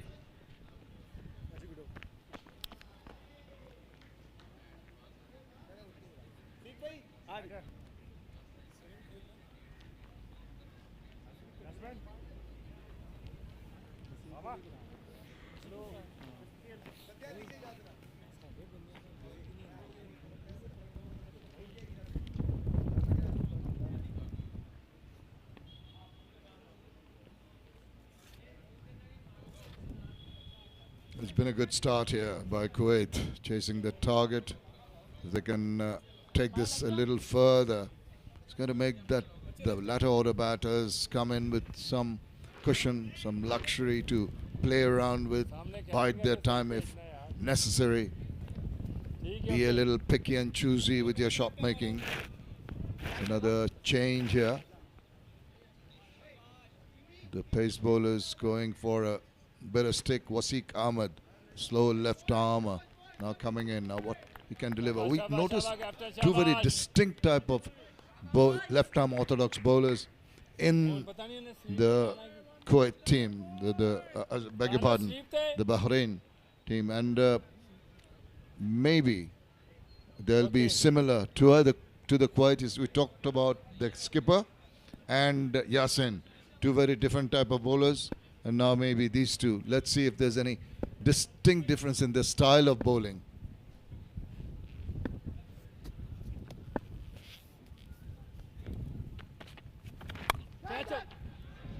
And that's going to be 4.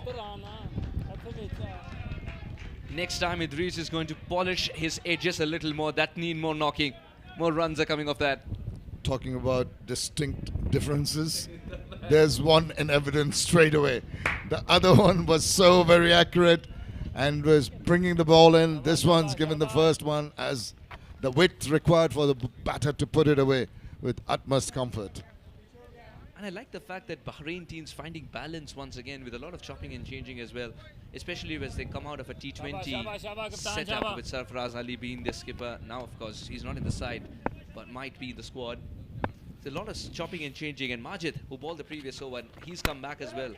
And remember the 2017-2018 tour to Oman. Oh, Majid, he was phenomenal.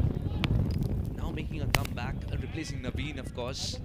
It's a side that's still in transition, but a couple of games and they'll be super settled is what I believe. Transitions, changes, attitudes and formats. A lot of things to ponder, consider when you're selecting players due to the capabilities, their mindsets. But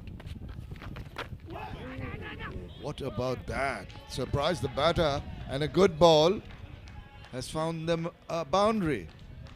Funny old game this. There are some demons on the pitch, because if this can bounce so well, Adnan Idris is a tall man. I repeat, still gone for 4. Must have hit a crack there somewhere. We haven't, one good thing, we both have had looks at the wickets. Haven't really seen too many cracks opening up. Remained pretty compact. That was a bit of a surprise, suddenly rearing up.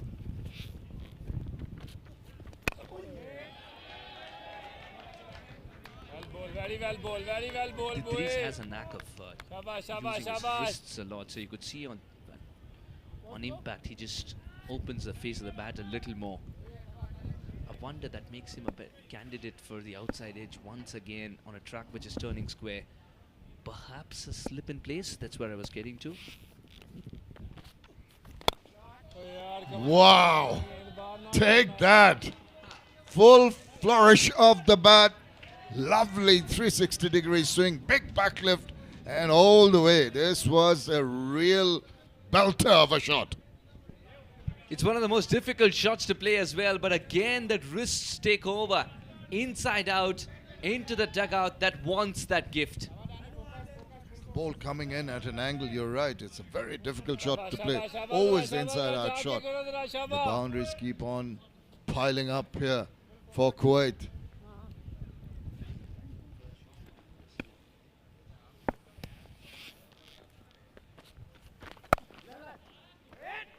Doesn't find a way to Pierce point.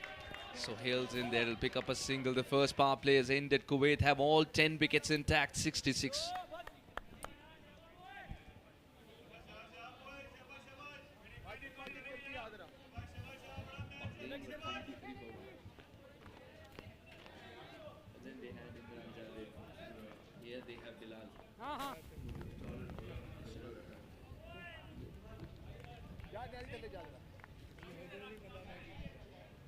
The comparison after 10 overs, Bahrain were really struggling to get a move on at this point in time in the first end of the power play. 23 is all they could muster.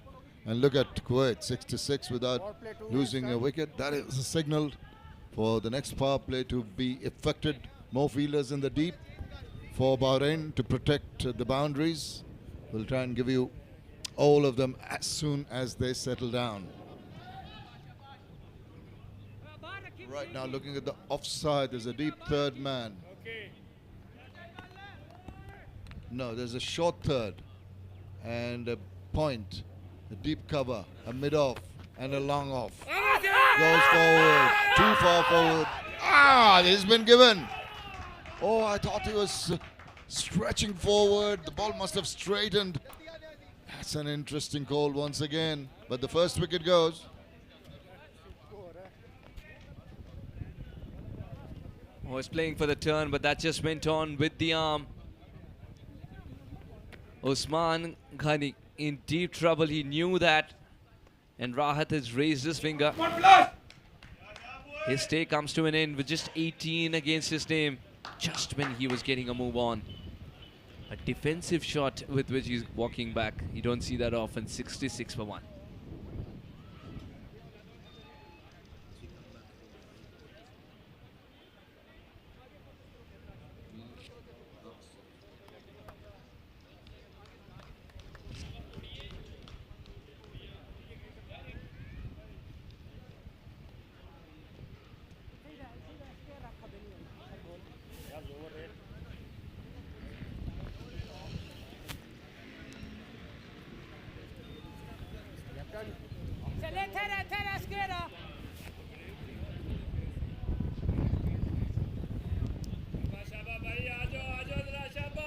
First wicket has gone down. 18 is what Ibrahim could muster. It's surprised with that decision a little bit. Stretching forward, maybe it might have been in line, but there's been some bounce detected. Seems to have just hit him pretty much in line, but this is Meet Vavsar, left-handed batter. Just take a bit of time, just looking around the field, the left-hander coming in now the field. Surprisingly, no slips. And that's been very noticeable. You mentioned it too. Even when they didn't get a wicket, you'd think, though the runs were coming, opportunities must be created.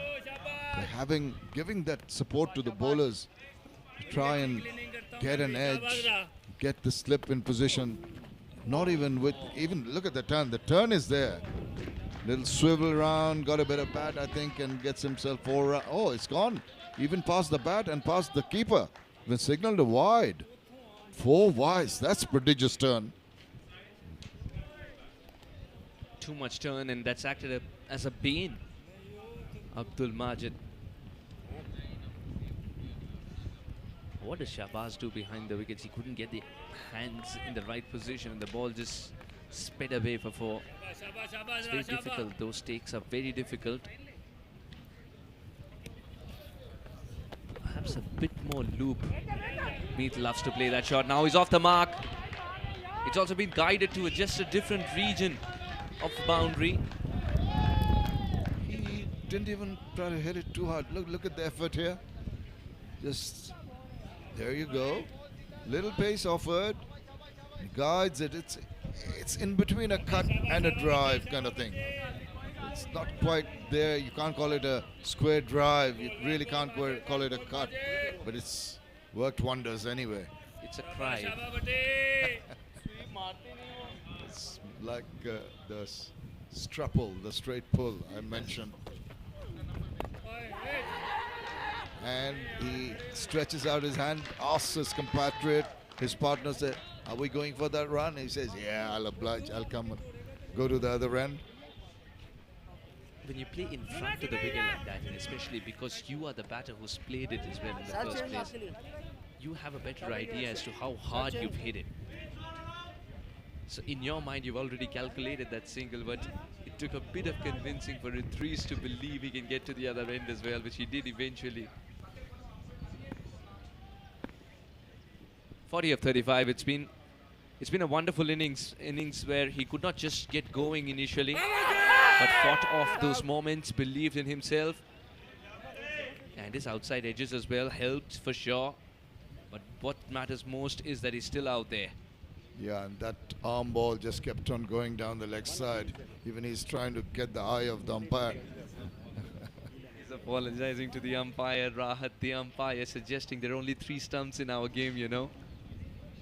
It's nice to see, bowler. They don't often, they feel they're always right. So he comes and apologizes for the appeal, which is very, very good to see. The sportsman-like attitude of some of these players. Hello, we've got the crowds here enjoying this tussle going on in the middle. Quick run called, and the response was good. Oh dear, little tumble, crashing. But I think all is well in the end.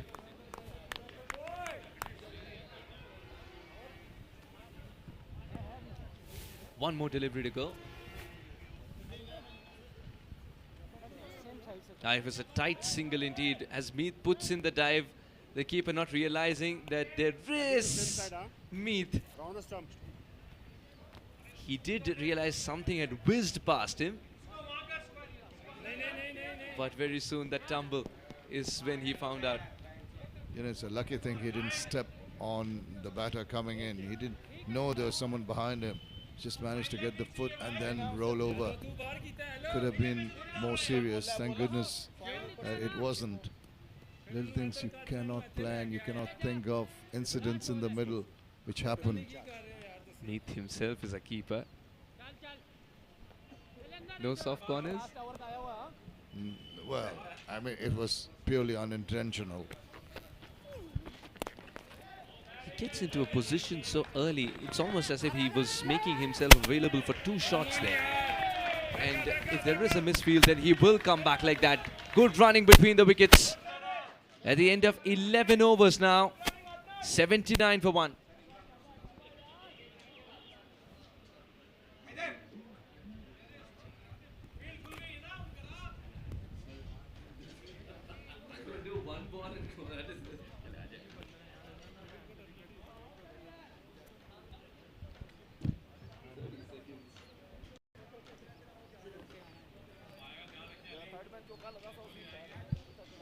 Kuwait motoring along very comfortably. 7.18 the run rate.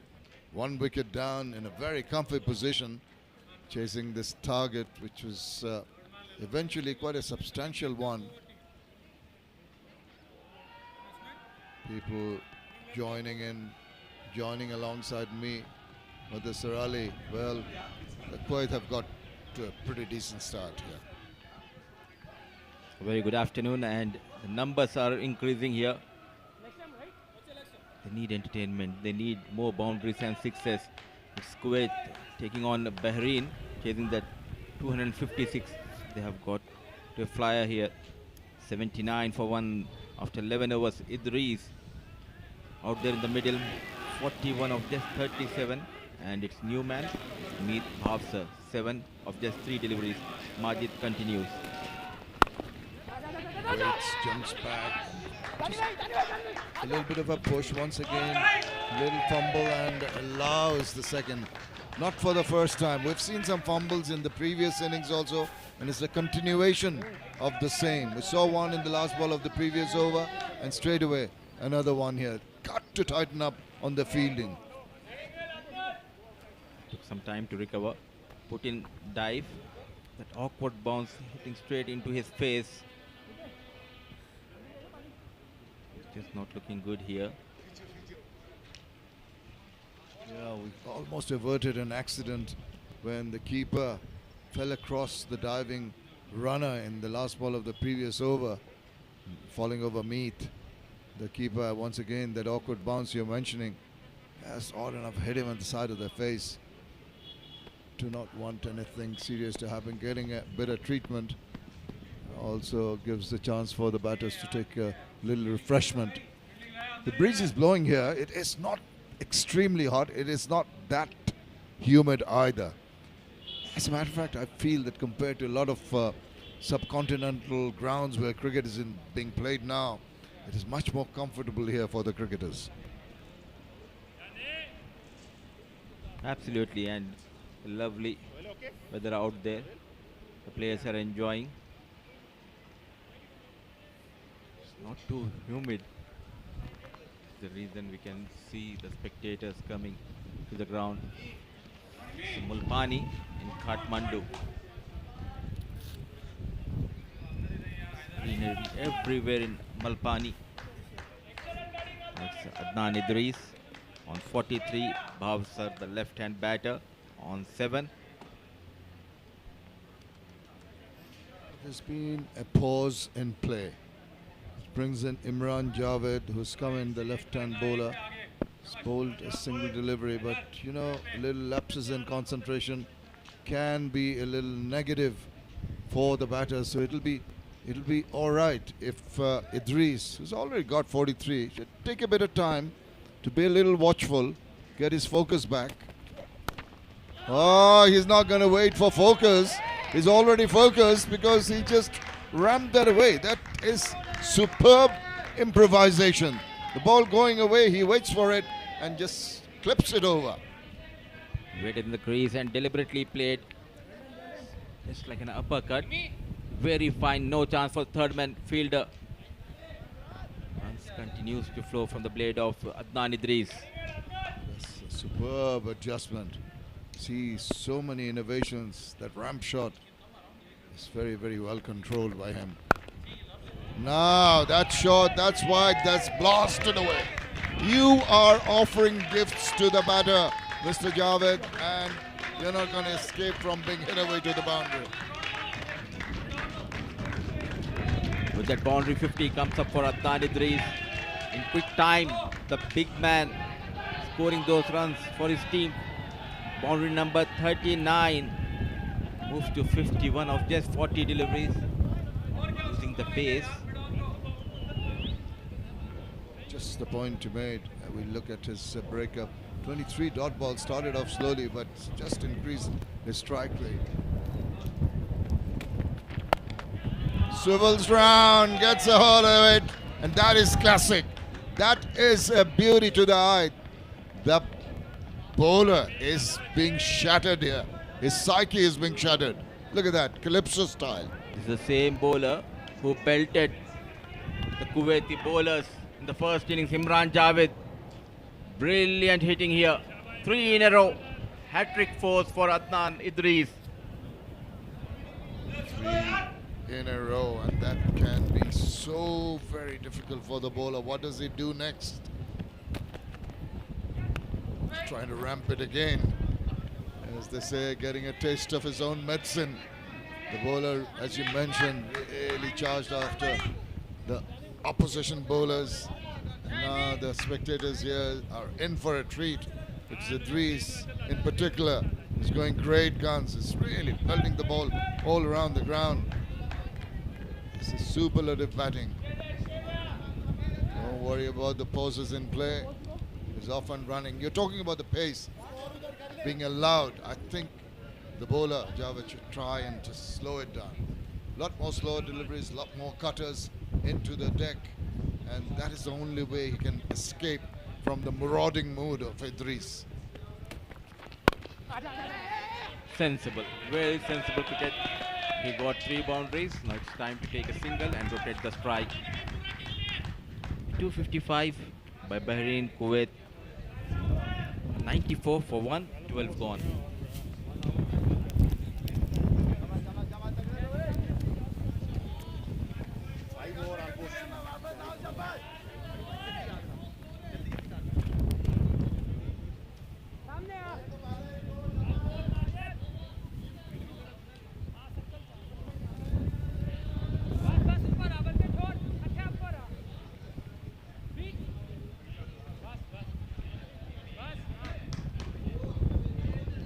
It hasn't been very difficult for Kuwait in this chase to the target. Going along very comfortably, 94 for 1. Into the 13th over we go from Majid. Oh, wild swing, that's going down leg side. Immediate shake of the head from the umpire. The news from Kirtipur TU International Ground is that Saudi is 100 for no loss, chasing the 216. Started off really well, Abdul Wahid and Waqarul Hassan. And back to Mulpani. Adnan Idris show. It's time to exchange a few gifts here. They gave away those runs easily in the first innings. Now it's time. They are leaking the runs, Bahrain. Well, it's Eid today, so the exchange of gifts from both sides. In terms of runs, not an appeal, but the umpire thinks it's pretty much in line, and up goes the dreaded finger. He's been troubling the batters in the first 2 deliveries and gets some rich rewards here with an important wicket. Committed on the back foot. Never play on the back foot. The delivery is coming into you. He made a mistake and paid the price for it. Adnan Idris, a brilliant knock. 56 of 46 deliveries comes to an end. 11 boundaries in this innings. Strike rate of 121. Okay. Come on, guys. It's a 94 for 2.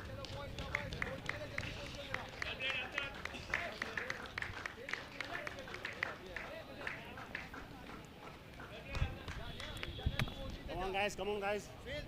Batsman in. Hello, batsman in.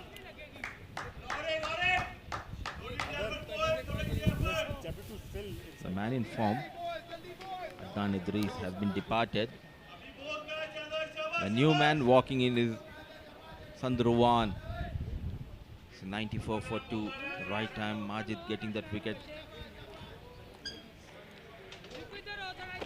2 wickets has been taken by the same bowler Majid.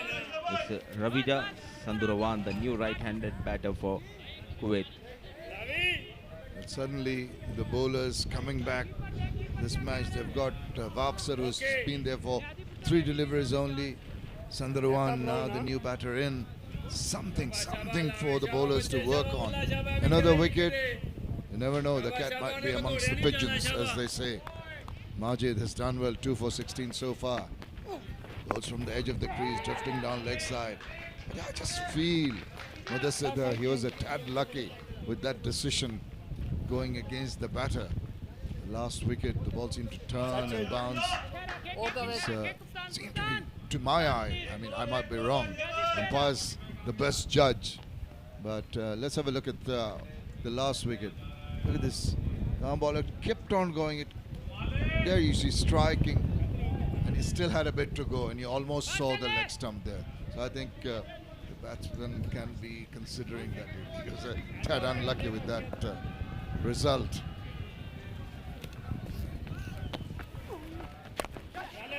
Little short, couldn't really take advantage. Hopser started off with a bang, but now that he's lost the senior partner, he'll have to just reassess his approach here.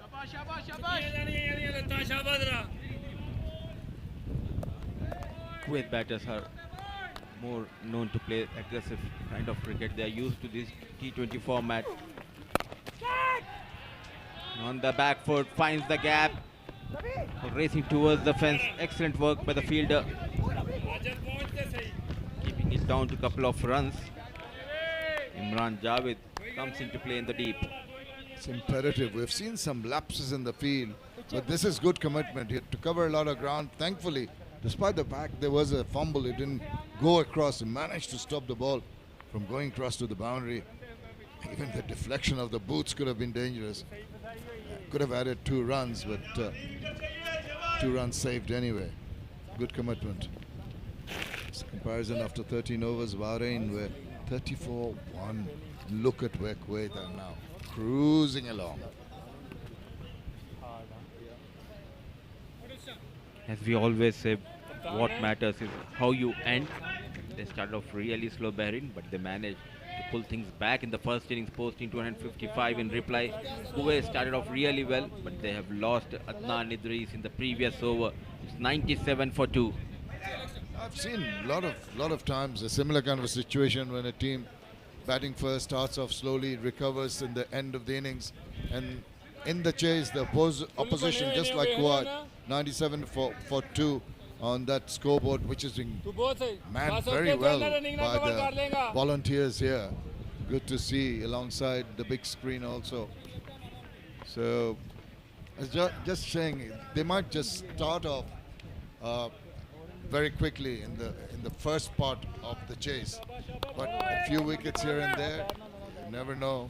The brakes might be put on, the butterflies in your stomach, so they could virtually need another 2 quick wickets if Bahrain are going to stay in this game.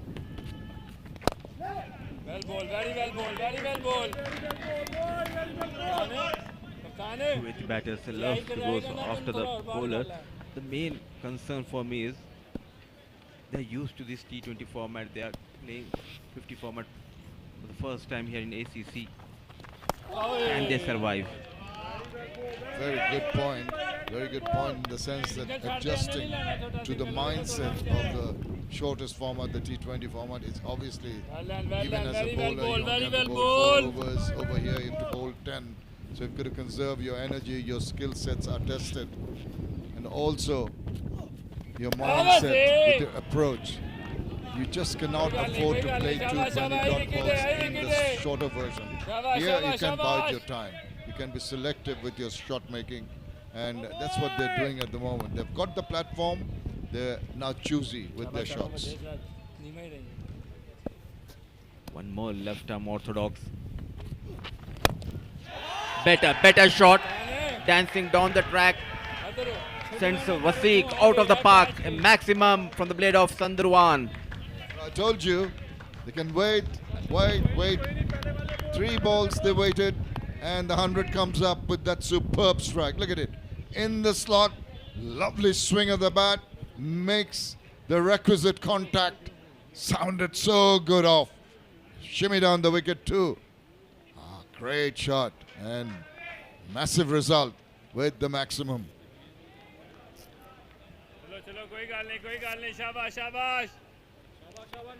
People who are passing by, they just stop their vehicles and they're watching this game.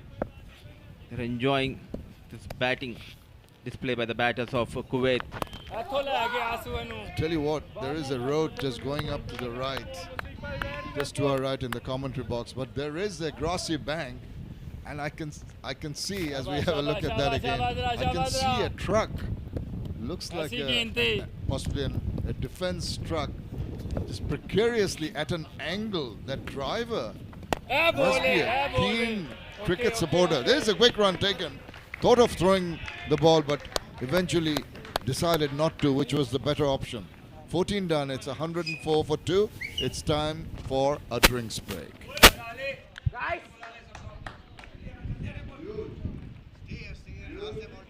come.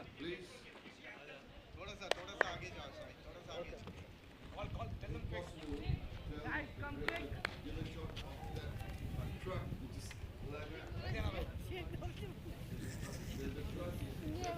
quick.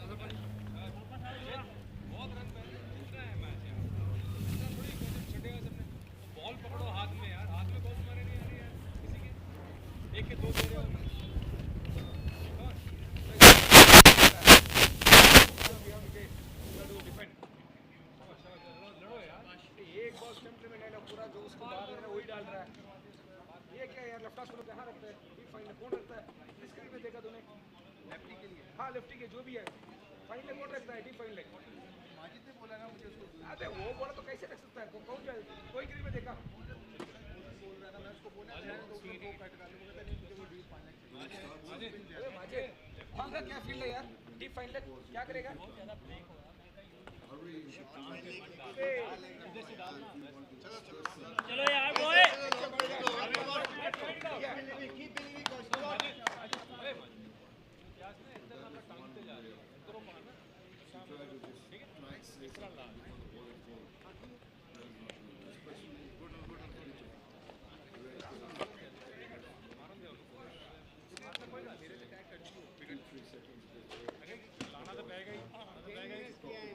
जल्दी करेंगे जरा थोड़ा जल्दी करेंगे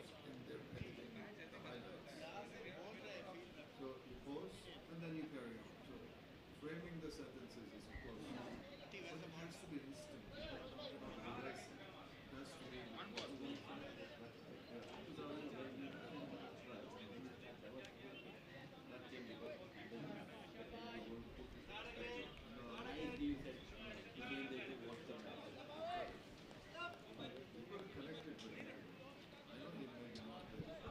Well, the drinks interval has been completed here.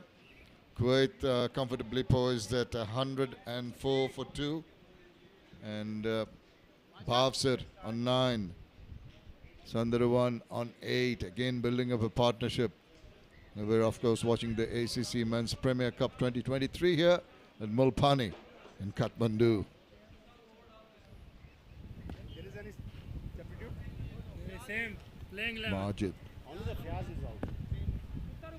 It's been good, 2 for 19. Got that expensive in the last over.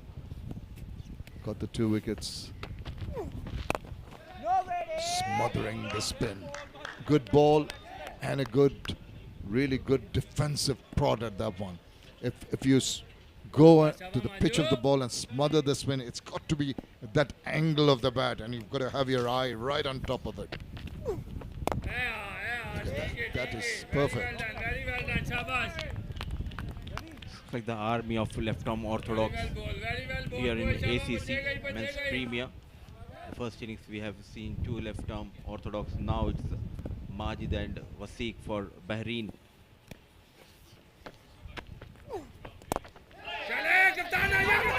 Yes and no, chance for a run out. Miscommunication and they lose the number 3, Sandarawan. Poor communication skills.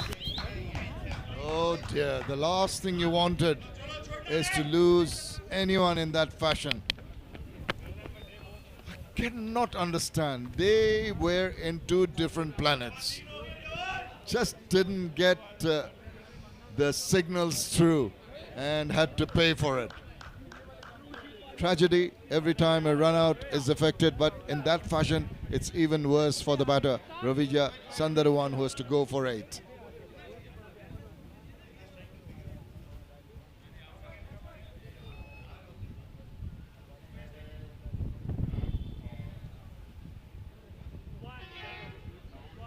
.104 for 3.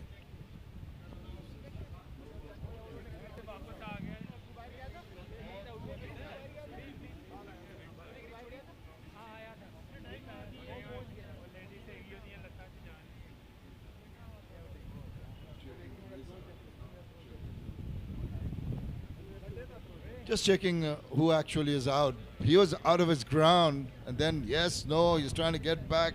The other, no, just there. I think the umpire, the third umpire, is going to tell you that actually it might have been Sandarawan because it has just crossed over his partner. You say that, you say this, that initial, it's a good pickup and underarming it was done very well. So the decision has been taken. I think that Sandarawan is out, but doesn't matter who is. It is what matters is the huge miscommunication. They were going so very merrily along, building up a little partnership, but then suddenly something to favor the bowling unit. Both batters caught in the same side of the ground.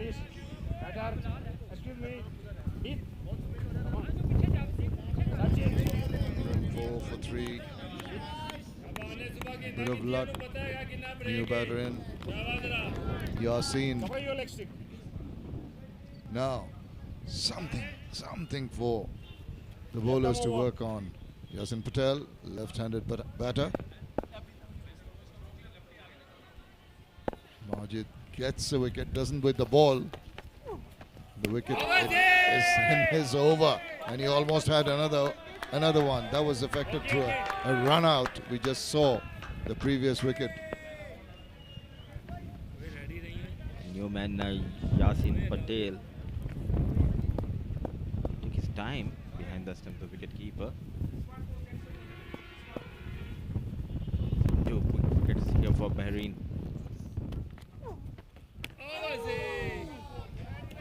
Nicely bowled, beautifully in control, Majid. That's the brakes that you put on a side which is going along, motoring along. Suddenly a wicket, most unexpectedly, and then you've got to really take advantage of that. 1 gets 2, as they say. This is the time to get another quick one, and he's bowling well. Must give him the credit for keeping it tight. 15 overs have been completed. It's 104 for 3.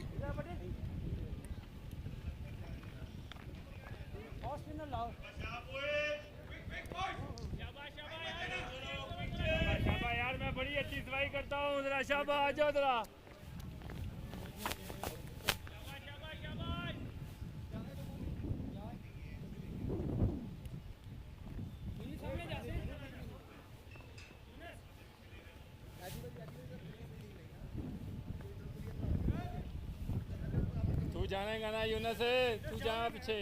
Well, that's what's transpired in match number 10 of this ACC Men's Premier Cup 2023. Bahrain started off slowly but recovered very well through some belligerent batting by Javed and Fiaz. And now it's turn of Kuwait to chase that. They've started a little in the recent past. They're still in a very strong position, needing 152 in the remaining 35 overs. But just the point I was making, any more wickets and Haider Ali will be expected to get another breakthrough for them, the right arm off break bowler. Any more wickets at this stage and suddenly there will be some pressure created. At a position Kuwait now, they will not be under duress. Catch okay. Oh, catch it is the call, but it's going to land quite comfortably in front of that fielder there. Good check, Kaptan. Good check, Kaptan. Mr. Haider Ali, the captain, the off-break bowler. Not in control. Was in the air, but bowling in no man's land. Run out for Sandrowan, opening a window for Bahrain to creep in. 51 needed. More Yasin Patel, the new batter. जल्दी ना हो काला ना बे मेरा भरा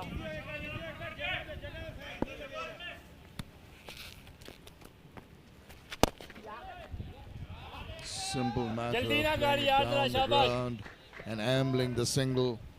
Just get into your innings. Yasin did very well, took his time. 4 balls he faced earlier. Opens his account with his 5th with that nice little push down the ground.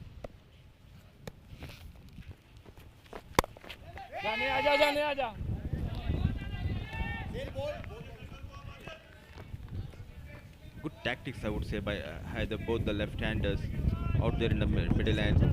He himself being an off-break, trying to get a wicket here. क्या बात है क्या बात है coming into the right-hand, left-hand batter. Bowser very watchful. Because of that superb start, you know, these two batsmen have just the luxury of being patient, being selective. There you go. You don't have to hurry into your shot. You just milk the runs, keep the scoreboard rotating. That is the 16th over done. 107 for 6. For 3, I beg your pardon.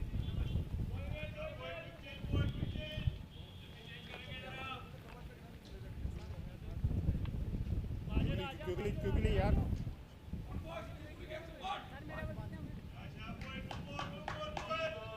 चार 4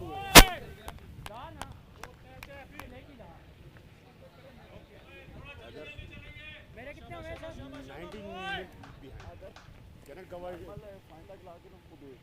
चलो यार जल्दी चलो यार Very good start early on, really on the money with the bat. They're really going after the bowling, going at a rate of knots, but then Ibrahim went and unfortunate run out of Sandarawan has really allowed the Bahrain bowlers a little more incentive to try and get another wicket.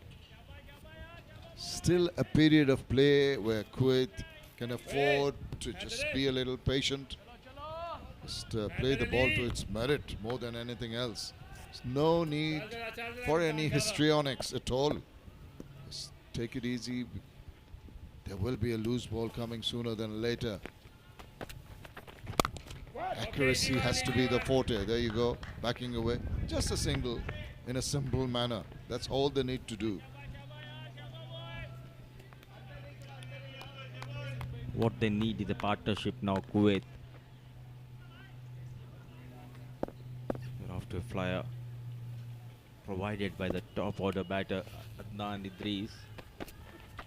Very watchful, going deep into the crease. Played toward the short third-man region.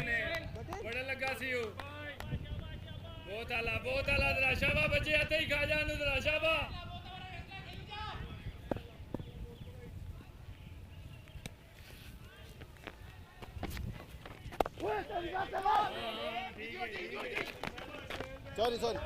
It's going to be a little cat and mouse now, I feel, between the batter and the bowlers. Quick chat, huh? Each trying their best. But even we're talking about the patience of the batters. Even as a bowling unit, as a bowler, you tell yourself, look, I've gone for about 18 in my first 2 overs. I just need to bowl with something that I'm comfortable with. Wait for the batters to make a mistake. Do not try anything out of the ordinary. Simple matter of bowling a tight line on length. That is the call of the day for the bowlers. Initial movement coming, trying to come on the front foot and going on back foot. That shuffling shows he's a bit nervous out there in the middle. Yasin Patel, bit expensive Wasiq. His third over. Yes and no, but this time sloppy work by the fielder Muhammad Yunus, and they have gone for that run. Yeah, unfortunately, that's one area they've got to really tighten up. Seen too many lapses in the field. They all add up. You know, you might think it's just one run, but it's always adding up. 5, 6 of them can be 5 very precious runs at the end of an innings. Scoop attempted, and really it's done quite perfectly. I'm very impressed with that shot from Vabsar. It's gone for 4 runs, rather spoils the over. And at the end of the 17th, we'll give you the score in a moment. 113 for 3.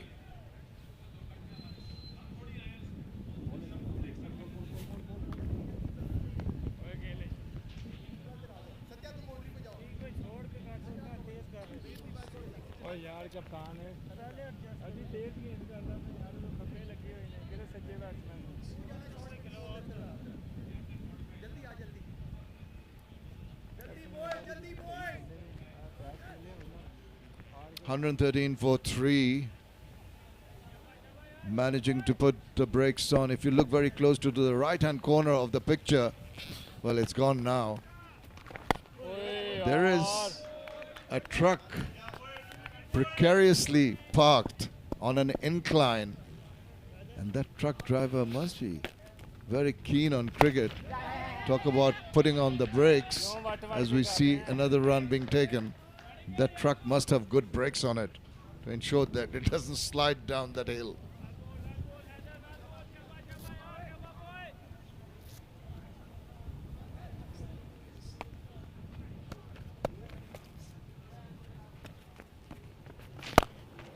ठीक है जरा शाबाश शाबाश शाबाश Better from Bhavsar. Take those singles. मिलेगा Keep on rotating the strike. 115 for 3. ले ला यार Junaid Lovely angle of the bat. The runs are coming in singles. पीछे भी नहीं दिएगा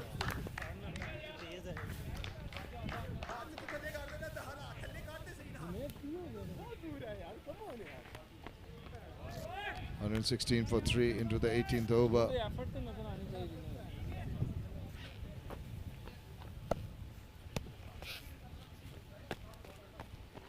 Oh, maybe the inside part of the bat. You can see the grimace, the disappointing on the bowler's face, because it got the inside part and almost reached the boundary.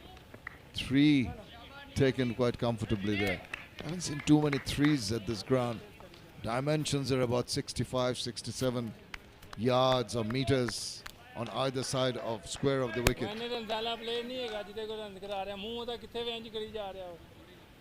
Good running between the wickets, and there was a big vacant area behind the square for left-hand batter. This is the truck I was talking about. He's in the shade, the driver, enjoying the cricket. But I tell you what, that truck better have good brakes on it.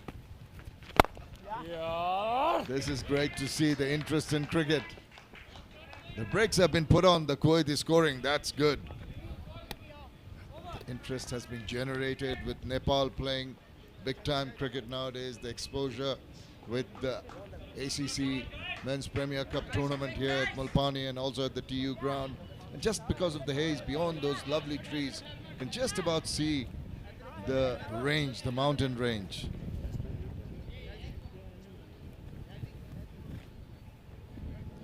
And look at at the difference between both the teams at the same stage. Bahrain were 39 for 2 and Kuwait way ahead 120. They have lost 3 wickets.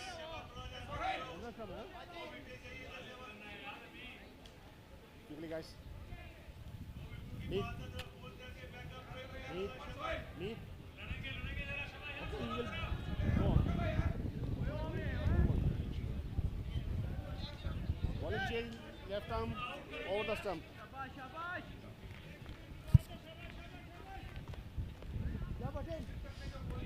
18 overs, 120 for the loss of 3.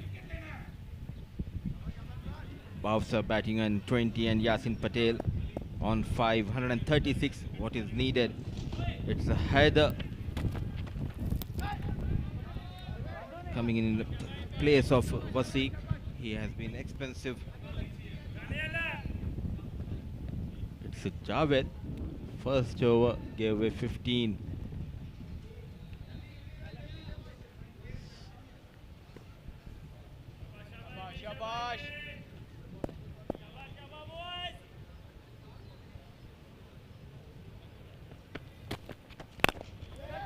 Nicely played.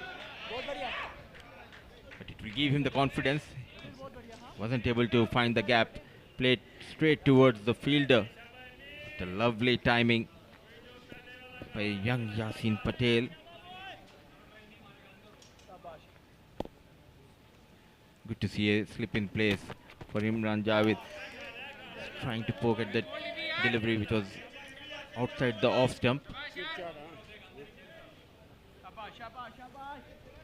Good to see a slip in place for Imran Javed. 2 left-hand batters out there in the middle for Kuwait. Still it's Muhammad Aslam, Shiraz Khan and Parvinder Kumar yet to come in this lineup. Brilliant timing. Just a single, but it will give him a lot of confidence. The way he middled the previous delivery. Yasin Patel using the feet.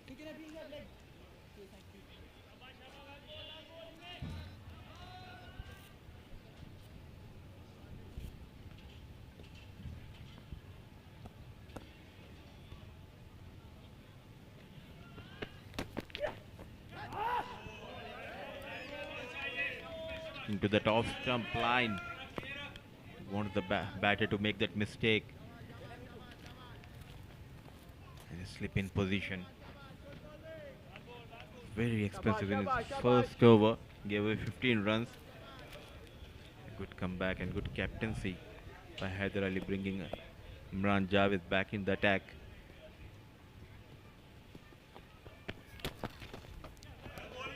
Very watchful. Meet Bhavsar let it go. A dot delivery to end the over number 19. 121 for the loss of 3.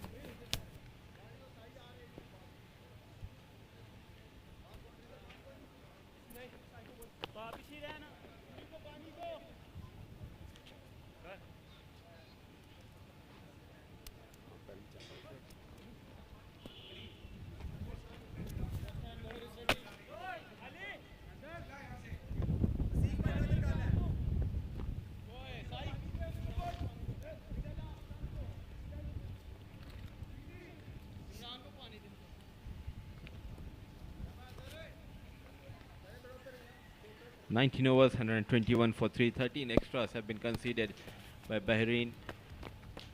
Captain of break, Haider Ali, will continue. And change in the voice on box. Joining me is Suhas. Welcome back, Suhas. Thank you, Mudassir.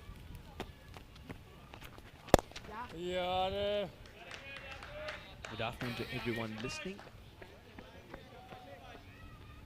Yasin Patel and Meet Bhavsar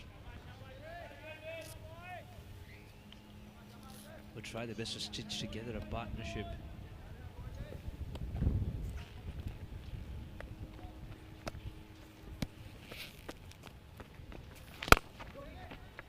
Well done, Sale. Well done, Sale. Remember, Meet can up the ante any time he wants after he's crossed about 20 deliveries.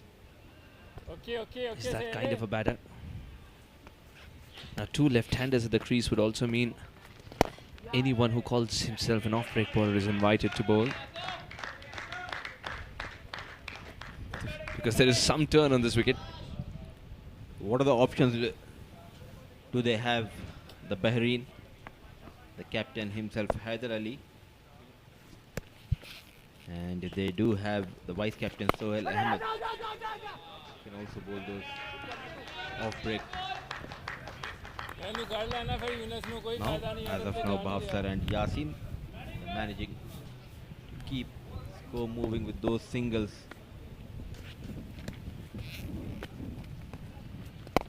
Usually David Kilimantai is used to help out. Now of course he's in the squad but not this side. 20 overs gone, 1-2-5 for 3.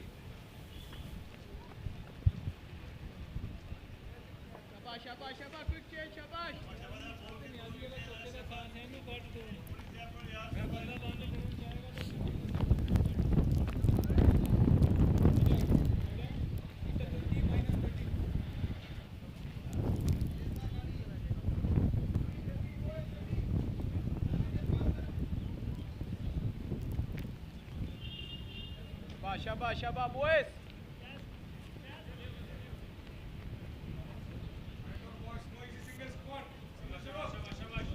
22 of 17 for Meet Bhavsar. Cool, calm and collected at the minute. For the moment, Meet Bhavsar. And the minute you give him something short, he will roar. I think he's playing the waiting game. The game which he loves playing for 50 overs. The waiting game. Wait for the poor delivery, put it away. The situation is also such that Kuwait cannot afford to lose a wicket at this stage.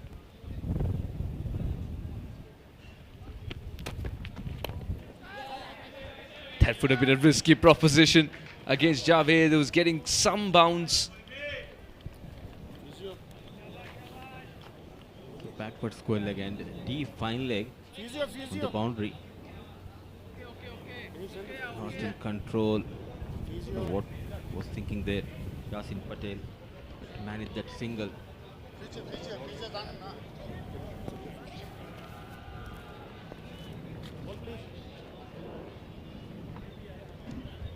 As per the new protocols of the game, whenever the batter has been hit on the helmet, you need to have the checkup. There we go, the physio is out there.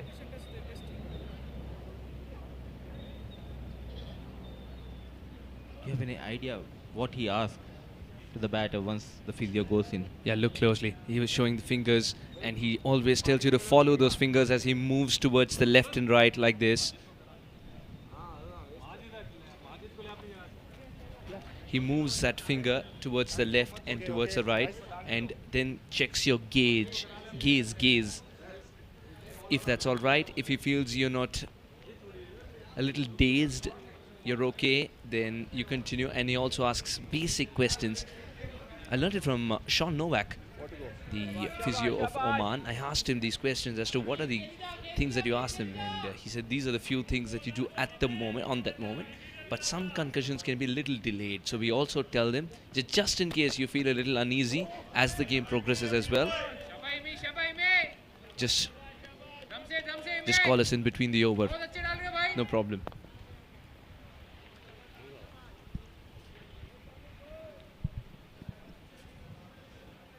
Time and again, how this beautiful game has been evolved. That incident of Philip Hughes making the ICC panel to think about it. In the meanwhile, coming back to the ground, it's a Meet Bhavsar. He has waited and waited, and this time dispatch this delivery towards the backward square leg region, a boundary for Bhavsar. Striking at the right time, Meet Bhavsar. Just marginally short, that's enough. Swivels sends it for 4.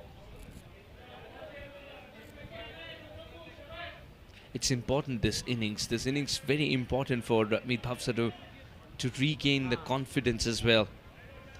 We all know the kind of cricketer he is, but sometimes even the biggest and the best required reassurance, and this can be that innings. Beautifully played. The idea is not to hit it hard at all. Imran Javed continues, league the runs, continues to be expensive. Look at the timing and placement. No way he can stop that Wasiq. Back-to-back boundaries for Meet Bhavsar moves to 31 of just 21 deliveries. The equation coming down to 121 needed of 29.1 overs. Imran Javed's reply is much awaited because he's gone short, he's gone for runs, he's gone full, he's gone for runs. That's the ideal line and length with which he'll finish the over as well. 135 for 3.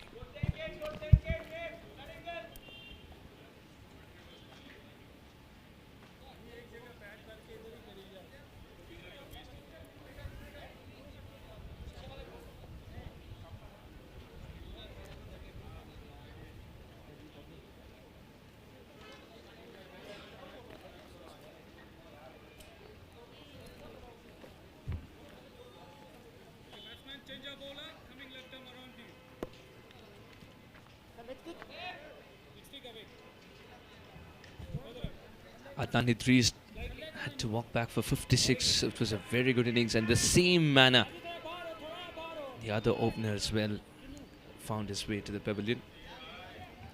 LBW by this man.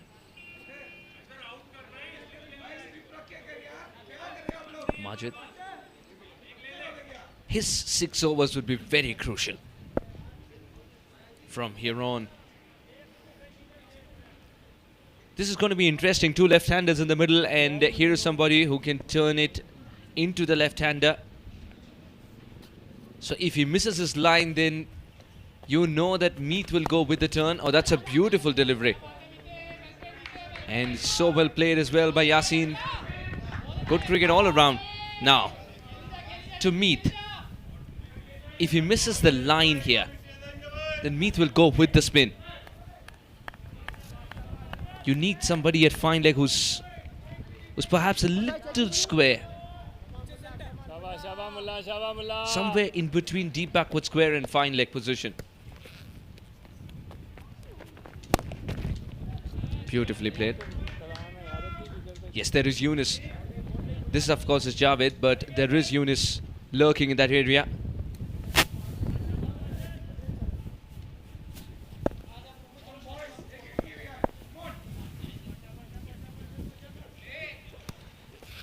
Yasin Patel's more often than not looked for singles. Meet responds. Throw at the non-strikers, but he gets there. Good running between the wickets. And it's good to see communication back with Kuwait batters. Taking on Hyder Ali straight away. Responding to the call of Meet, Yasin Patel.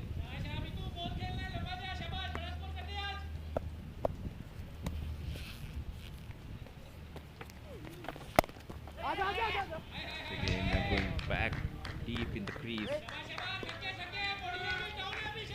Keep on rotating the strike here, both Bhavsar and Yasin. They have got that foundation laid by Idris, the flyer. Now they have ample of time. Not in a hurry. Bhavsar and Yasin Patel. Quickly onto it this time around, Hyder. Yasin's deep inside the crease as well as he played that shot, so it would have been difficult had he wanted that single. The Hyder being very shrewd, he threw at the non-strikers end last time as well. Oh, this is a very good single. Trusting the partner, running very quickly indeed. Putting your head down and trusting the partner is one art that the coaches tell you that you need to develop, but it cannot be taught. Beautifully done. Meet had made it completely. Meet had made it comfortably. 22 overs gone, 140 for 3.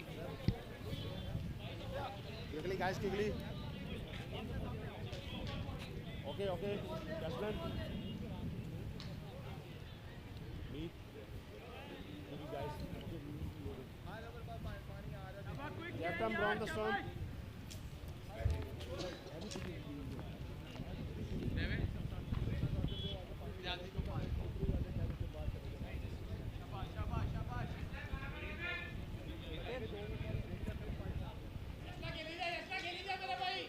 .22 overs, 140 for 3 at the same slip. Bahrain were 59 for 2.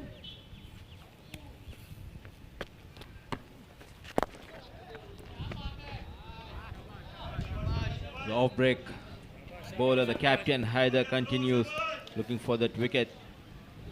Yasin Patel and Bhavsar out there in the middle.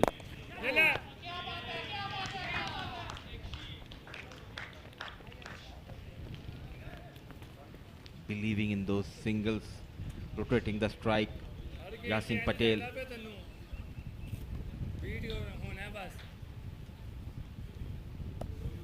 reaches the ball and plays the shot. Yasin Patel gently pushed towards the cover. Straight away said no. Very healthy partnership flourishing between Yasin Patel and Bhavsar. Cut hard on the back foot. Taking this game away from Bahrain. Now just 114 needed. They have 7 wickets in hand. The likes of Aslam, Parvinder and Shiraz yet to come. Excellent, brilliant piece of timing. Continues by Yasin Patel.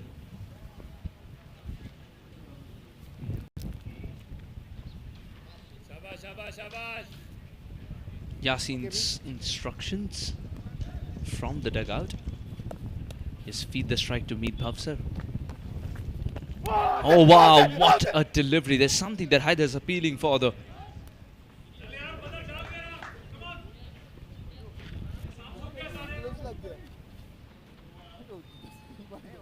That's a wonderful delivery. He's playing for the one that comes back in, just comes in with the angle, but it's spun away. It's a marvelous delivery indeed.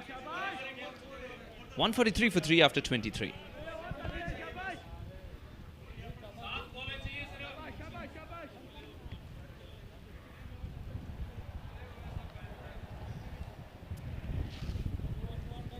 ला देना यार, एक over दे दे उन्हें, एक over.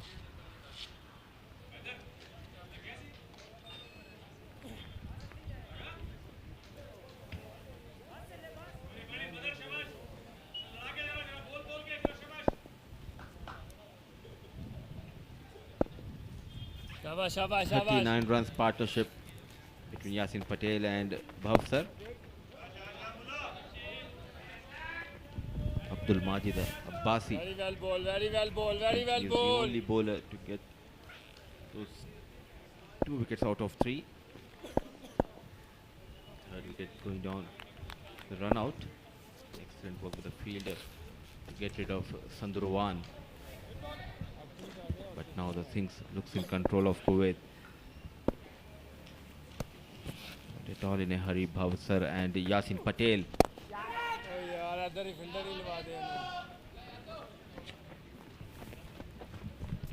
Unfazed.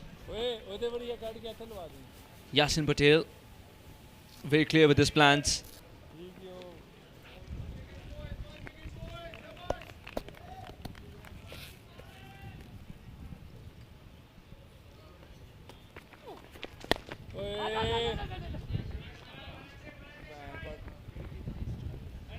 Haider cannot wait for things to happen. He's going to make them happen.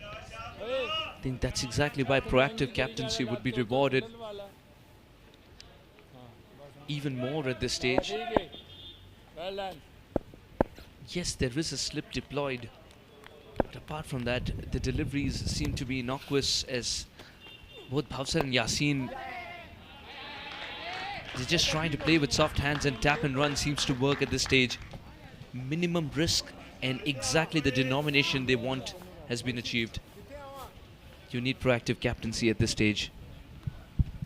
Haider needs to stop those singles.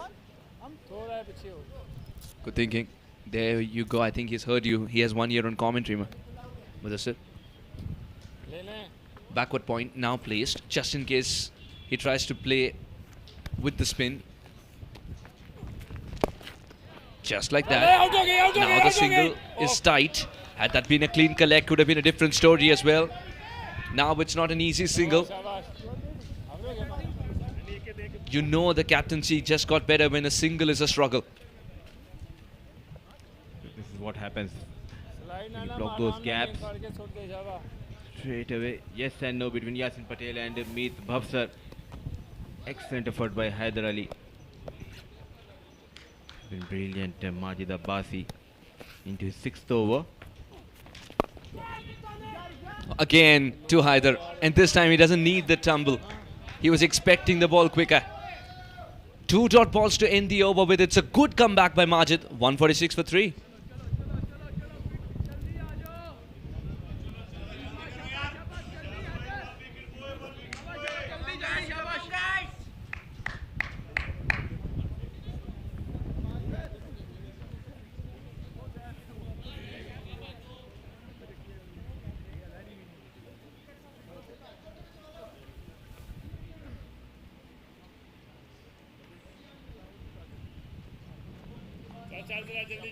शाबाश सतिया शाबाश जल्दी हो माजी जल्दी हो जाने के लिए भाई आगे आओ माजी थोड़ा अंदर ही माजी थोड़ा अंदर ही 24 overs 146 for 3.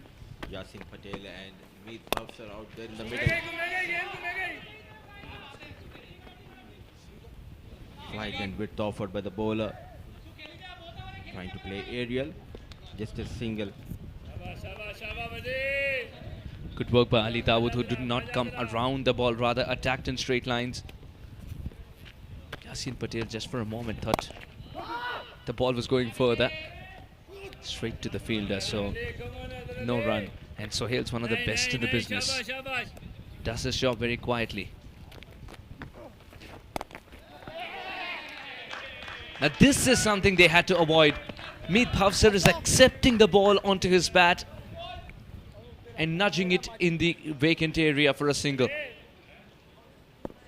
There has to be a resistance against that single. It's becoming very ubiquitous now. And these are the solitary runs which will become the base of this partnership. It eases out the pressure as well.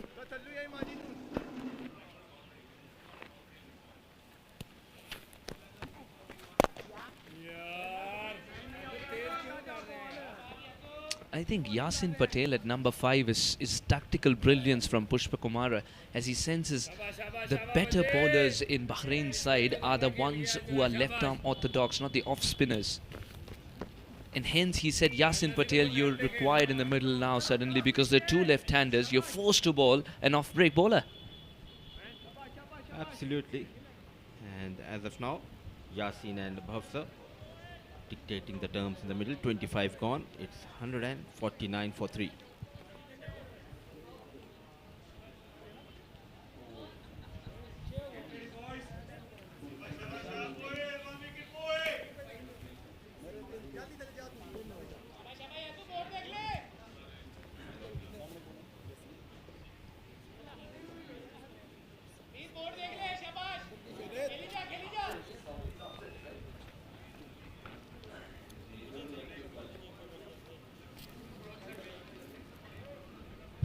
.36 or 33 for Meet Bhavsar, as Yasin Patel as well is finding smooth flow in this innings. 18 or 35, but those 18 runs have been built on the basis of those singles.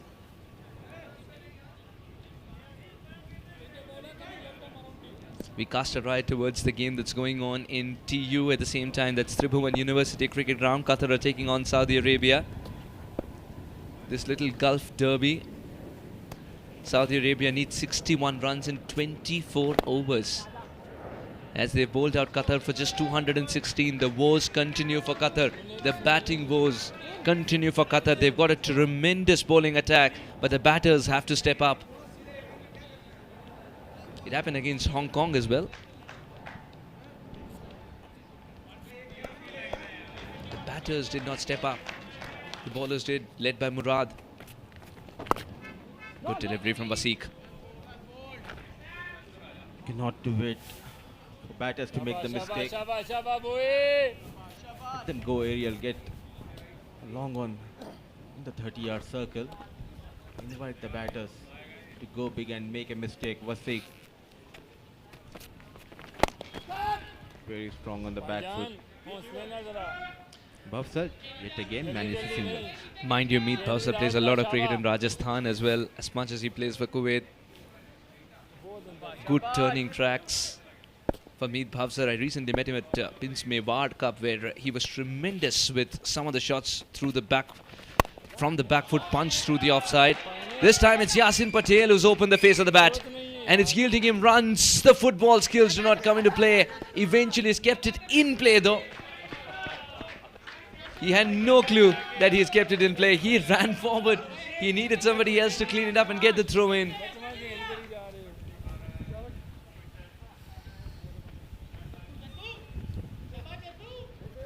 Nicely played on the back foot.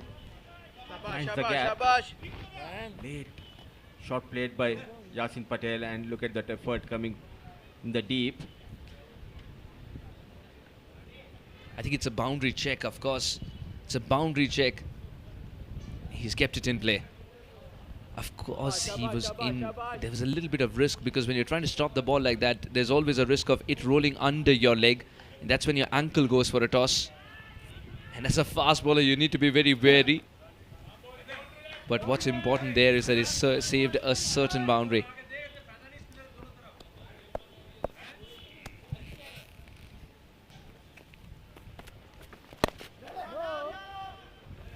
I'm coming into the left-hand batter, Bhavsar. Nothing very ordinary today, Wasiq. Not troubling the batters. On the back foot, and look at that bounce which was generated. A quicker delivery completely misses the batter, so the wicket keeper it races towards the fence.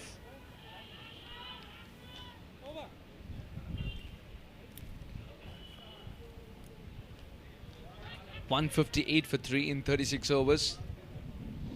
Well,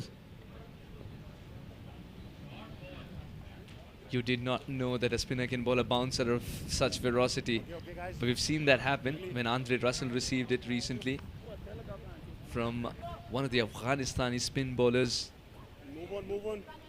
Excuse me. 54 or 69. Bhavsar 28 of 32. This contribution from Yasin's been very quiet, but still does the job. 3 boundaries included in this partnership, as this has been built on the basis of a lot of singles on either side of the wicket.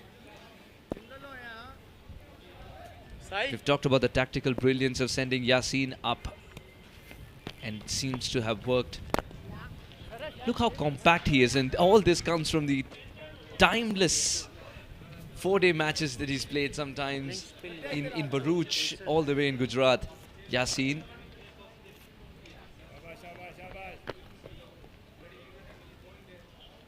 What a move made by the coach and the captain of Kuwait. Once move, it looks like a simple move, but it's working in favor of Kuwait. Not promoting Parvinder and Mohammad Aslam. They sent Yasin Patel, set both the left-hand batters out in the middle, and they played equally well, especially against Haider Ali, the off-break bowler. I think he's just played on the weakness of the opposition, not just the strength of his side. And that's exactly why I call this tactically brilliant. Apart from that, you mentioned Parvinder being held back. That sort of begs the question, is Parvinder always going to be used as a batter who's going to be used in short bursts? This one burst through the hands for 4. Yasin Patel, he wants to get going too. Lot of singles, and he says that's enough. Finds the gap. 2 fielders. Through the offside goes Yasin Patel. Boundary now. Slowly this match is flipping. Out of Bahrain, it's 164 for 392 needed. Meet Bhavsar on 38 and Yasin Patel on 27.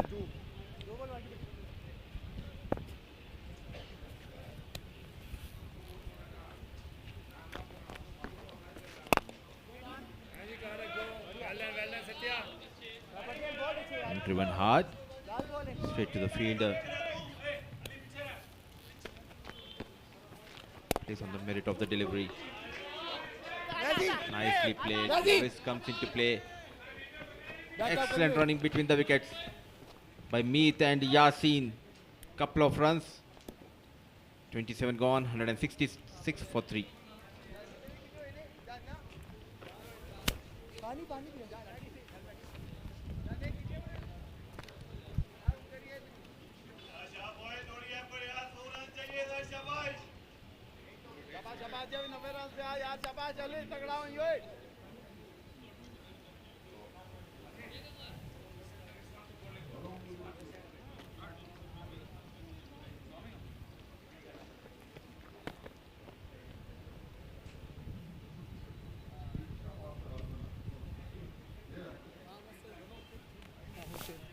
.166 for 3, 84 dots faced by Kuwait, and look at the number of singles, 47 of them. Good conversion of twos as well, 5 of them. Running threes on this ground, it's not easy, but they've done it thrice. 9 free boundaries and a 6. That's a good route to 166 in 27 overs. And this is good thinking from Dawood, from captain, in fact, to bring Dawood back. Ali Dawood he had 6 overs left. That means if he bowls a couple at this stage during the death, he'll have 4 more. But not to take this game till the death. It's important for him to use his main bowlers at this stage. And it's a lovely time to invite Shamim in the com box. Thank you very much. I think you've got to use your best bowlers now to get the wickets. It's no way that you're going to get to the end and save this game. Only way out is get wickets, and that is what they've got to try and do. You don't see this go till the 22.5 overs left? I doubt it. I think they've got the platform to really go for the chase now. Just this partnership, which is looking rather ominous, and that will help their cause. A no ball, the last thing you wanted, and you got to really be very angry with the bowler as a captain doing that and allowing the free hit to take place. There you go. And it's going to be a free hit as well. Meet Bhavsar is going to enjoy this. You could already see him try to free his arms. Practice that full flow, full swing of the bat. What are his options here? There is Abdul Majid in the deep, but a catch is not something that is going to be any trouble for him. Goes leg side, doesn't clear the 30-yard circle. Gets hit by the throw. Well, I think the most relieved person will be the one we just saw bowling the ball. It is so difficult. There's so much pressure on a bowler. Man, that could have been close. And even though it was a free hit, the only way you can get a batter out is through a run out. That was almost affected there. But credit to him for just giving away a single in the free hit.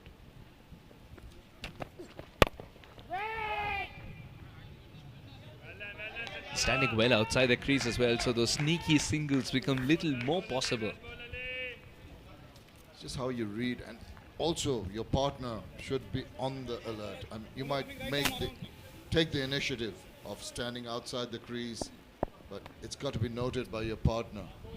That little extra yard that you need to even back up. But these days, with the man cutting in effect, you've got to be careful how far you step out.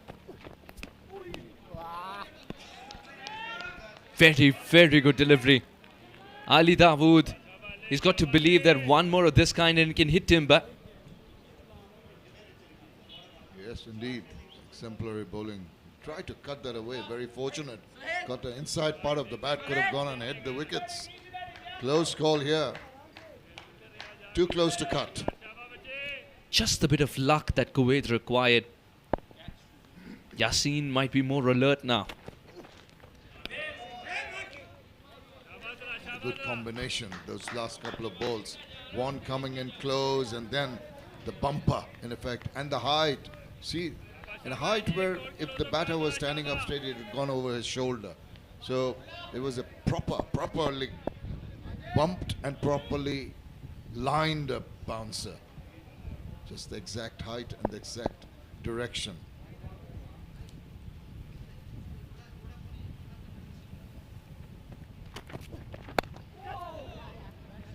And his favorite shot when he has to release some pressure. Yasin not getting bogged down by those two dot deliveries before this. Picking up a single, and by the virtue of it will retain strike. 169 for 3. Okay, okay.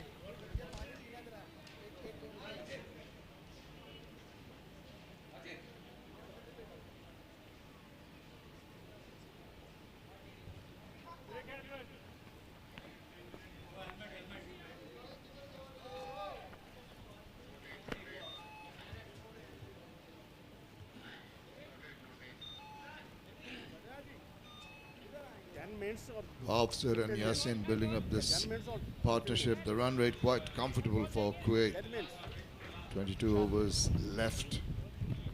The runs have been put in the latter part of the Bahrain innings. Gave them that 255. The bowlers can try and contain the Kuwait batters from going there, but it's been a pretty good start by Idris in particular. Really took it away in the initial stages. It gave that chance for the momentum to be continued without too much risk, too many risky shots. That is the luxury they have at the moment, the Kuwaiti batters.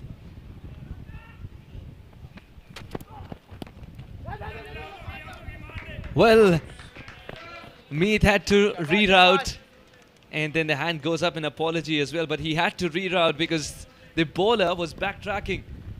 He was only looking at the ball, remember, this wasn't deliberate. I think it never is.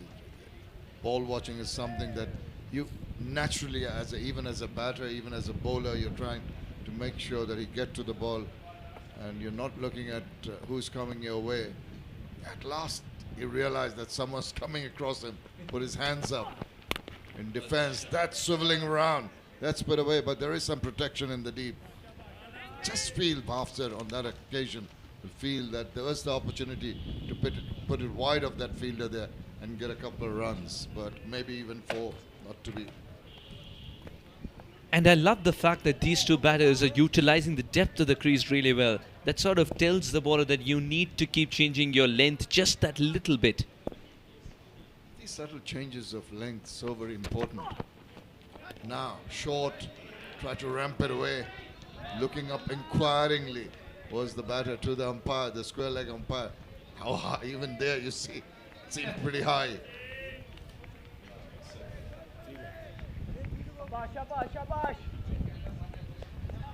This is a couple of balls ago when he was trying to run it away, run it down to the third man region. Even though it went in front of the wicket, the single was possible. Now finding himself back on strike, Yasin. Well, charging towards Rizwan. That's new. Tell you what, the charge almost did not come off. It would turn out to be a charge of the light brigade and you lose your soldiers. He had to adjust in a hurry, that's for sure. It's also just scurry through, get to the other end. What a sensible knock this has been so far from Meet Bhavsar. 40 or 42. Glorious drive. It's got runs written over it. Ali cannot get there. It's going to be 4. It's one of the most beautiful shots we've seen in the entire day. No wonder there's a smile on his face. He enjoyed it, and this is absolute poetry in motion. Look at that. Lovely follow through. This is any left-hander playing that classic cover drive. Look ever so elegant. We've talked about that earlier. This is slightly squarer. Just opened the face of the bat, stuck it past the infield. Very, very convincing looking shot. Very ominous too for the bowling unit.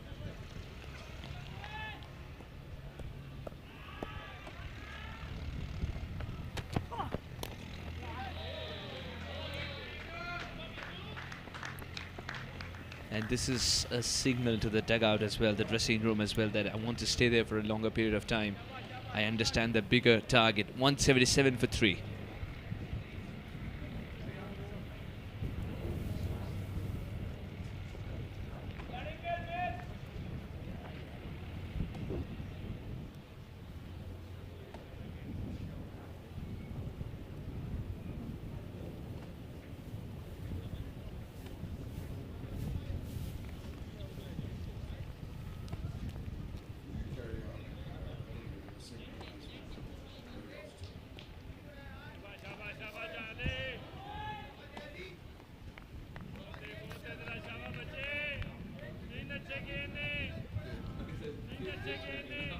.177 for 3 in 29 overs. 79 required in 21 overs. This game is getting into the cruise control mode for Kuwait, and something needs to change for Bahrain to get back into this game. Dawood believes he can do that with a wicket. Following Meath, that's a good delivery. But still, that single is stolen. I think with that ball, the way he played it, obviously he's gaining in confidence. Meath Wafsar, 45 of 44 balls, really controlling his shot making, not really trying to hit the skin out of the ball. See the number of singles he has taken, 18s, prepared to rotate the strike. And he's taken as many singles for his partner as well. Oh, that one took off. And it's going to be wide. He tried to really bend his back. 2 reasons why he just seemed to have that kind of a tennis ball bounce. Despite the fact it wasn't the fastest. Sometimes they tend to just rear up. It's a tad too short. He's a tall lad. Dawood. Gotta pitch it up now. Just mix it up.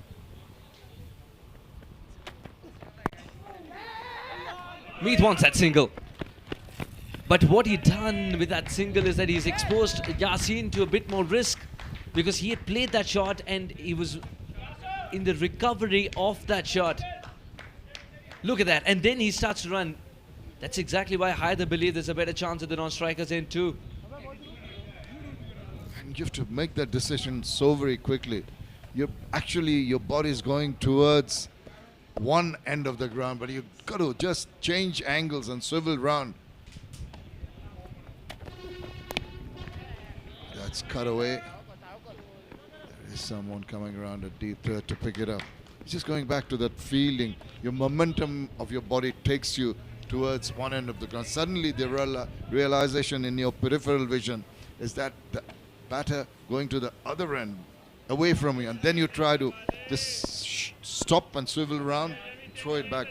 I saw a terrific, I think it was Mehdi Hassan Miraj in Bangladesh doing exactly that and getting an Irish batter out.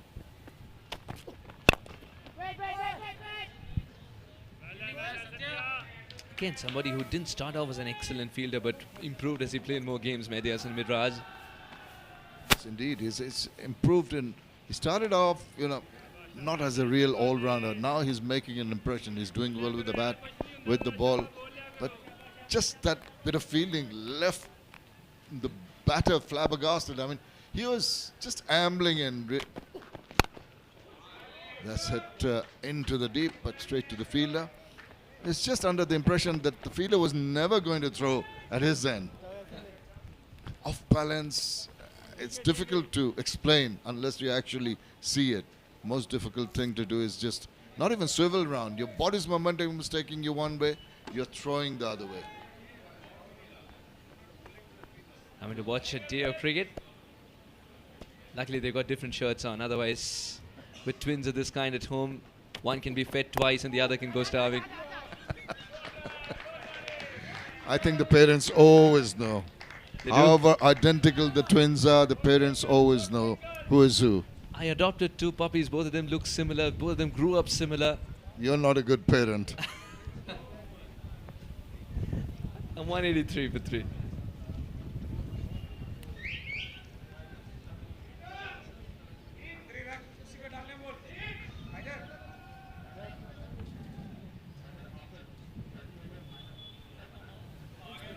Who would you say is in the driving seat?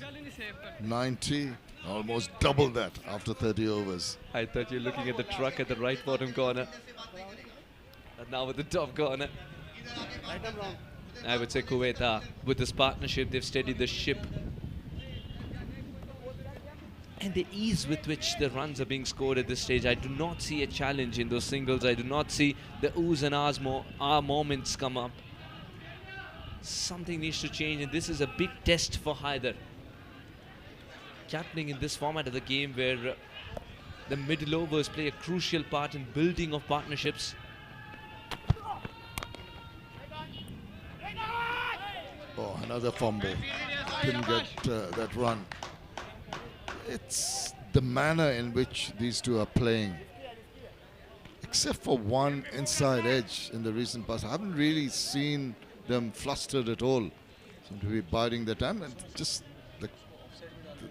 what we saw in the comparisons earlier tells you that they just do not have to take any kind of risk at all. Oh, that angle's been utilized by Rizwan really well. But Meet Hafsar is inching towards a sensible half century with that single. One more to get to the milestone.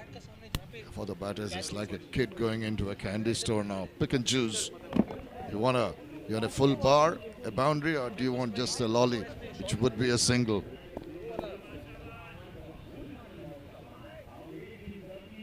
a kid, I always used to wonder, why isn't both an option? That's a good wake-up call. You've got to try your best. You've got to try as a bowler when the batters are dominating, you're finding it difficult.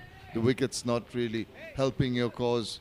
You're forced into doing something out of your comfort zone. Sometimes it pays off, sometimes it doesn't. It's worth trying. He's sticking to the same field for both the left-handers, and that's something that I always wanted to ask you. These are two batters who play very differently. You try and bowl something short to Meet, the ball will disappear. You try and bowl back of a length to Yasin, he seems to duck. That seems to be the first approach towards that cricket ball. But the field hasn't changed for both of them. I think there's a time when you, back to that in a moment. Yeah, you're absolutely right. Reading of the game, doing their homework. That is another thing. What will the batter do to a similar kind of ball? He's going to sway away. The other batter is going to take you on. So you need to change the field for that kind of approach.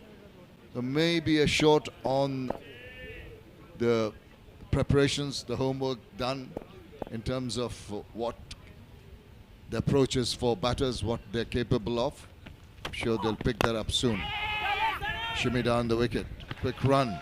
And what aided that single was he was on the run as the shot was played. 31 done. It's 185 for 3.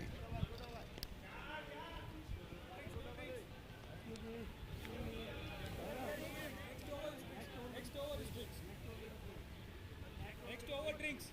That's not.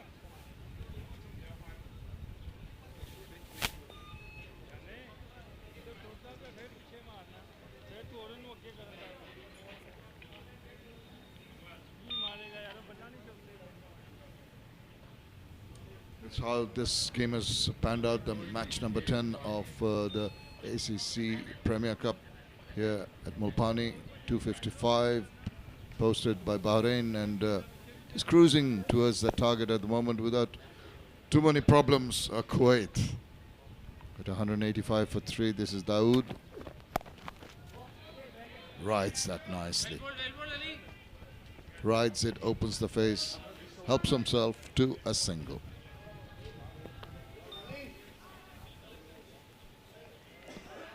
The lifeline of this partnership, the singles. At this stage, this game's getting too comfortable for Kuwait. Dawood has looked like he can alarm a set batter with the pace and the change-ups.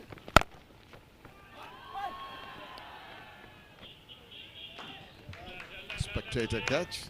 Some people got excited there. Just the partnership being built up. They are not in a hurry. And even Vavsar, without too many extravagant shots, is almost getting his run a ball 50 very soon. Just shows you how comfortable they are in the middle. Does put back to ball and will steal this single. It's a half century, which is a reassurance to everybody who's turned up with the word Kuwait on their jersey. Meet Bhavsa is back in form and permeate the news to every corner of the world. This is an innings of reassurance. It's a runner ball 50, not the flamboyant one, but it's once again what the team required him to do given the situation. So very important when you come in, you've got the luxury, you can just bide your time. And as you said, as that next ball came back at Yasin, as you said, to the requirement of the team. And that also, that initial thrust from the openers has allowed him to play his maybe a more comfortable game. I think from how you're making it sound, is possibly much more an attacking player than he has shown. But that initial momentum gathered by the opening batters has allowed him to play comfortably. Just lowest risk shot, deft touch there, protection there in the deep. It's been a delight to watch. I mean, it's not one that's been thrashed all over the place. It's been compiled with lovely looking shots, drives through the covers, sweep shots, pulls down to the mid-wicket area. Essentially, this partnership, you've seen Yasin may be lagging behind, but once again we keep on harping on the fact that they can just afford to just bide their time, be patient. Yeah, a single run might not be as exciting as a boundary, but getting 6 of them in 8 balls is, given the situation. 188 for 3 in 32 overs. It's time for drinks.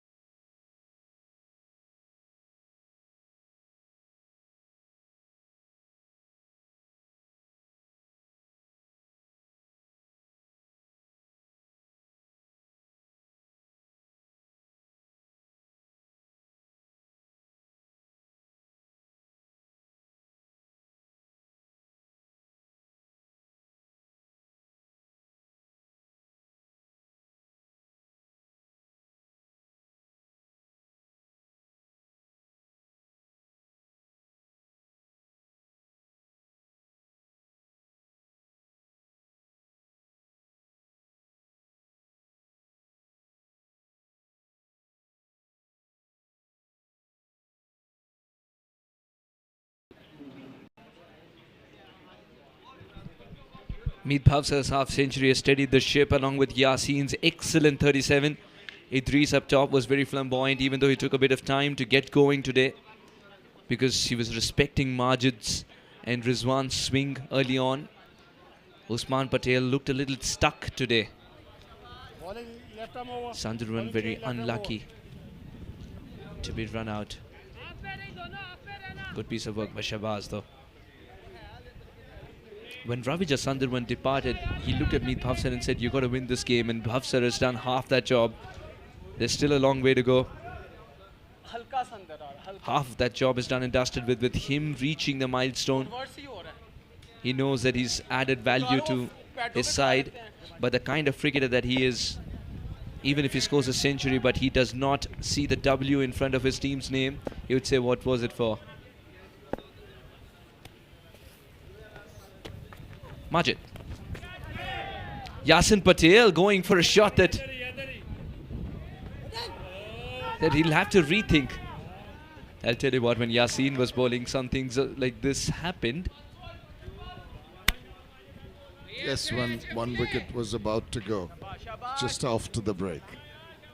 Cannot understand the thought going through his mind, attempting that hoik across the line. Is very lucky to be still alive in the middle. Bhavsar needed to be a little more circumspect. Come back, refocus. And he's being very cheeky about the whole approach immediately after the break. That's Meath for you, I think. Now that he's reached a milestone, he's rekindling the regular kind of innings that he plays. But I'm very sure that he would have had a word during the break as well with the coach. Perhaps not directly, but packaged in a bottle of water. Those messages are delivered. There seems to be a change in approach, but not in denomination. Just that the risk factor has gone up for the same single that they've been looking for. 3 in a row. One wild swipe, one attempted scoop, one shimmy across to the offside, trying to play across the line. Bhavsar, well, interesting approach. This time he beats the bat. An appeal, more in hope than anything else. Just fending for it. Making all the effort to get out, tell you frankly.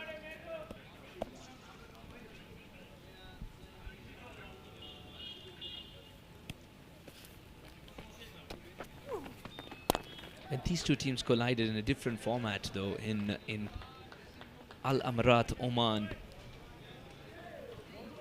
It was a bilateral series and it was a big learning curve for both the sides where they understood more about their own side than the opposition. The balance aspect of it, the approach aspect of it. And this is what Meath will do. He will force the captain to change the field so that it opens up an area that he's more comfortable hitting in. 33 overs gone, 192 for 3. So cheeky. Getting into a good position very early.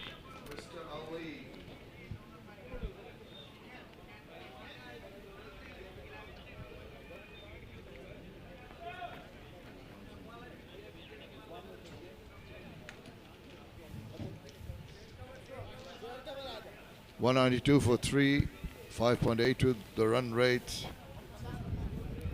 Bhavsar 52, Yasin 39. Smooth sailing so far. Kuwait have been in control. Must say, definitely the first half of the bowling innings and then right through their batting innings. Always nosed ahead. 64 from 17 overs, lots of wickets in hand. Different mindset after that drinks interval, particularly from Bhavsar. Trying to go after the bowling. I just feel that when you're in such a comfort zone, why throw away your wicket? Why give the opportunity, Mudassir? Once you reach that milestone, you go to that 50, the batters tends to get carried away. Still a long journey ahead for Kuwait. 63 needed. Don't give the bowlers of Bahrain a chance to creep in. An excellent partnership between Bhavsar and Yasin Patel continues. There he goes again now. He is exposing himself to a lot of problems. Even Yasin now joining in. He's going across trying to sweep. I tell you what, that wasn't a bad call at all.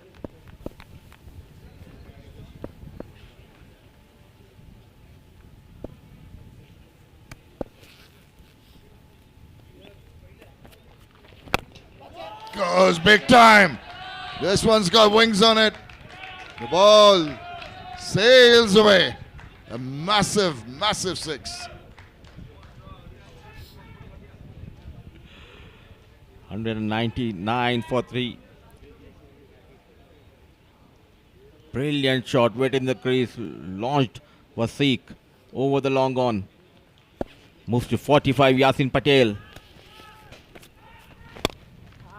Carries on from bowling that wonderful spell into the transform so very well.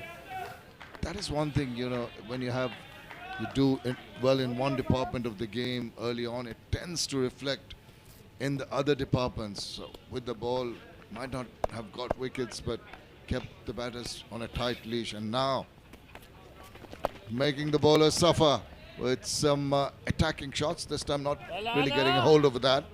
Going to get a single for it.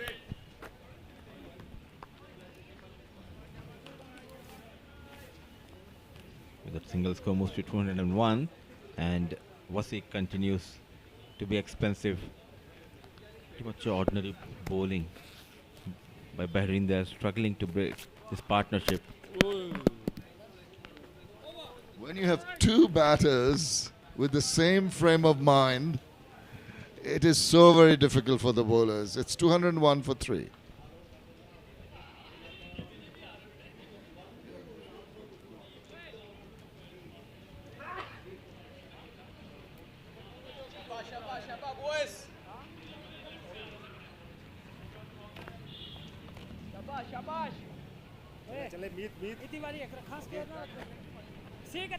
So the ball's per 50. The first one's pretty much okay. It's the second one that came so very quickly, and that has allowed the third 50 to be taken much more sedately. And now that they've got into the rhythm, the momentum, they've got the fourth 50 of 51 balls. Looking very threatening. Bhavsar in particular is trying to innovate in the last over, and he swings now. He might be in trouble. It's up in the air, and it's been taken. Yeah, getting a little too arrogant. I think he was trying too many things immediately after that break. And once again, he's paid the price for a rather irresponsible shot there, I thought. Who is the bowler? Yet again, it's Majid Abbasi trying to go big. Poor shot. Good catch taken by the captain, Haider Ali. Departs meet the Bhavsar after playing excellent knock, and at 54.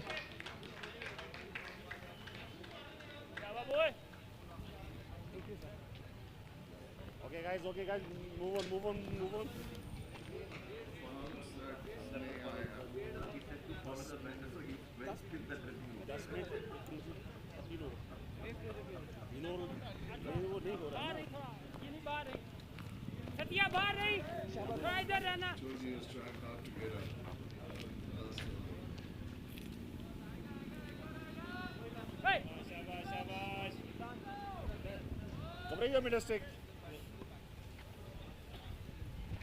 Wicket down, some hope for Bahrain. They must thank the batter. Bhavsar really is making all efforts to get out, even in the previous over after the drinks break. And immediately after another over, he tried to go to the sweep to a ball, maybe not quite there. He's bowled well. Maybe with the new batter, yes, that's the way. Just have a look at what the pitch is doing. Look at what the bowler is doing. boy.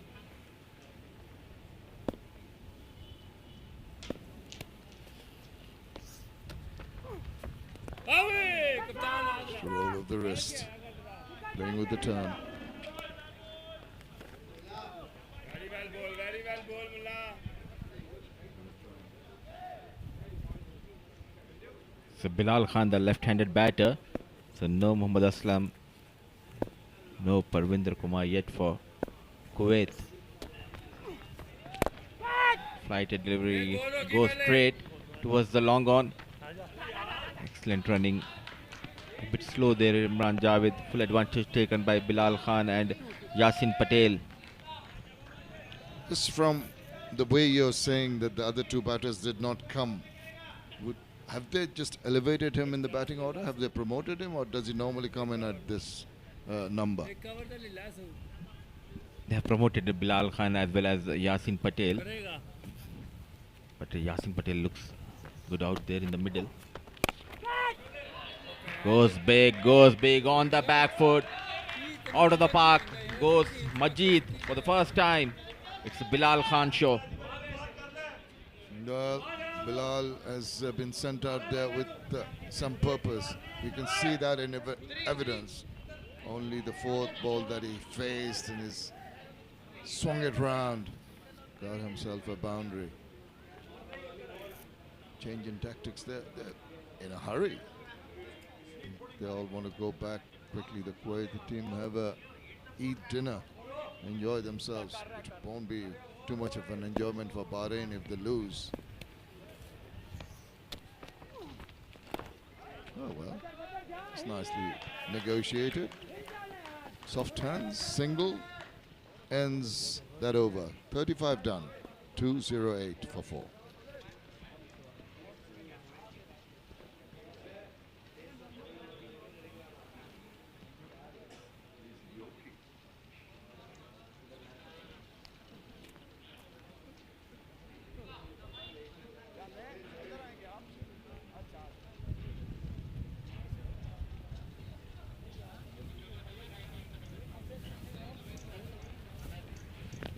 चल एक दो गेंद shot left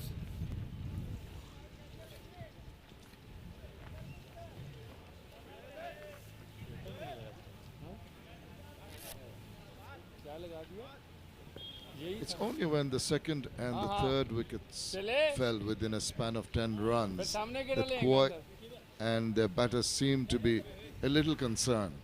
It's generally been smooth sailing. The bowlers hardly making an effect. Even the last wicket falling was to the mistake or the attitude. What seemed to be a little bit of an arrogance from the batter, which enabled for them to get that wicket. This is Sohail Ahmed, the right-arm off-break bowler. One hand off that bat as he plays the shot. Goes across for the single. Absolutely nothing special has been done by the bowlers. It was the batter's mistake. Getting them a wicket. 97 runs partnership. Fourth wicket. Well done, shabash. Hafsar. Broken by Majid. His off-break bowler. Sohail. Making it a full toss and play towards long on region. Managing singles. Yasin Patel moves to 47. Yes, and a very well compiled 47. He's compared to me, Bhabsar, definitely playing second fiddle. He's been more careful with his approach. That's good to have. They complemented each other pretty well in that partnership. Bilal, now what is he going to do? Sure, he's going to throw his bat. No, he's drifting down leg side, the arm ball. If it turned in a little bit, I'd have thought the umpire might have been pondering giving the decision. He seemed very tentative into that shot. So drifting down the leg. And loud appeal, but a good decision by the on-field umpire. Putting that extra pressure. Sohail, but unmoved. The on-field umpire, a good decision. He's flighting the ball in. So that's just good. He knows that Bilal is in that frame of mind to just go for the bowling. And when he sees a flighted delivery, he might be tempted. There you go. Told you, it's up in there. But there might be a fielder coming around and taking it. That is very, very well panned. I must say the captain told Sohail, keep on lobbing the balls up because he is going to take the bait. He is in that frame of mind and he holds out. That is a well-planned wicket. This move not working for Kuwait. It backfired, trying to go big, trying to get those runs quickly. Clever piece of bowling. The well-judged catch taken by the fielder. The end of Bilal Khan.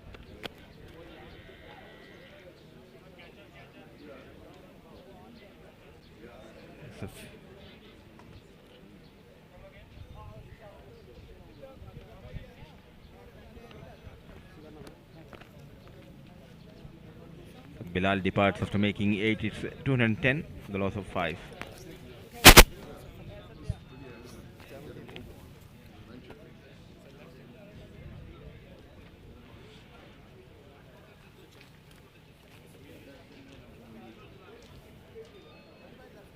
Come on, batter.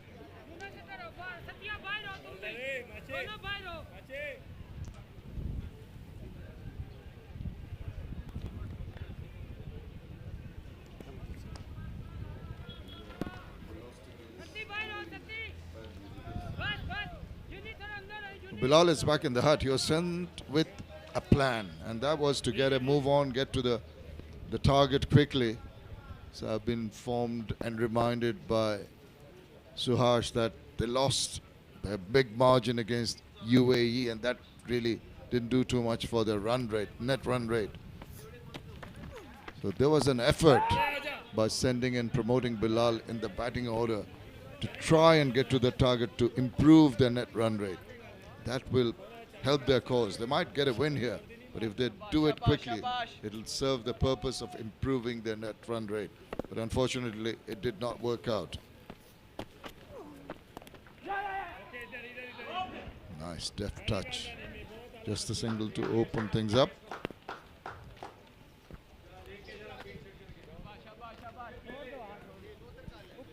Was very deep into the crease. Yasin Patel wait for the delivery.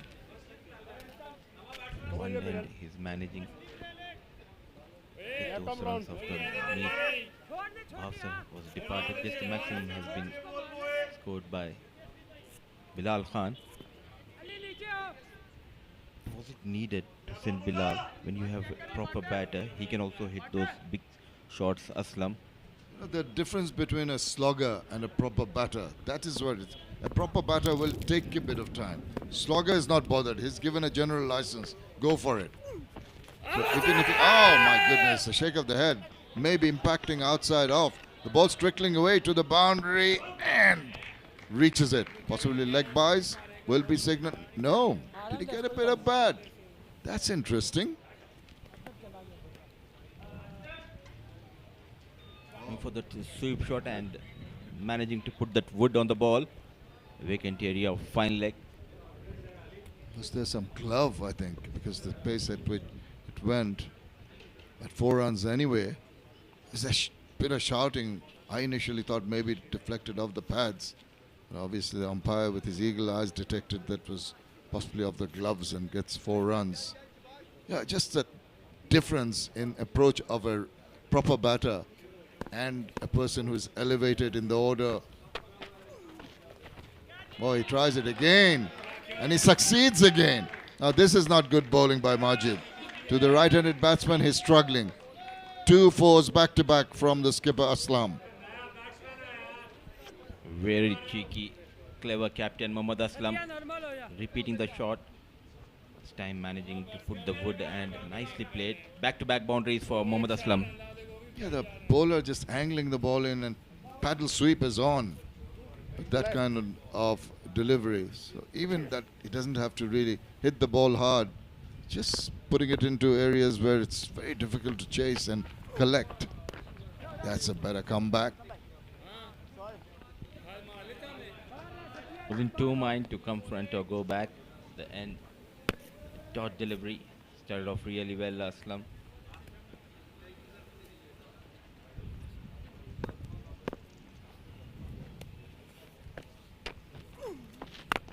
Goes the slug sweep, and it's going to get them another 4 runs. That is not good bowling. Aslam, quick fire 12 already of 4 balls. After 37, Kuwait raced to 223 for 5. Look at this. Easy as they come. Once again going down on one knee and finds the fence towards the corner with the boundaries 223 for the loss of 5, 37 gone. Next sixer.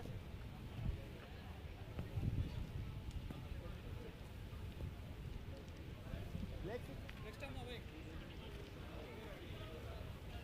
Chal next time.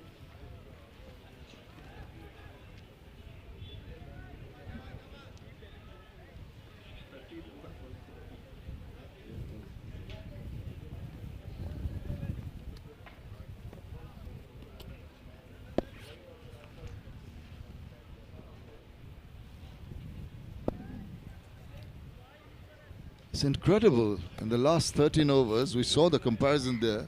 Bahrain scored 140 runs. That was a terrific comeback. But now, have a look at this one again. Just made sure that his foot was well behind that crease, despite the effort from the keeper. Yasin on the verge of a 50 here. On 48. Will become a contender. Even though he didn't take a wicket, he takes them to the win. Gets 1 run nearer to that 50 mark. Looks so calm and composed out there in the middle. Yasin Patel managing those singles with ease. Those 140, 66 runs came in, 22 deliveries in the last 3.2 overs in the first innings of Bahrain. Kuwait will assess, even if they win, will assess what happened in that bowling innings. Why did they allow so many runs to be taken after the Bahrain team were really virtually down and out? That is the area they've got to reassess and think about the plans now. He just changed his mind trying to play that shot, almost landing in trouble there. Once again trying to be cheeky, trying to play that fine, luckily not getting a fine edge. Good bowling continues by Sohail. It's absolutely, and the concern for Kuwait is their fast bowling. Those 2 fast bowlers leaking runs in this tournament. Spinners have done a pretty good job. Sohail has been very impressive. Into his second over, 1 for 3. Just not trying anything extraordinary, just keeping it tight. The batters, in the frame of mind they are in now, will be trying to take him on now. Another fumble. There's been too many of those from Bahrain. They've really paid for it. That first run that ran so quickly, putting extra pressure on the fielder in the deep. Fumble resulting in extra run, couple of runs have been added. Good stuff. Sohail saw him coming. They shortened the length and couldn't allow him to hit a big one. 226 for 5.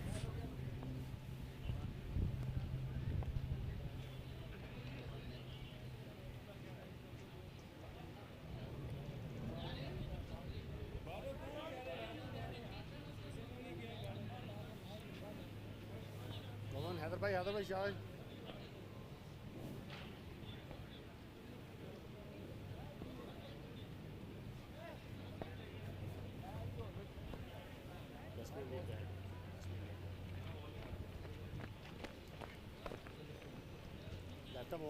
Well, that's what's transpired so far in match number 10 of the ACC Men's Premier Cup here at Mulpani. 255 was what Bahrain put up, but now easing towards that target with 30 runs needed from 72 deliveries.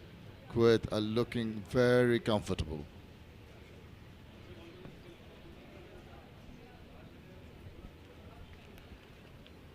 Lifetime over. Captain turning to Imran Javed to fetch a wicket. He has been expensive. He was good with the bat. Managed that 50, a quick 19 balls, 53. But with the ball, it's clearly not his day. But it could be his day if he gets a couple of wickets. But he's been very expensive, as you mentioned. And this might be taking a bit of a risk, you know, because that's the extra bit of pace being offered.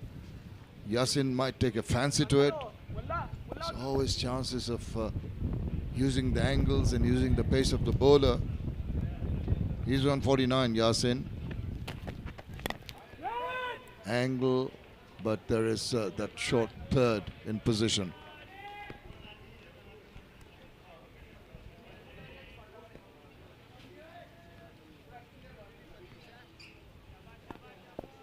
On 49 of 72 deliveries. Yasin Patel on strike. Runs in Javed. Goes on the back foot. Play towards the third man. Runs for that single. 50 comes up for Yasin Patel of 73 balls. Oh, this has been a very, very sensible innings. Just going across, talking to his partner, telling that, look, done all the hard work. I've taken my time. I've made a partnership earlier, which really broke the back of the Bahrain bowlers, and now I want to stay here to finish it off with my new partner. The skipper is there, and he started off well. He's been offered a few freebies earlier in his innings. I'm just sure that he'll try to get after Javed here. Swing and miss.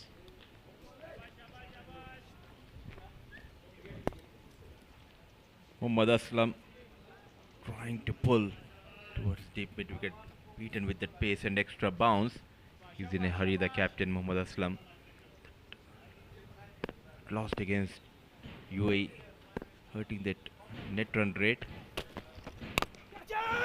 Once again on the back foot, trying to pull. Just manages to find the fielder, the mid-on. Good comeback by Imran Javed. Big wicket at this point of game. Good reading of the attitude, the approach of Aslam. They knew they're going to go for the short pitch deliveries, and that extra bit of height did not allow him to roll the wrist into the ground. It went up in the air, a simple catch. And well, they're making it difficult for themselves. Aslam goes for 14.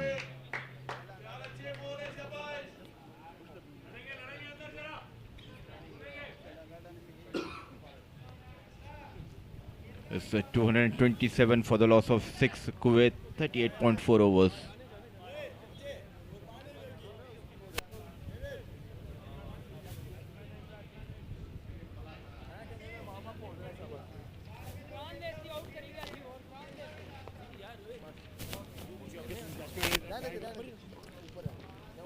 Batsman, come on.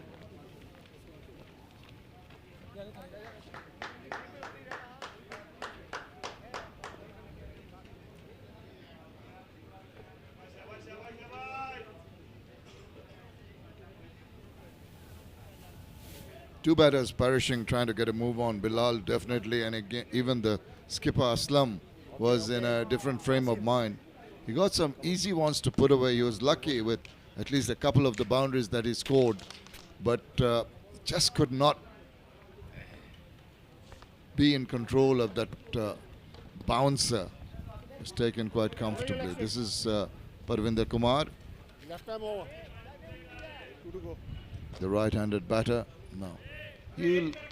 I'm sure with the fall of those two quick wickets, there might be a change of plans once again. Initially, we talked about improving the run rate, and suddenly with 6 down, you'd be thinking, let's get the win first. The new man, Parvinder Kumar, top order batter. They have promoted a couple of batters. Today, the management of Kuwait. It was a poor shot selection from the captain Aslam.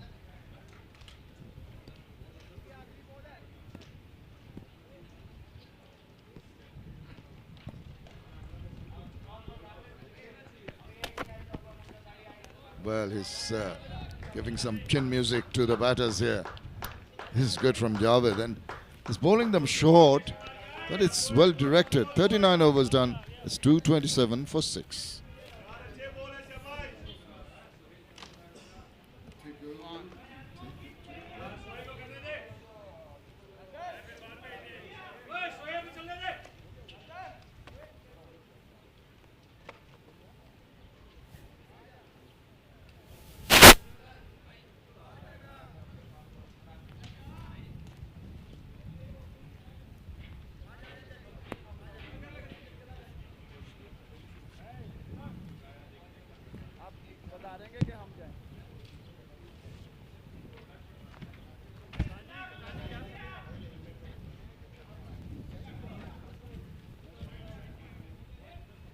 Tried everything. The Bahrain captain, 7 bowlers have been used. Pick of the bowler clearly. Majid Abbasi, Abdul Majid Abbasi, 9 overs he made in 51 runs and 3 wickets to his name. And wicket each for Javed and Sohail. It's game on. All they need is the 4 good deliveries. Bahrain. See Yasin Patel still out there in the middle. Got to his 50 in the previous over. It's Rizwan, the very watchful Yasin Patel. Was there a chance of run out? Not needed. For a single, you're taking a risk. You've already lost 6 wickets. Gently pushed.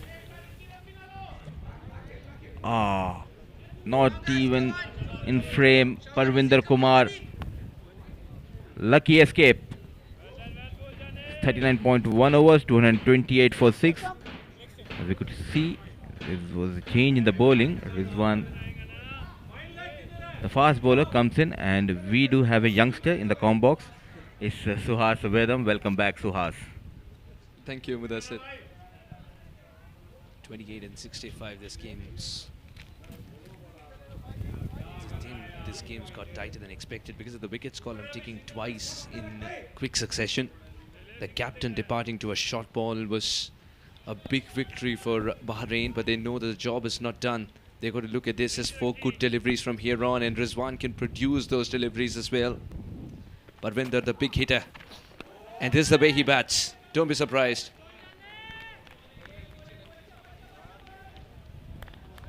They should have promoted him in place of Bilal Khan. I'll tell you what, Bilal was promoted also because he's a left-hander. And you saw with Meet and Yasin being sent up top along with Meet because there were 2 left-handers in operation, and you saw how big a partnership they were able to stitch.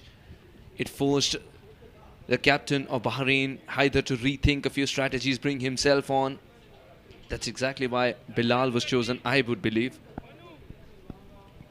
When the wicket went down, Suhas, there was a right arm off break bowler, so it would have been an ideal to send a right hand batter in, but they have some different thoughts. There goes Parvinder in his own style, off the mark, not in a convincing way, but what matters are the 4 runs for Parvinder and 4 runs for Kuwait. Absolutely right, Mudassir. He will throw the kitchen sink at everything. Parvinder, very strong lad, hailing from Himachal Pradesh, now calls Kuwait home. He's played many innings which have been absolutely terrific to watch. Parvinder Kumar, still new to the side, but he's already made a name for himself due to his big hitting prowess.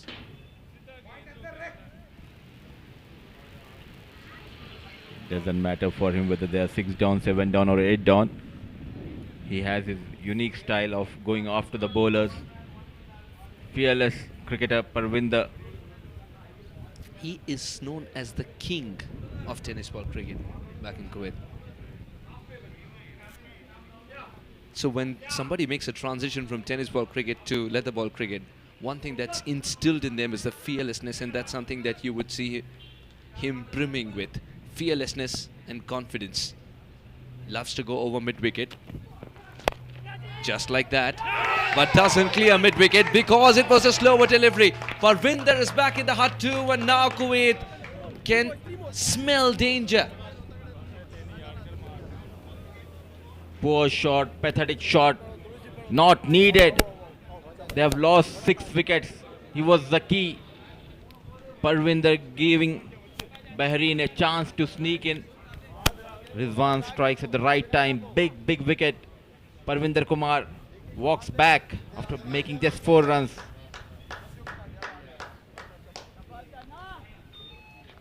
$232 for 7.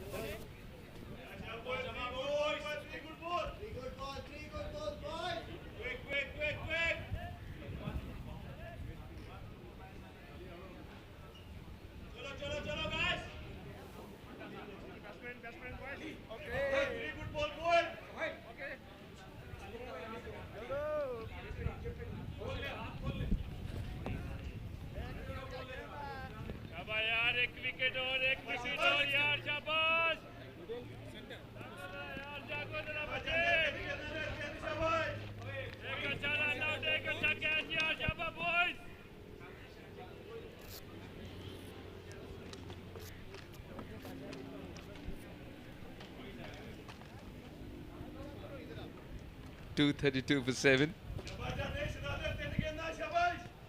Shiraz. Someone in good form, but Rizwan's in greater form at the moment. Tucks away, picks up a single, gets going. The route they wanted to take to the 24 runs that were required was perhaps 6, 6, 6 and 1 more. Now with Parvinder back in the hut, they've got to reroute. Shiraz Khan, very experienced in the Kuwait colours. It's terrific to watch him in the Six Nations as well. He recently scored a half century against Hong Kong in the T20 format in Hong Kong versus Bahrain. That was versus Bahrain, so he is having that confidence to score again against the same side.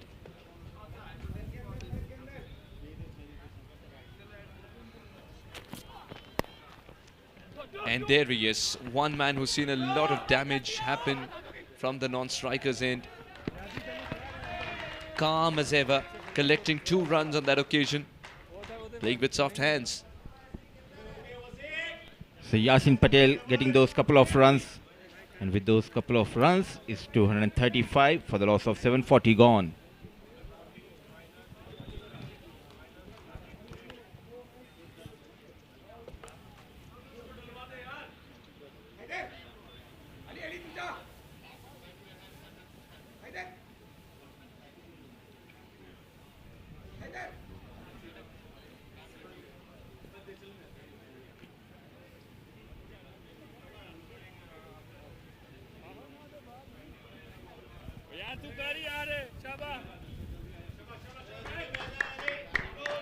$235 for 7. 21 required for victory, and that'll be first if Kuwait get there in this tournament.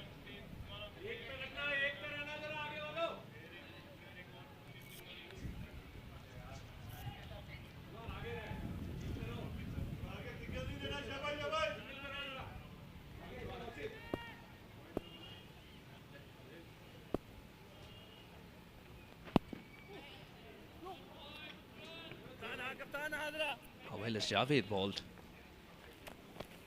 Picked up a wicket as well, and he's also scored those runs that he's bowling at.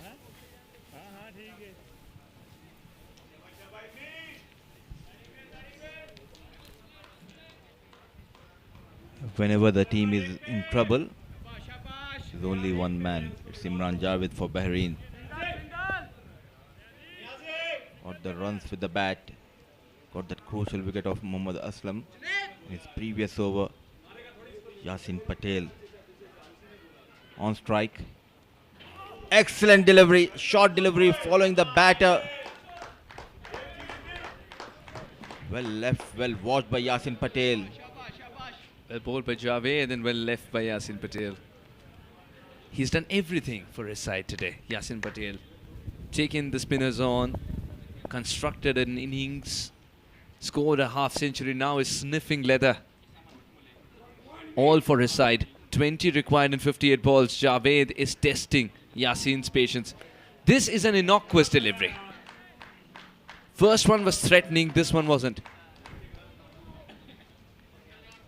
Only 20 runs. What was needed for Kuwait before the delivery? Not at all needed. You've already won once.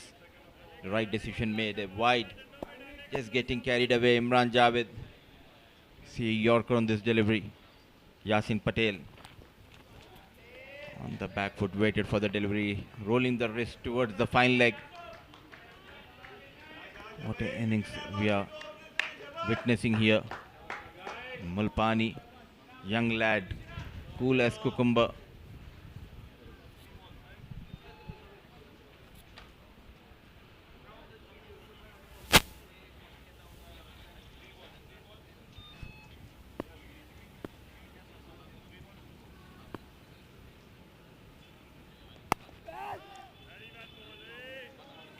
He looks good there, Shiraz.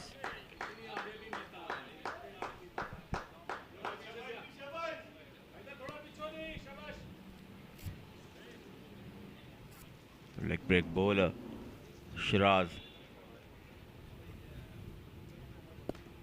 Need to give your companies, need to stay till the end. Goes on the back foot and push towards the deep. This is what needed. Can stick to those singles, still they will get those 2 points.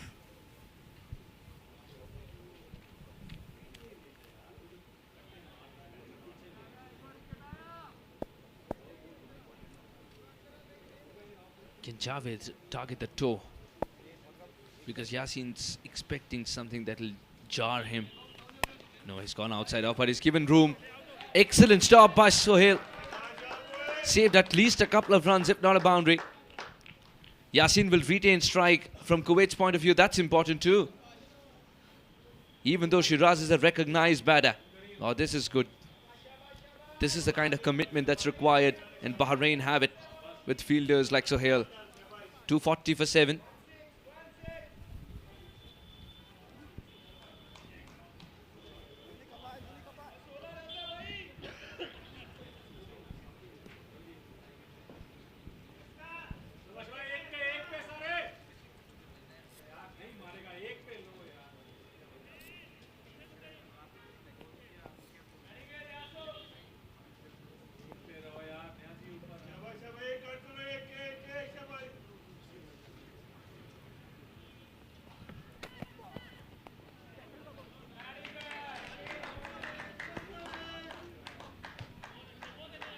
Starts with the fuller slow delivery.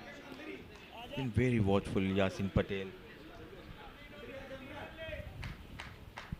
Paced his innings extremely well. Batting on 56, 79 deliveries.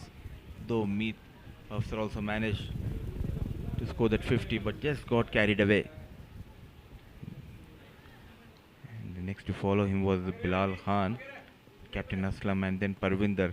Now 15 needed, it's Yasin Patel and Shiraz out there in the middle. Loud appeal coming into the right hand batter. Was it going down or was it in a height that saved Shiraz?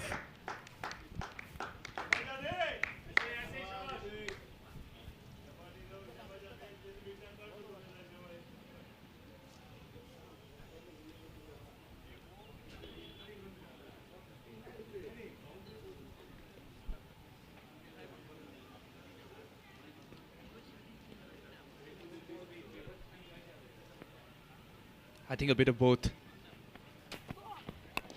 While even one would suffice. This is a good Yorker.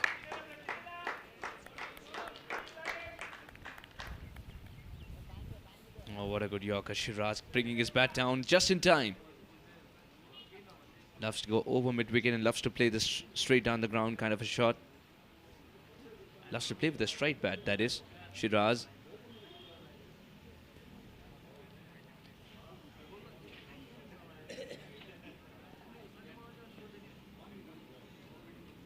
He acted as a good finisher of late.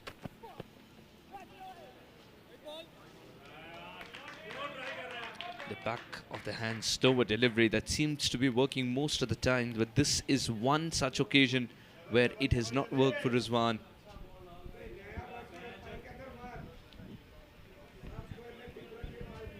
Each run matters for both the teams. Trying to bowl that back of hand delivery. Just loses the shape there. The equation coming down to 14 runs. Mid on, mid off, cover, short mid wicket and point. These are the 5 fielders inside the 30-yard circle. Deep fine leg and deep square leg. And third man and deep extra cover. These are the fielders at the boundary. Nicely played, but what he manages to find a fielder at short mid wicket.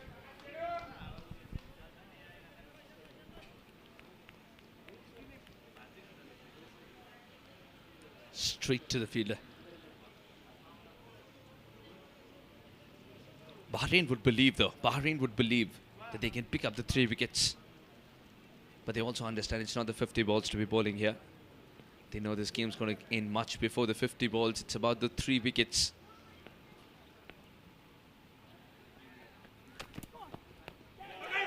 And this could be one. This could be one. No, just about getting there. Couldn't keep it under control. It's excruciatingly painful for Rizwan as 2 more runs are knocked off his cushion. Clever piece of bowling. Set up the batter, bowling those slow deliveries, full deliveries. Surprised him with this quick short delivery, not in control. Keeper tried his best. Survives Shiraz. Correction, only a single was taken.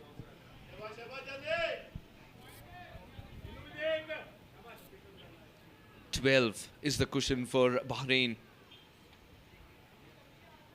13 required for Kuwait.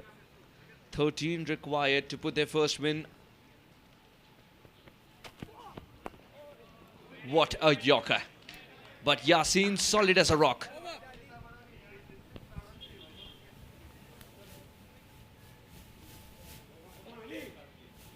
Terrific yorker. You could see the dust coming out as well. He's dug that one out. 2 for 3 for 7.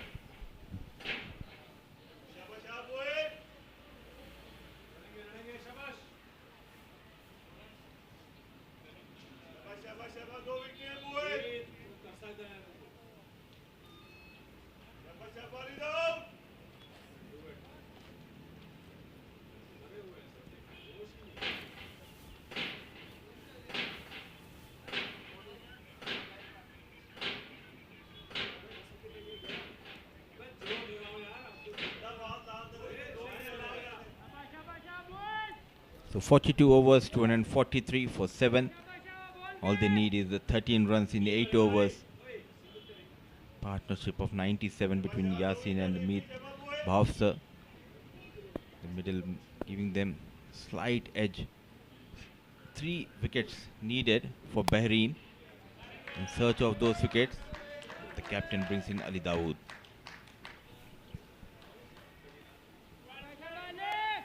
Shiraz and Yaseen deciding to do it in quiet singles now. Unless Yaseen gets one in his own. Because Dawood again has been a threat lurking. He hasn't been amongst wickets because he hasn't been offered a wicket. He was very close to getting one, challenging the outside edge most of the time, especially with the new ball, as he was bowling to Adnan Idris. But they neutralized, Kuwait neutralized the threat called Ali Dawood.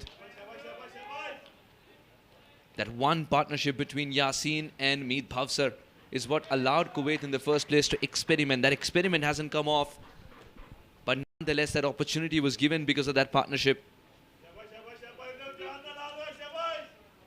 It's good to see that Haider is not letting his team's shoulders drop here. Chirping, having a word with the bowler as well, making him believe that they aren't too far away from another wicket. Yaseen, the bigger fish. Can't get that single.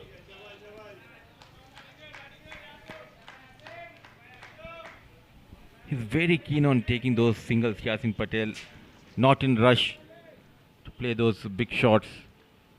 He has seen from the other end losing those partners, trying to go big. Can he get a wicket here? Ali Dawood runs in, Yasin Patel on strike. We'll get that single this time around.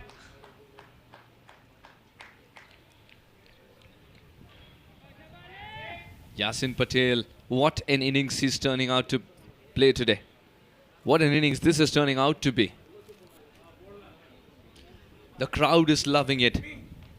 They're using anything and everything as a vantage point from which this game can be viewed. That's how much craze there is for this beautiful sport in this beautiful country called Nepal. 245 for 7 Kuwait, 11 required for victory. This time not in control. This should be a wicket. It's a simple catch for Imran Javed. I wonder if he's taken in anything simpler all his life. Shiraz has thrown his wicket away and put Kuwait in a dangerous position once again. And Yasin cannot believe it as to how many more hiccups shall he shield his team from. Ali Dawood, the bowler who strikes at the right time. Poor shot selection yet again from the batter of Kuwait. Putting the Kuwait team in trouble here. Departs Shiraz Khan, managing just 4 runs. That's just not a shot that Shiraz would be proud of. It's a second attempt of his and he's missed it twice. Was lucky to survive for the first time, not this time around. 245 for 8. It's getting too close for comfort for Kuwait.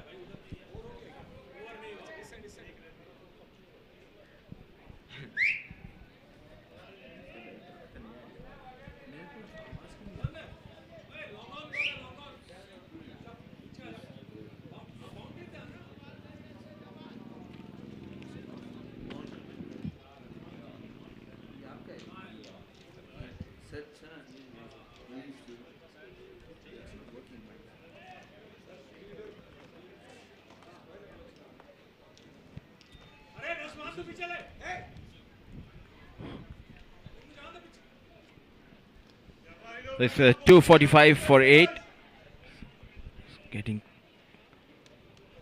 closer and closer.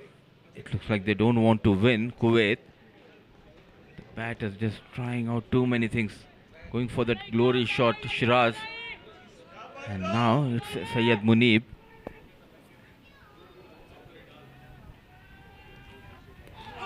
Munib's going for that shot. Munib's going for something outside off. And Yasin would have had his heart in his mouth when Munib went for that flash. 245 for 8. This is still game on. You can't take your eyes off when Kuwait take on Bahrain. Never do that.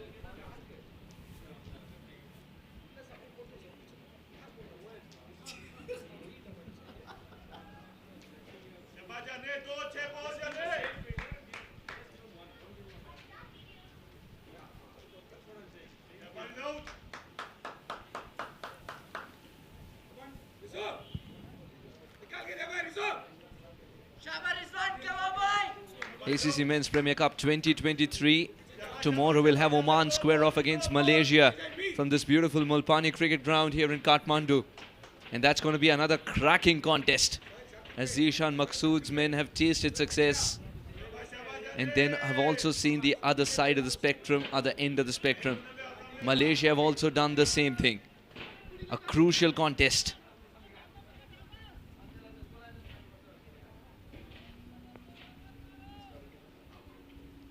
$11 required of 42. Rizwan's got 2 overs up his sleeve. And that's going to run away for 4. This is more painful for Rizwan. He's done everything right in the last 15 minutes. But the results are not in his favor. Very watchful. It was not a bad delivery.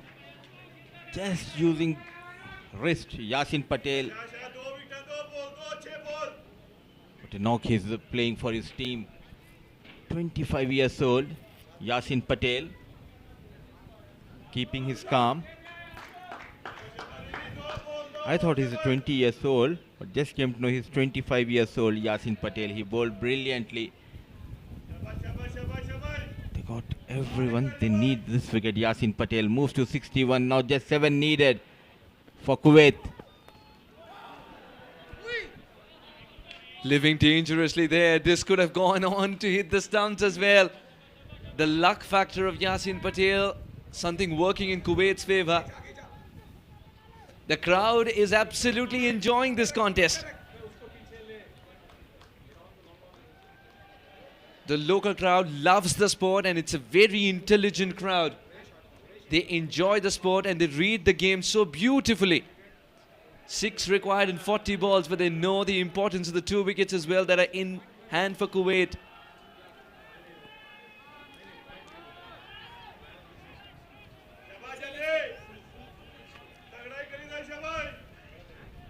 So Terrific scenes here at Mulpani. So as whatever sports it may be, it always brings the smiles. Look at that, it's not Nepal, it's the Kuwait versus Bahrain.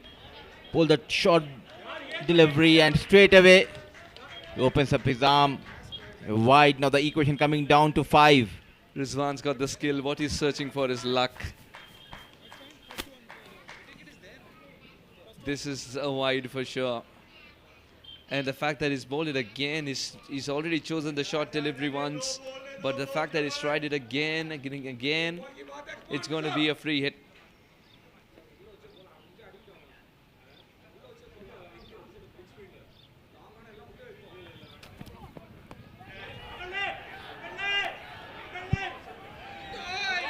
What was he doing there, Syed Munib? There was a fielder station in the deep. Short delivery. Not in control. Falling in no man's land. Not at all needed. Another opportunity created.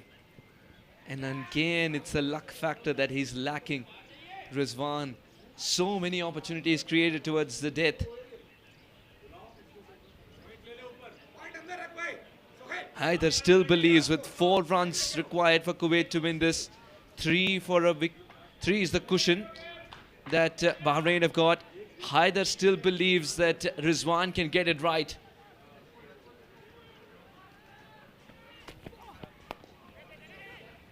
Well done, Yasin.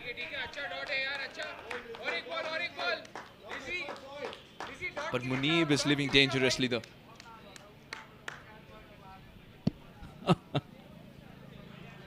We all are getting tensed here. Looks like a Bollywood movie. You never know what will happen next. They were sailing through smoothly. All of a sudden they lost 5 wickets. Just 1 hit away. Kuwait from getting those 2 points. Runs in Rizwan. It's Yasin Patel on strike. And another good Yorker. And all that Yasin had already decided to do was to keep it out. Rizwan is pleading. Can you miss one? Make yourself a candidate for LBW. The batter at the moment too good. Rizwan's getting a little predictable but very accurate. Not at all getting tempted. Yasin Patel. Calm and composed. 4 needed and a wicket needed for Bahrain. Nicely watched. Playing towards the square leg region. A single for Yasin Patel. One more delivery to go, is it? No, it's the end of the over. They missed a trick here, Bahrain. They should have stopped that single, put Munib on strike. They missed a trick, 253 for 8.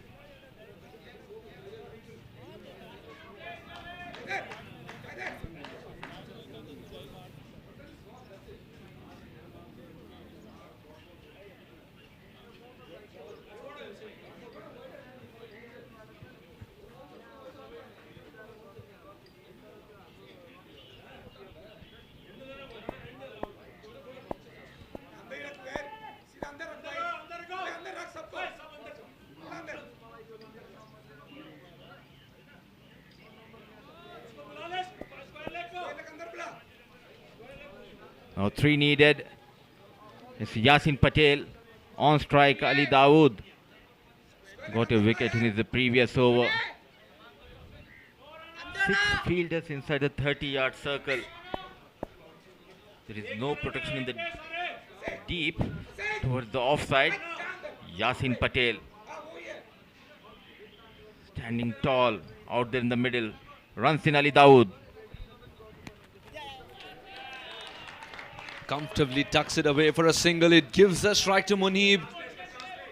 Muneeb would be looking to finish this with one swing of the blade. What is Yasin saying? Don't do that. Look for a single. It does exist in this game. Muneeb has nodded his head positively. He says affirmative. So what is your prediction looking at Syed Muneeb? Will he go for a single or will he go for a glory shot? He hasn't defended in 2 weeks.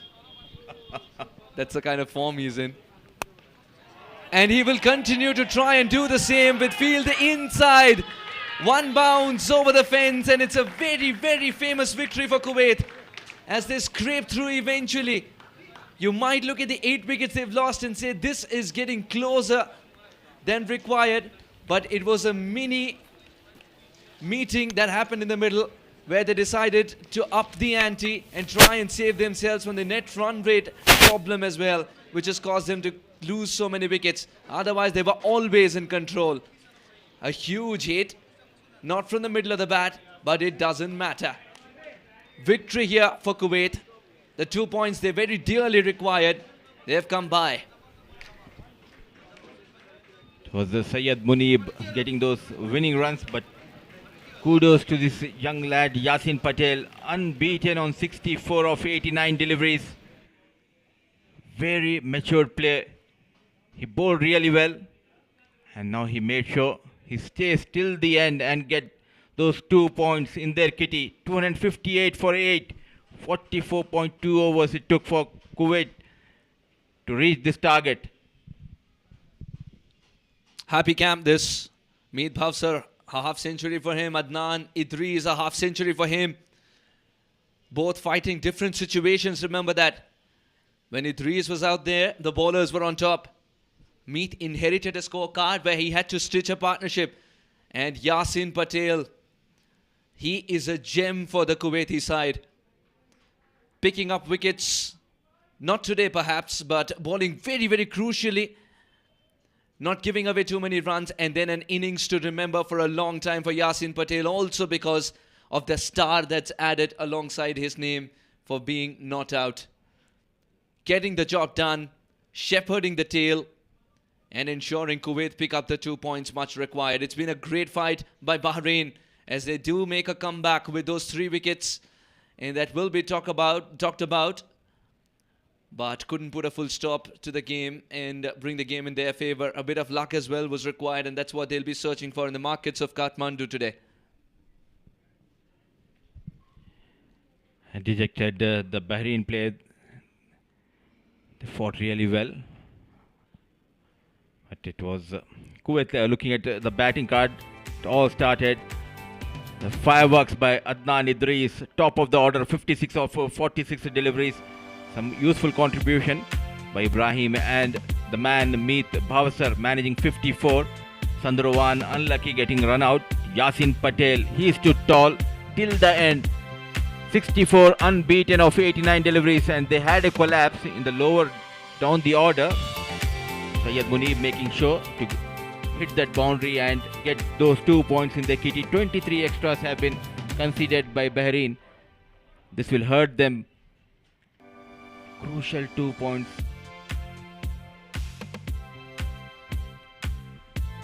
Majid's picked up 3 wickets and he will be the pick of the bowlers. What a comeback it's been this tour for him. And Bahrain are very blessed to have someone like Majid in their side. Dawood and Rizwan pick up 1 wicket apiece, but they deserved a bit more. Rizwan definitely saw with the way he bowled towards the end. It always looked like he's just inches away from picking up a wicket. Sohail picks up a wicket as well in his 2 overs.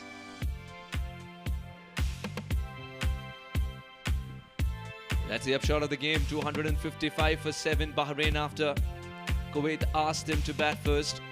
And Javed's 53 of 19 lit the stadium up It invited people from all corners to come watch him at Malpani, watch this beautiful game. And Fiaz's 48 was a very good effort. Junaid's 36 as well makes the cut at the top 3, but it also makes the cut in the coach's manual, as it was an innings of great substance. Munib 4 for 69 with an approach so different from what he usually brings to the table. And Kuwait get there eventually thanks to Munib's boundary and of course Yasin's brilliance. Up top it was all about Adnan Idris, who handled the pressure so very well. Inside out shot, this is one of the best shots that you would ever see in this game of cricket, and difficult as well. Usman Patel trapped in front, and Adnan Idris continued. However, he knew that runs are there on offer if you can wait for the right deliveries like this one. A freebie, just show it the way, pick up a boundary. This was a very close call and then given. But even though Adnan departed, you just knew Ravija was in trouble there. Then the big partnership started. Meet and Yasin Patel, both of them deciding to hold fort, score runs in a lot of singles, but if the opportunity presents itself, then go for shots of this kind as well. Meet was looking beautiful as he went through those drives, constructing an innings, making it run a ball, before Yasin Patel decided to go for the glory shots. Don't know what happened in that break, because immediately after that, both the left-handers started to go for big shots. Meet, in an attempt to play one, perished. Captain Aslam was very cheeky in his very little innings today. Just enough to give him confidence as he'll walk out to bat in the next game. And this miscued pull shot meant the end of Aslam and the starting of trouble for Kuwait at that moment. These are the kinds of boundaries that were eventually scored as well. Remember, Parvinder only lasted for a couple of deliveries in terms of that innings. One boundary, and then the very next delivery, the slower one, got the better of him. Shiraz, I don't know why, was looking for that shot more often than not. But Yasin Patel ensured that he stays there till the end. Gets the boundaries at regular intervals, and a lot of mentoring to do as well for Munib, and eventually Kuwait pick up those 2 points.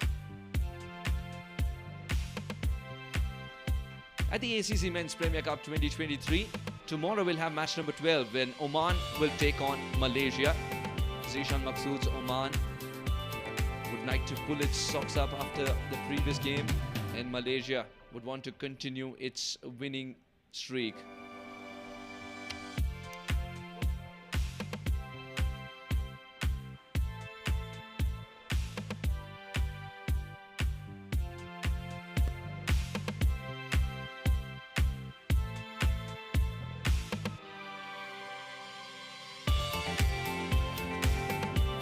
All in all, a great day of cricket, especially for Kuwait, not just because their result was in their favour, but because their main batters have started to click, and some of the experiments have also come through.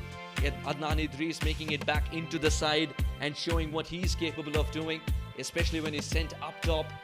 56 and a fighting 56, which can be divided into 2 to 3 parts. One, where he wasn't fluent at all. He gave respect to the bowlers who were swinging it both ways, thanks to Ali Dawood or Rizwan for that matter, who were too good with a new ball. And then when he started to go for the big shots, it was Adnan Idris all the way. Bahrain, after being asked to bat with 255 for 7 in the allotted 50 overs. There was a little scare of whether they will play the allotted 50 overs or no, but luckily they did. And Javed's blitzkrieg of 53 of 19 is what added respectability to this total of Bahrain and gave them a fighting chance in this Mulpani wicket. Fayaz's 48 as well will be remembered for a long time for the innings of substance it eventually became, and Junaid's 36 was of great support. The extra pair of hands that Javed required at that stage to get his team to a respectable total was provided by Junaid's innings. It gave him reassurance that Javed can keep going for the big shots. Munib's 4 for 69 is very different in terms of the approach today. As we watched Munib throughout the years in Hong Kong, in Kuwait, in Amarat, he bowls very quick and has different plans, but today he was given a different script and he was able to ensure that he plays his part here as well. The top wicket taker, 4 for 69. Shahrukh was only leaking runs, even though 2 wickets were picked up by him eventually. He will look back at this performance and say he's much better a cricketer than this. Idris's 1 for 36 was more of a supporting act with the ball in hand. Kuwait come back and Yasin's 64 not out ensured they were at the right side of the result. Yasin's 64 of 89, Idris's 56, and of course Pafsar's 50 ensure that Kuwait's main men are back in form.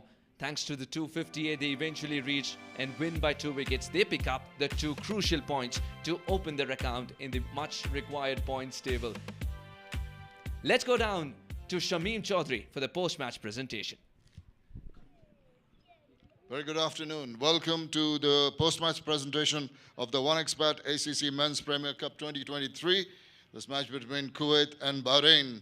And Bahrain, despite posting 255 for 7 in their innings, could not really hang on. And Kuwait winning quite convincingly eventually by 2 wickets. So the first win there for Kuwait. Congratulations to the Kuwait team and commiserations to Bahrain.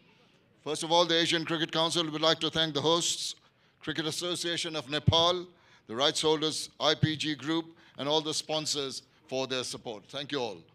I'd like to introduce you to our guest here today, is Mr. Madhusudan Basnat. If you'd like to come across, please, Mr. Basnat. He's the Administration Department Chief of the National Sports Council. Right, straight away, I'd like to ask the captain of Bahrain, Haider Ali, to come across and have a few words. And alongside him, I'll have Mr. Sunil Vishwanathan, who's the manager, to interpret. Well, Haider, there were opportunities, chances for you. You did well to really take the game deep, but maybe not enough runs early on. Game में आए वापस लंबा लेके गए थे पर थोड़ा सा रन शॉर्ट हुआ आपको क्या लग रहा है बस जो सुबह थोड़ा विकेट में थोड़ा मॉइस्चर था जिसकी वजह से हमें 20 ओवर्स जो थे तो उसको थोड़ा स्ट्रगल करना पड़ा बस सेकंड इनिंग्स में विकेट थोड़ा फ्लैट हो गया था उनकी अच्छी पार्टनरशिप लग गई और थोड़ा हमको थोड़ा लेट ब्रेक थ्रू मिला बट लड़कों ने एफर्ट की और बट उनकी अच्छी पार्टनरशिप की वजह से उन्होंने अच्छा गेम खेला Yeah, the pitch was moist in the morning, so we struggled a bit up to 20 overs, and then it considerably eased out during the second half. And I thought the Kuwaiti batters, openers put on a good partnership. Early wickets should have had a better chance for us, but then we came back well to take the game deep. Absolutely, he did indeed. And the team, we're talking about the first half and the second half in both the innings. Came back strongly in both areas. So that's something you take forward as a team and fine-tune all the sort of lackings that were done earlier. हम लोग पहले innings में भी slow start था फिर भी हम लोग आगे अच्छा फिनिश किया अब बॉलिंग में भी स्टार्ट अच्छा नहीं था फिर भी हमने थोड़ा जोर लगा के फिनिश अच्छा किया तो कैसा रहा आपको लर्निंग्स क्या है इसमें से बस लर्निंग यही है कि हमने थोड़ी बहुत गलती की थोड़ी बैड बॉल्स किए ये विकेट ऐसा है कि तो स्टंप टू स्टंप बॉल करने वाला था हमारे फास्ट बॉलर्स ने थोड़ा उनको थोड़ा वे बॉडी से वे किया और उन्होंने अच्छे स्ट्रोक्स खेल के उन्होंने अच्छी पार्टनरशिप बिल्ड की और जिसकी वजह से Yeah, the learning is always there. From this game, I thought the new ball bowlers were slightly offline.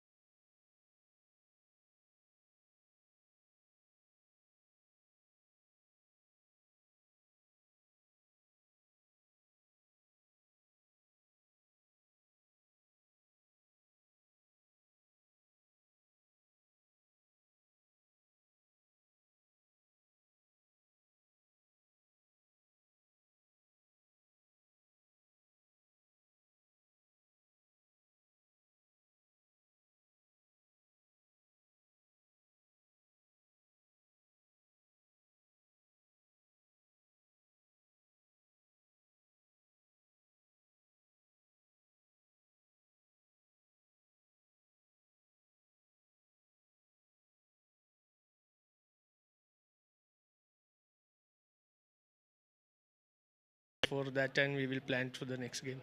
Yeah, and must have a word for all the batters who put in eventually to take you through. But other than, of course, there are players to mention who you look forward to taking you to more wins later on.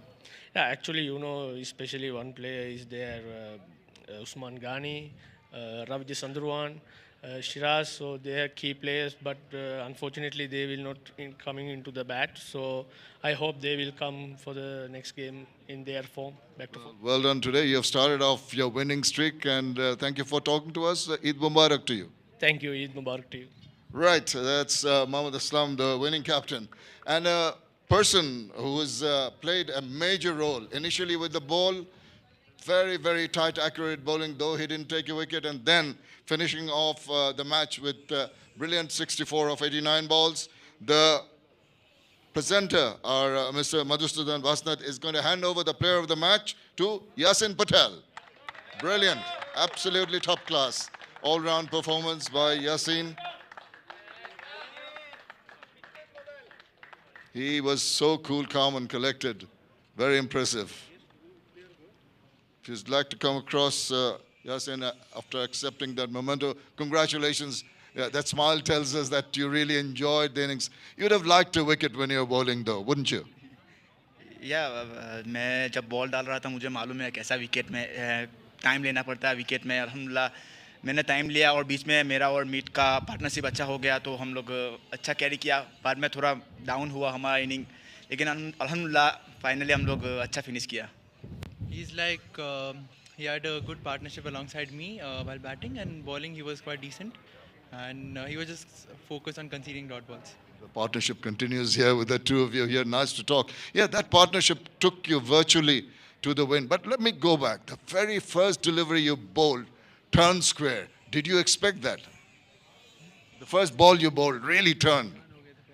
मैंने wicket देखा था लगता था कि इधर में wicket fresh wicket है थोड़ा ब्रेक मिलेगा और कप्तान मेरे को ऑलवेज ट्रस्ट करता है नया बॉल डालने के लिए और मैंने उस कप्तान को मैंने ऑलवेज ट्रस्ट देता हूँ कि मैं डालूंगा और अच्छा विकेट पे ब्रेक मिल रहा था He's like as soon as he saw the wicket he knew कि the ball will turn so and he's like the captain has a lot of trust in him and he continues to deliver it. And just finally when you're finishing the innings, I know with him you're okay. After his departure, if you fall off wickets, you know, it gives you that little bit of nervousness. You didn't seem to be bothered by it. या थोड़ा जल्दी हम लोग मेरा और meet out हो गया बाद में अनफॉर्चुनेटली हम लोग का कोई किसी का पार्टनरशिप अच्छा नहीं हुआ तो मेरा थोड़ा नर्वसनेस हो रहा था विकेट पे फिर भी मैंने काम किया मैं कोई नहीं मैं फिनिश करूंगा मेरे पे ट्रस्ट रखा और अल्हम्दुलिल्लाह अच्छा फिनिश किया He's like after I got out he still backed himself and he was able to chase the score. Well, he did. Congratulations and well done and Eid Mubarak and same to you. Thanks for talking to me. Best of luck for the future. Right. That is it from the presentation.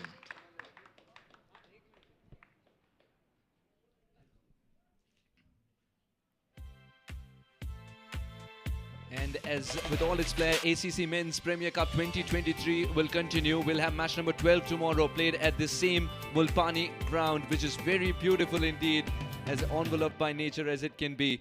Oman will take on Malaysia.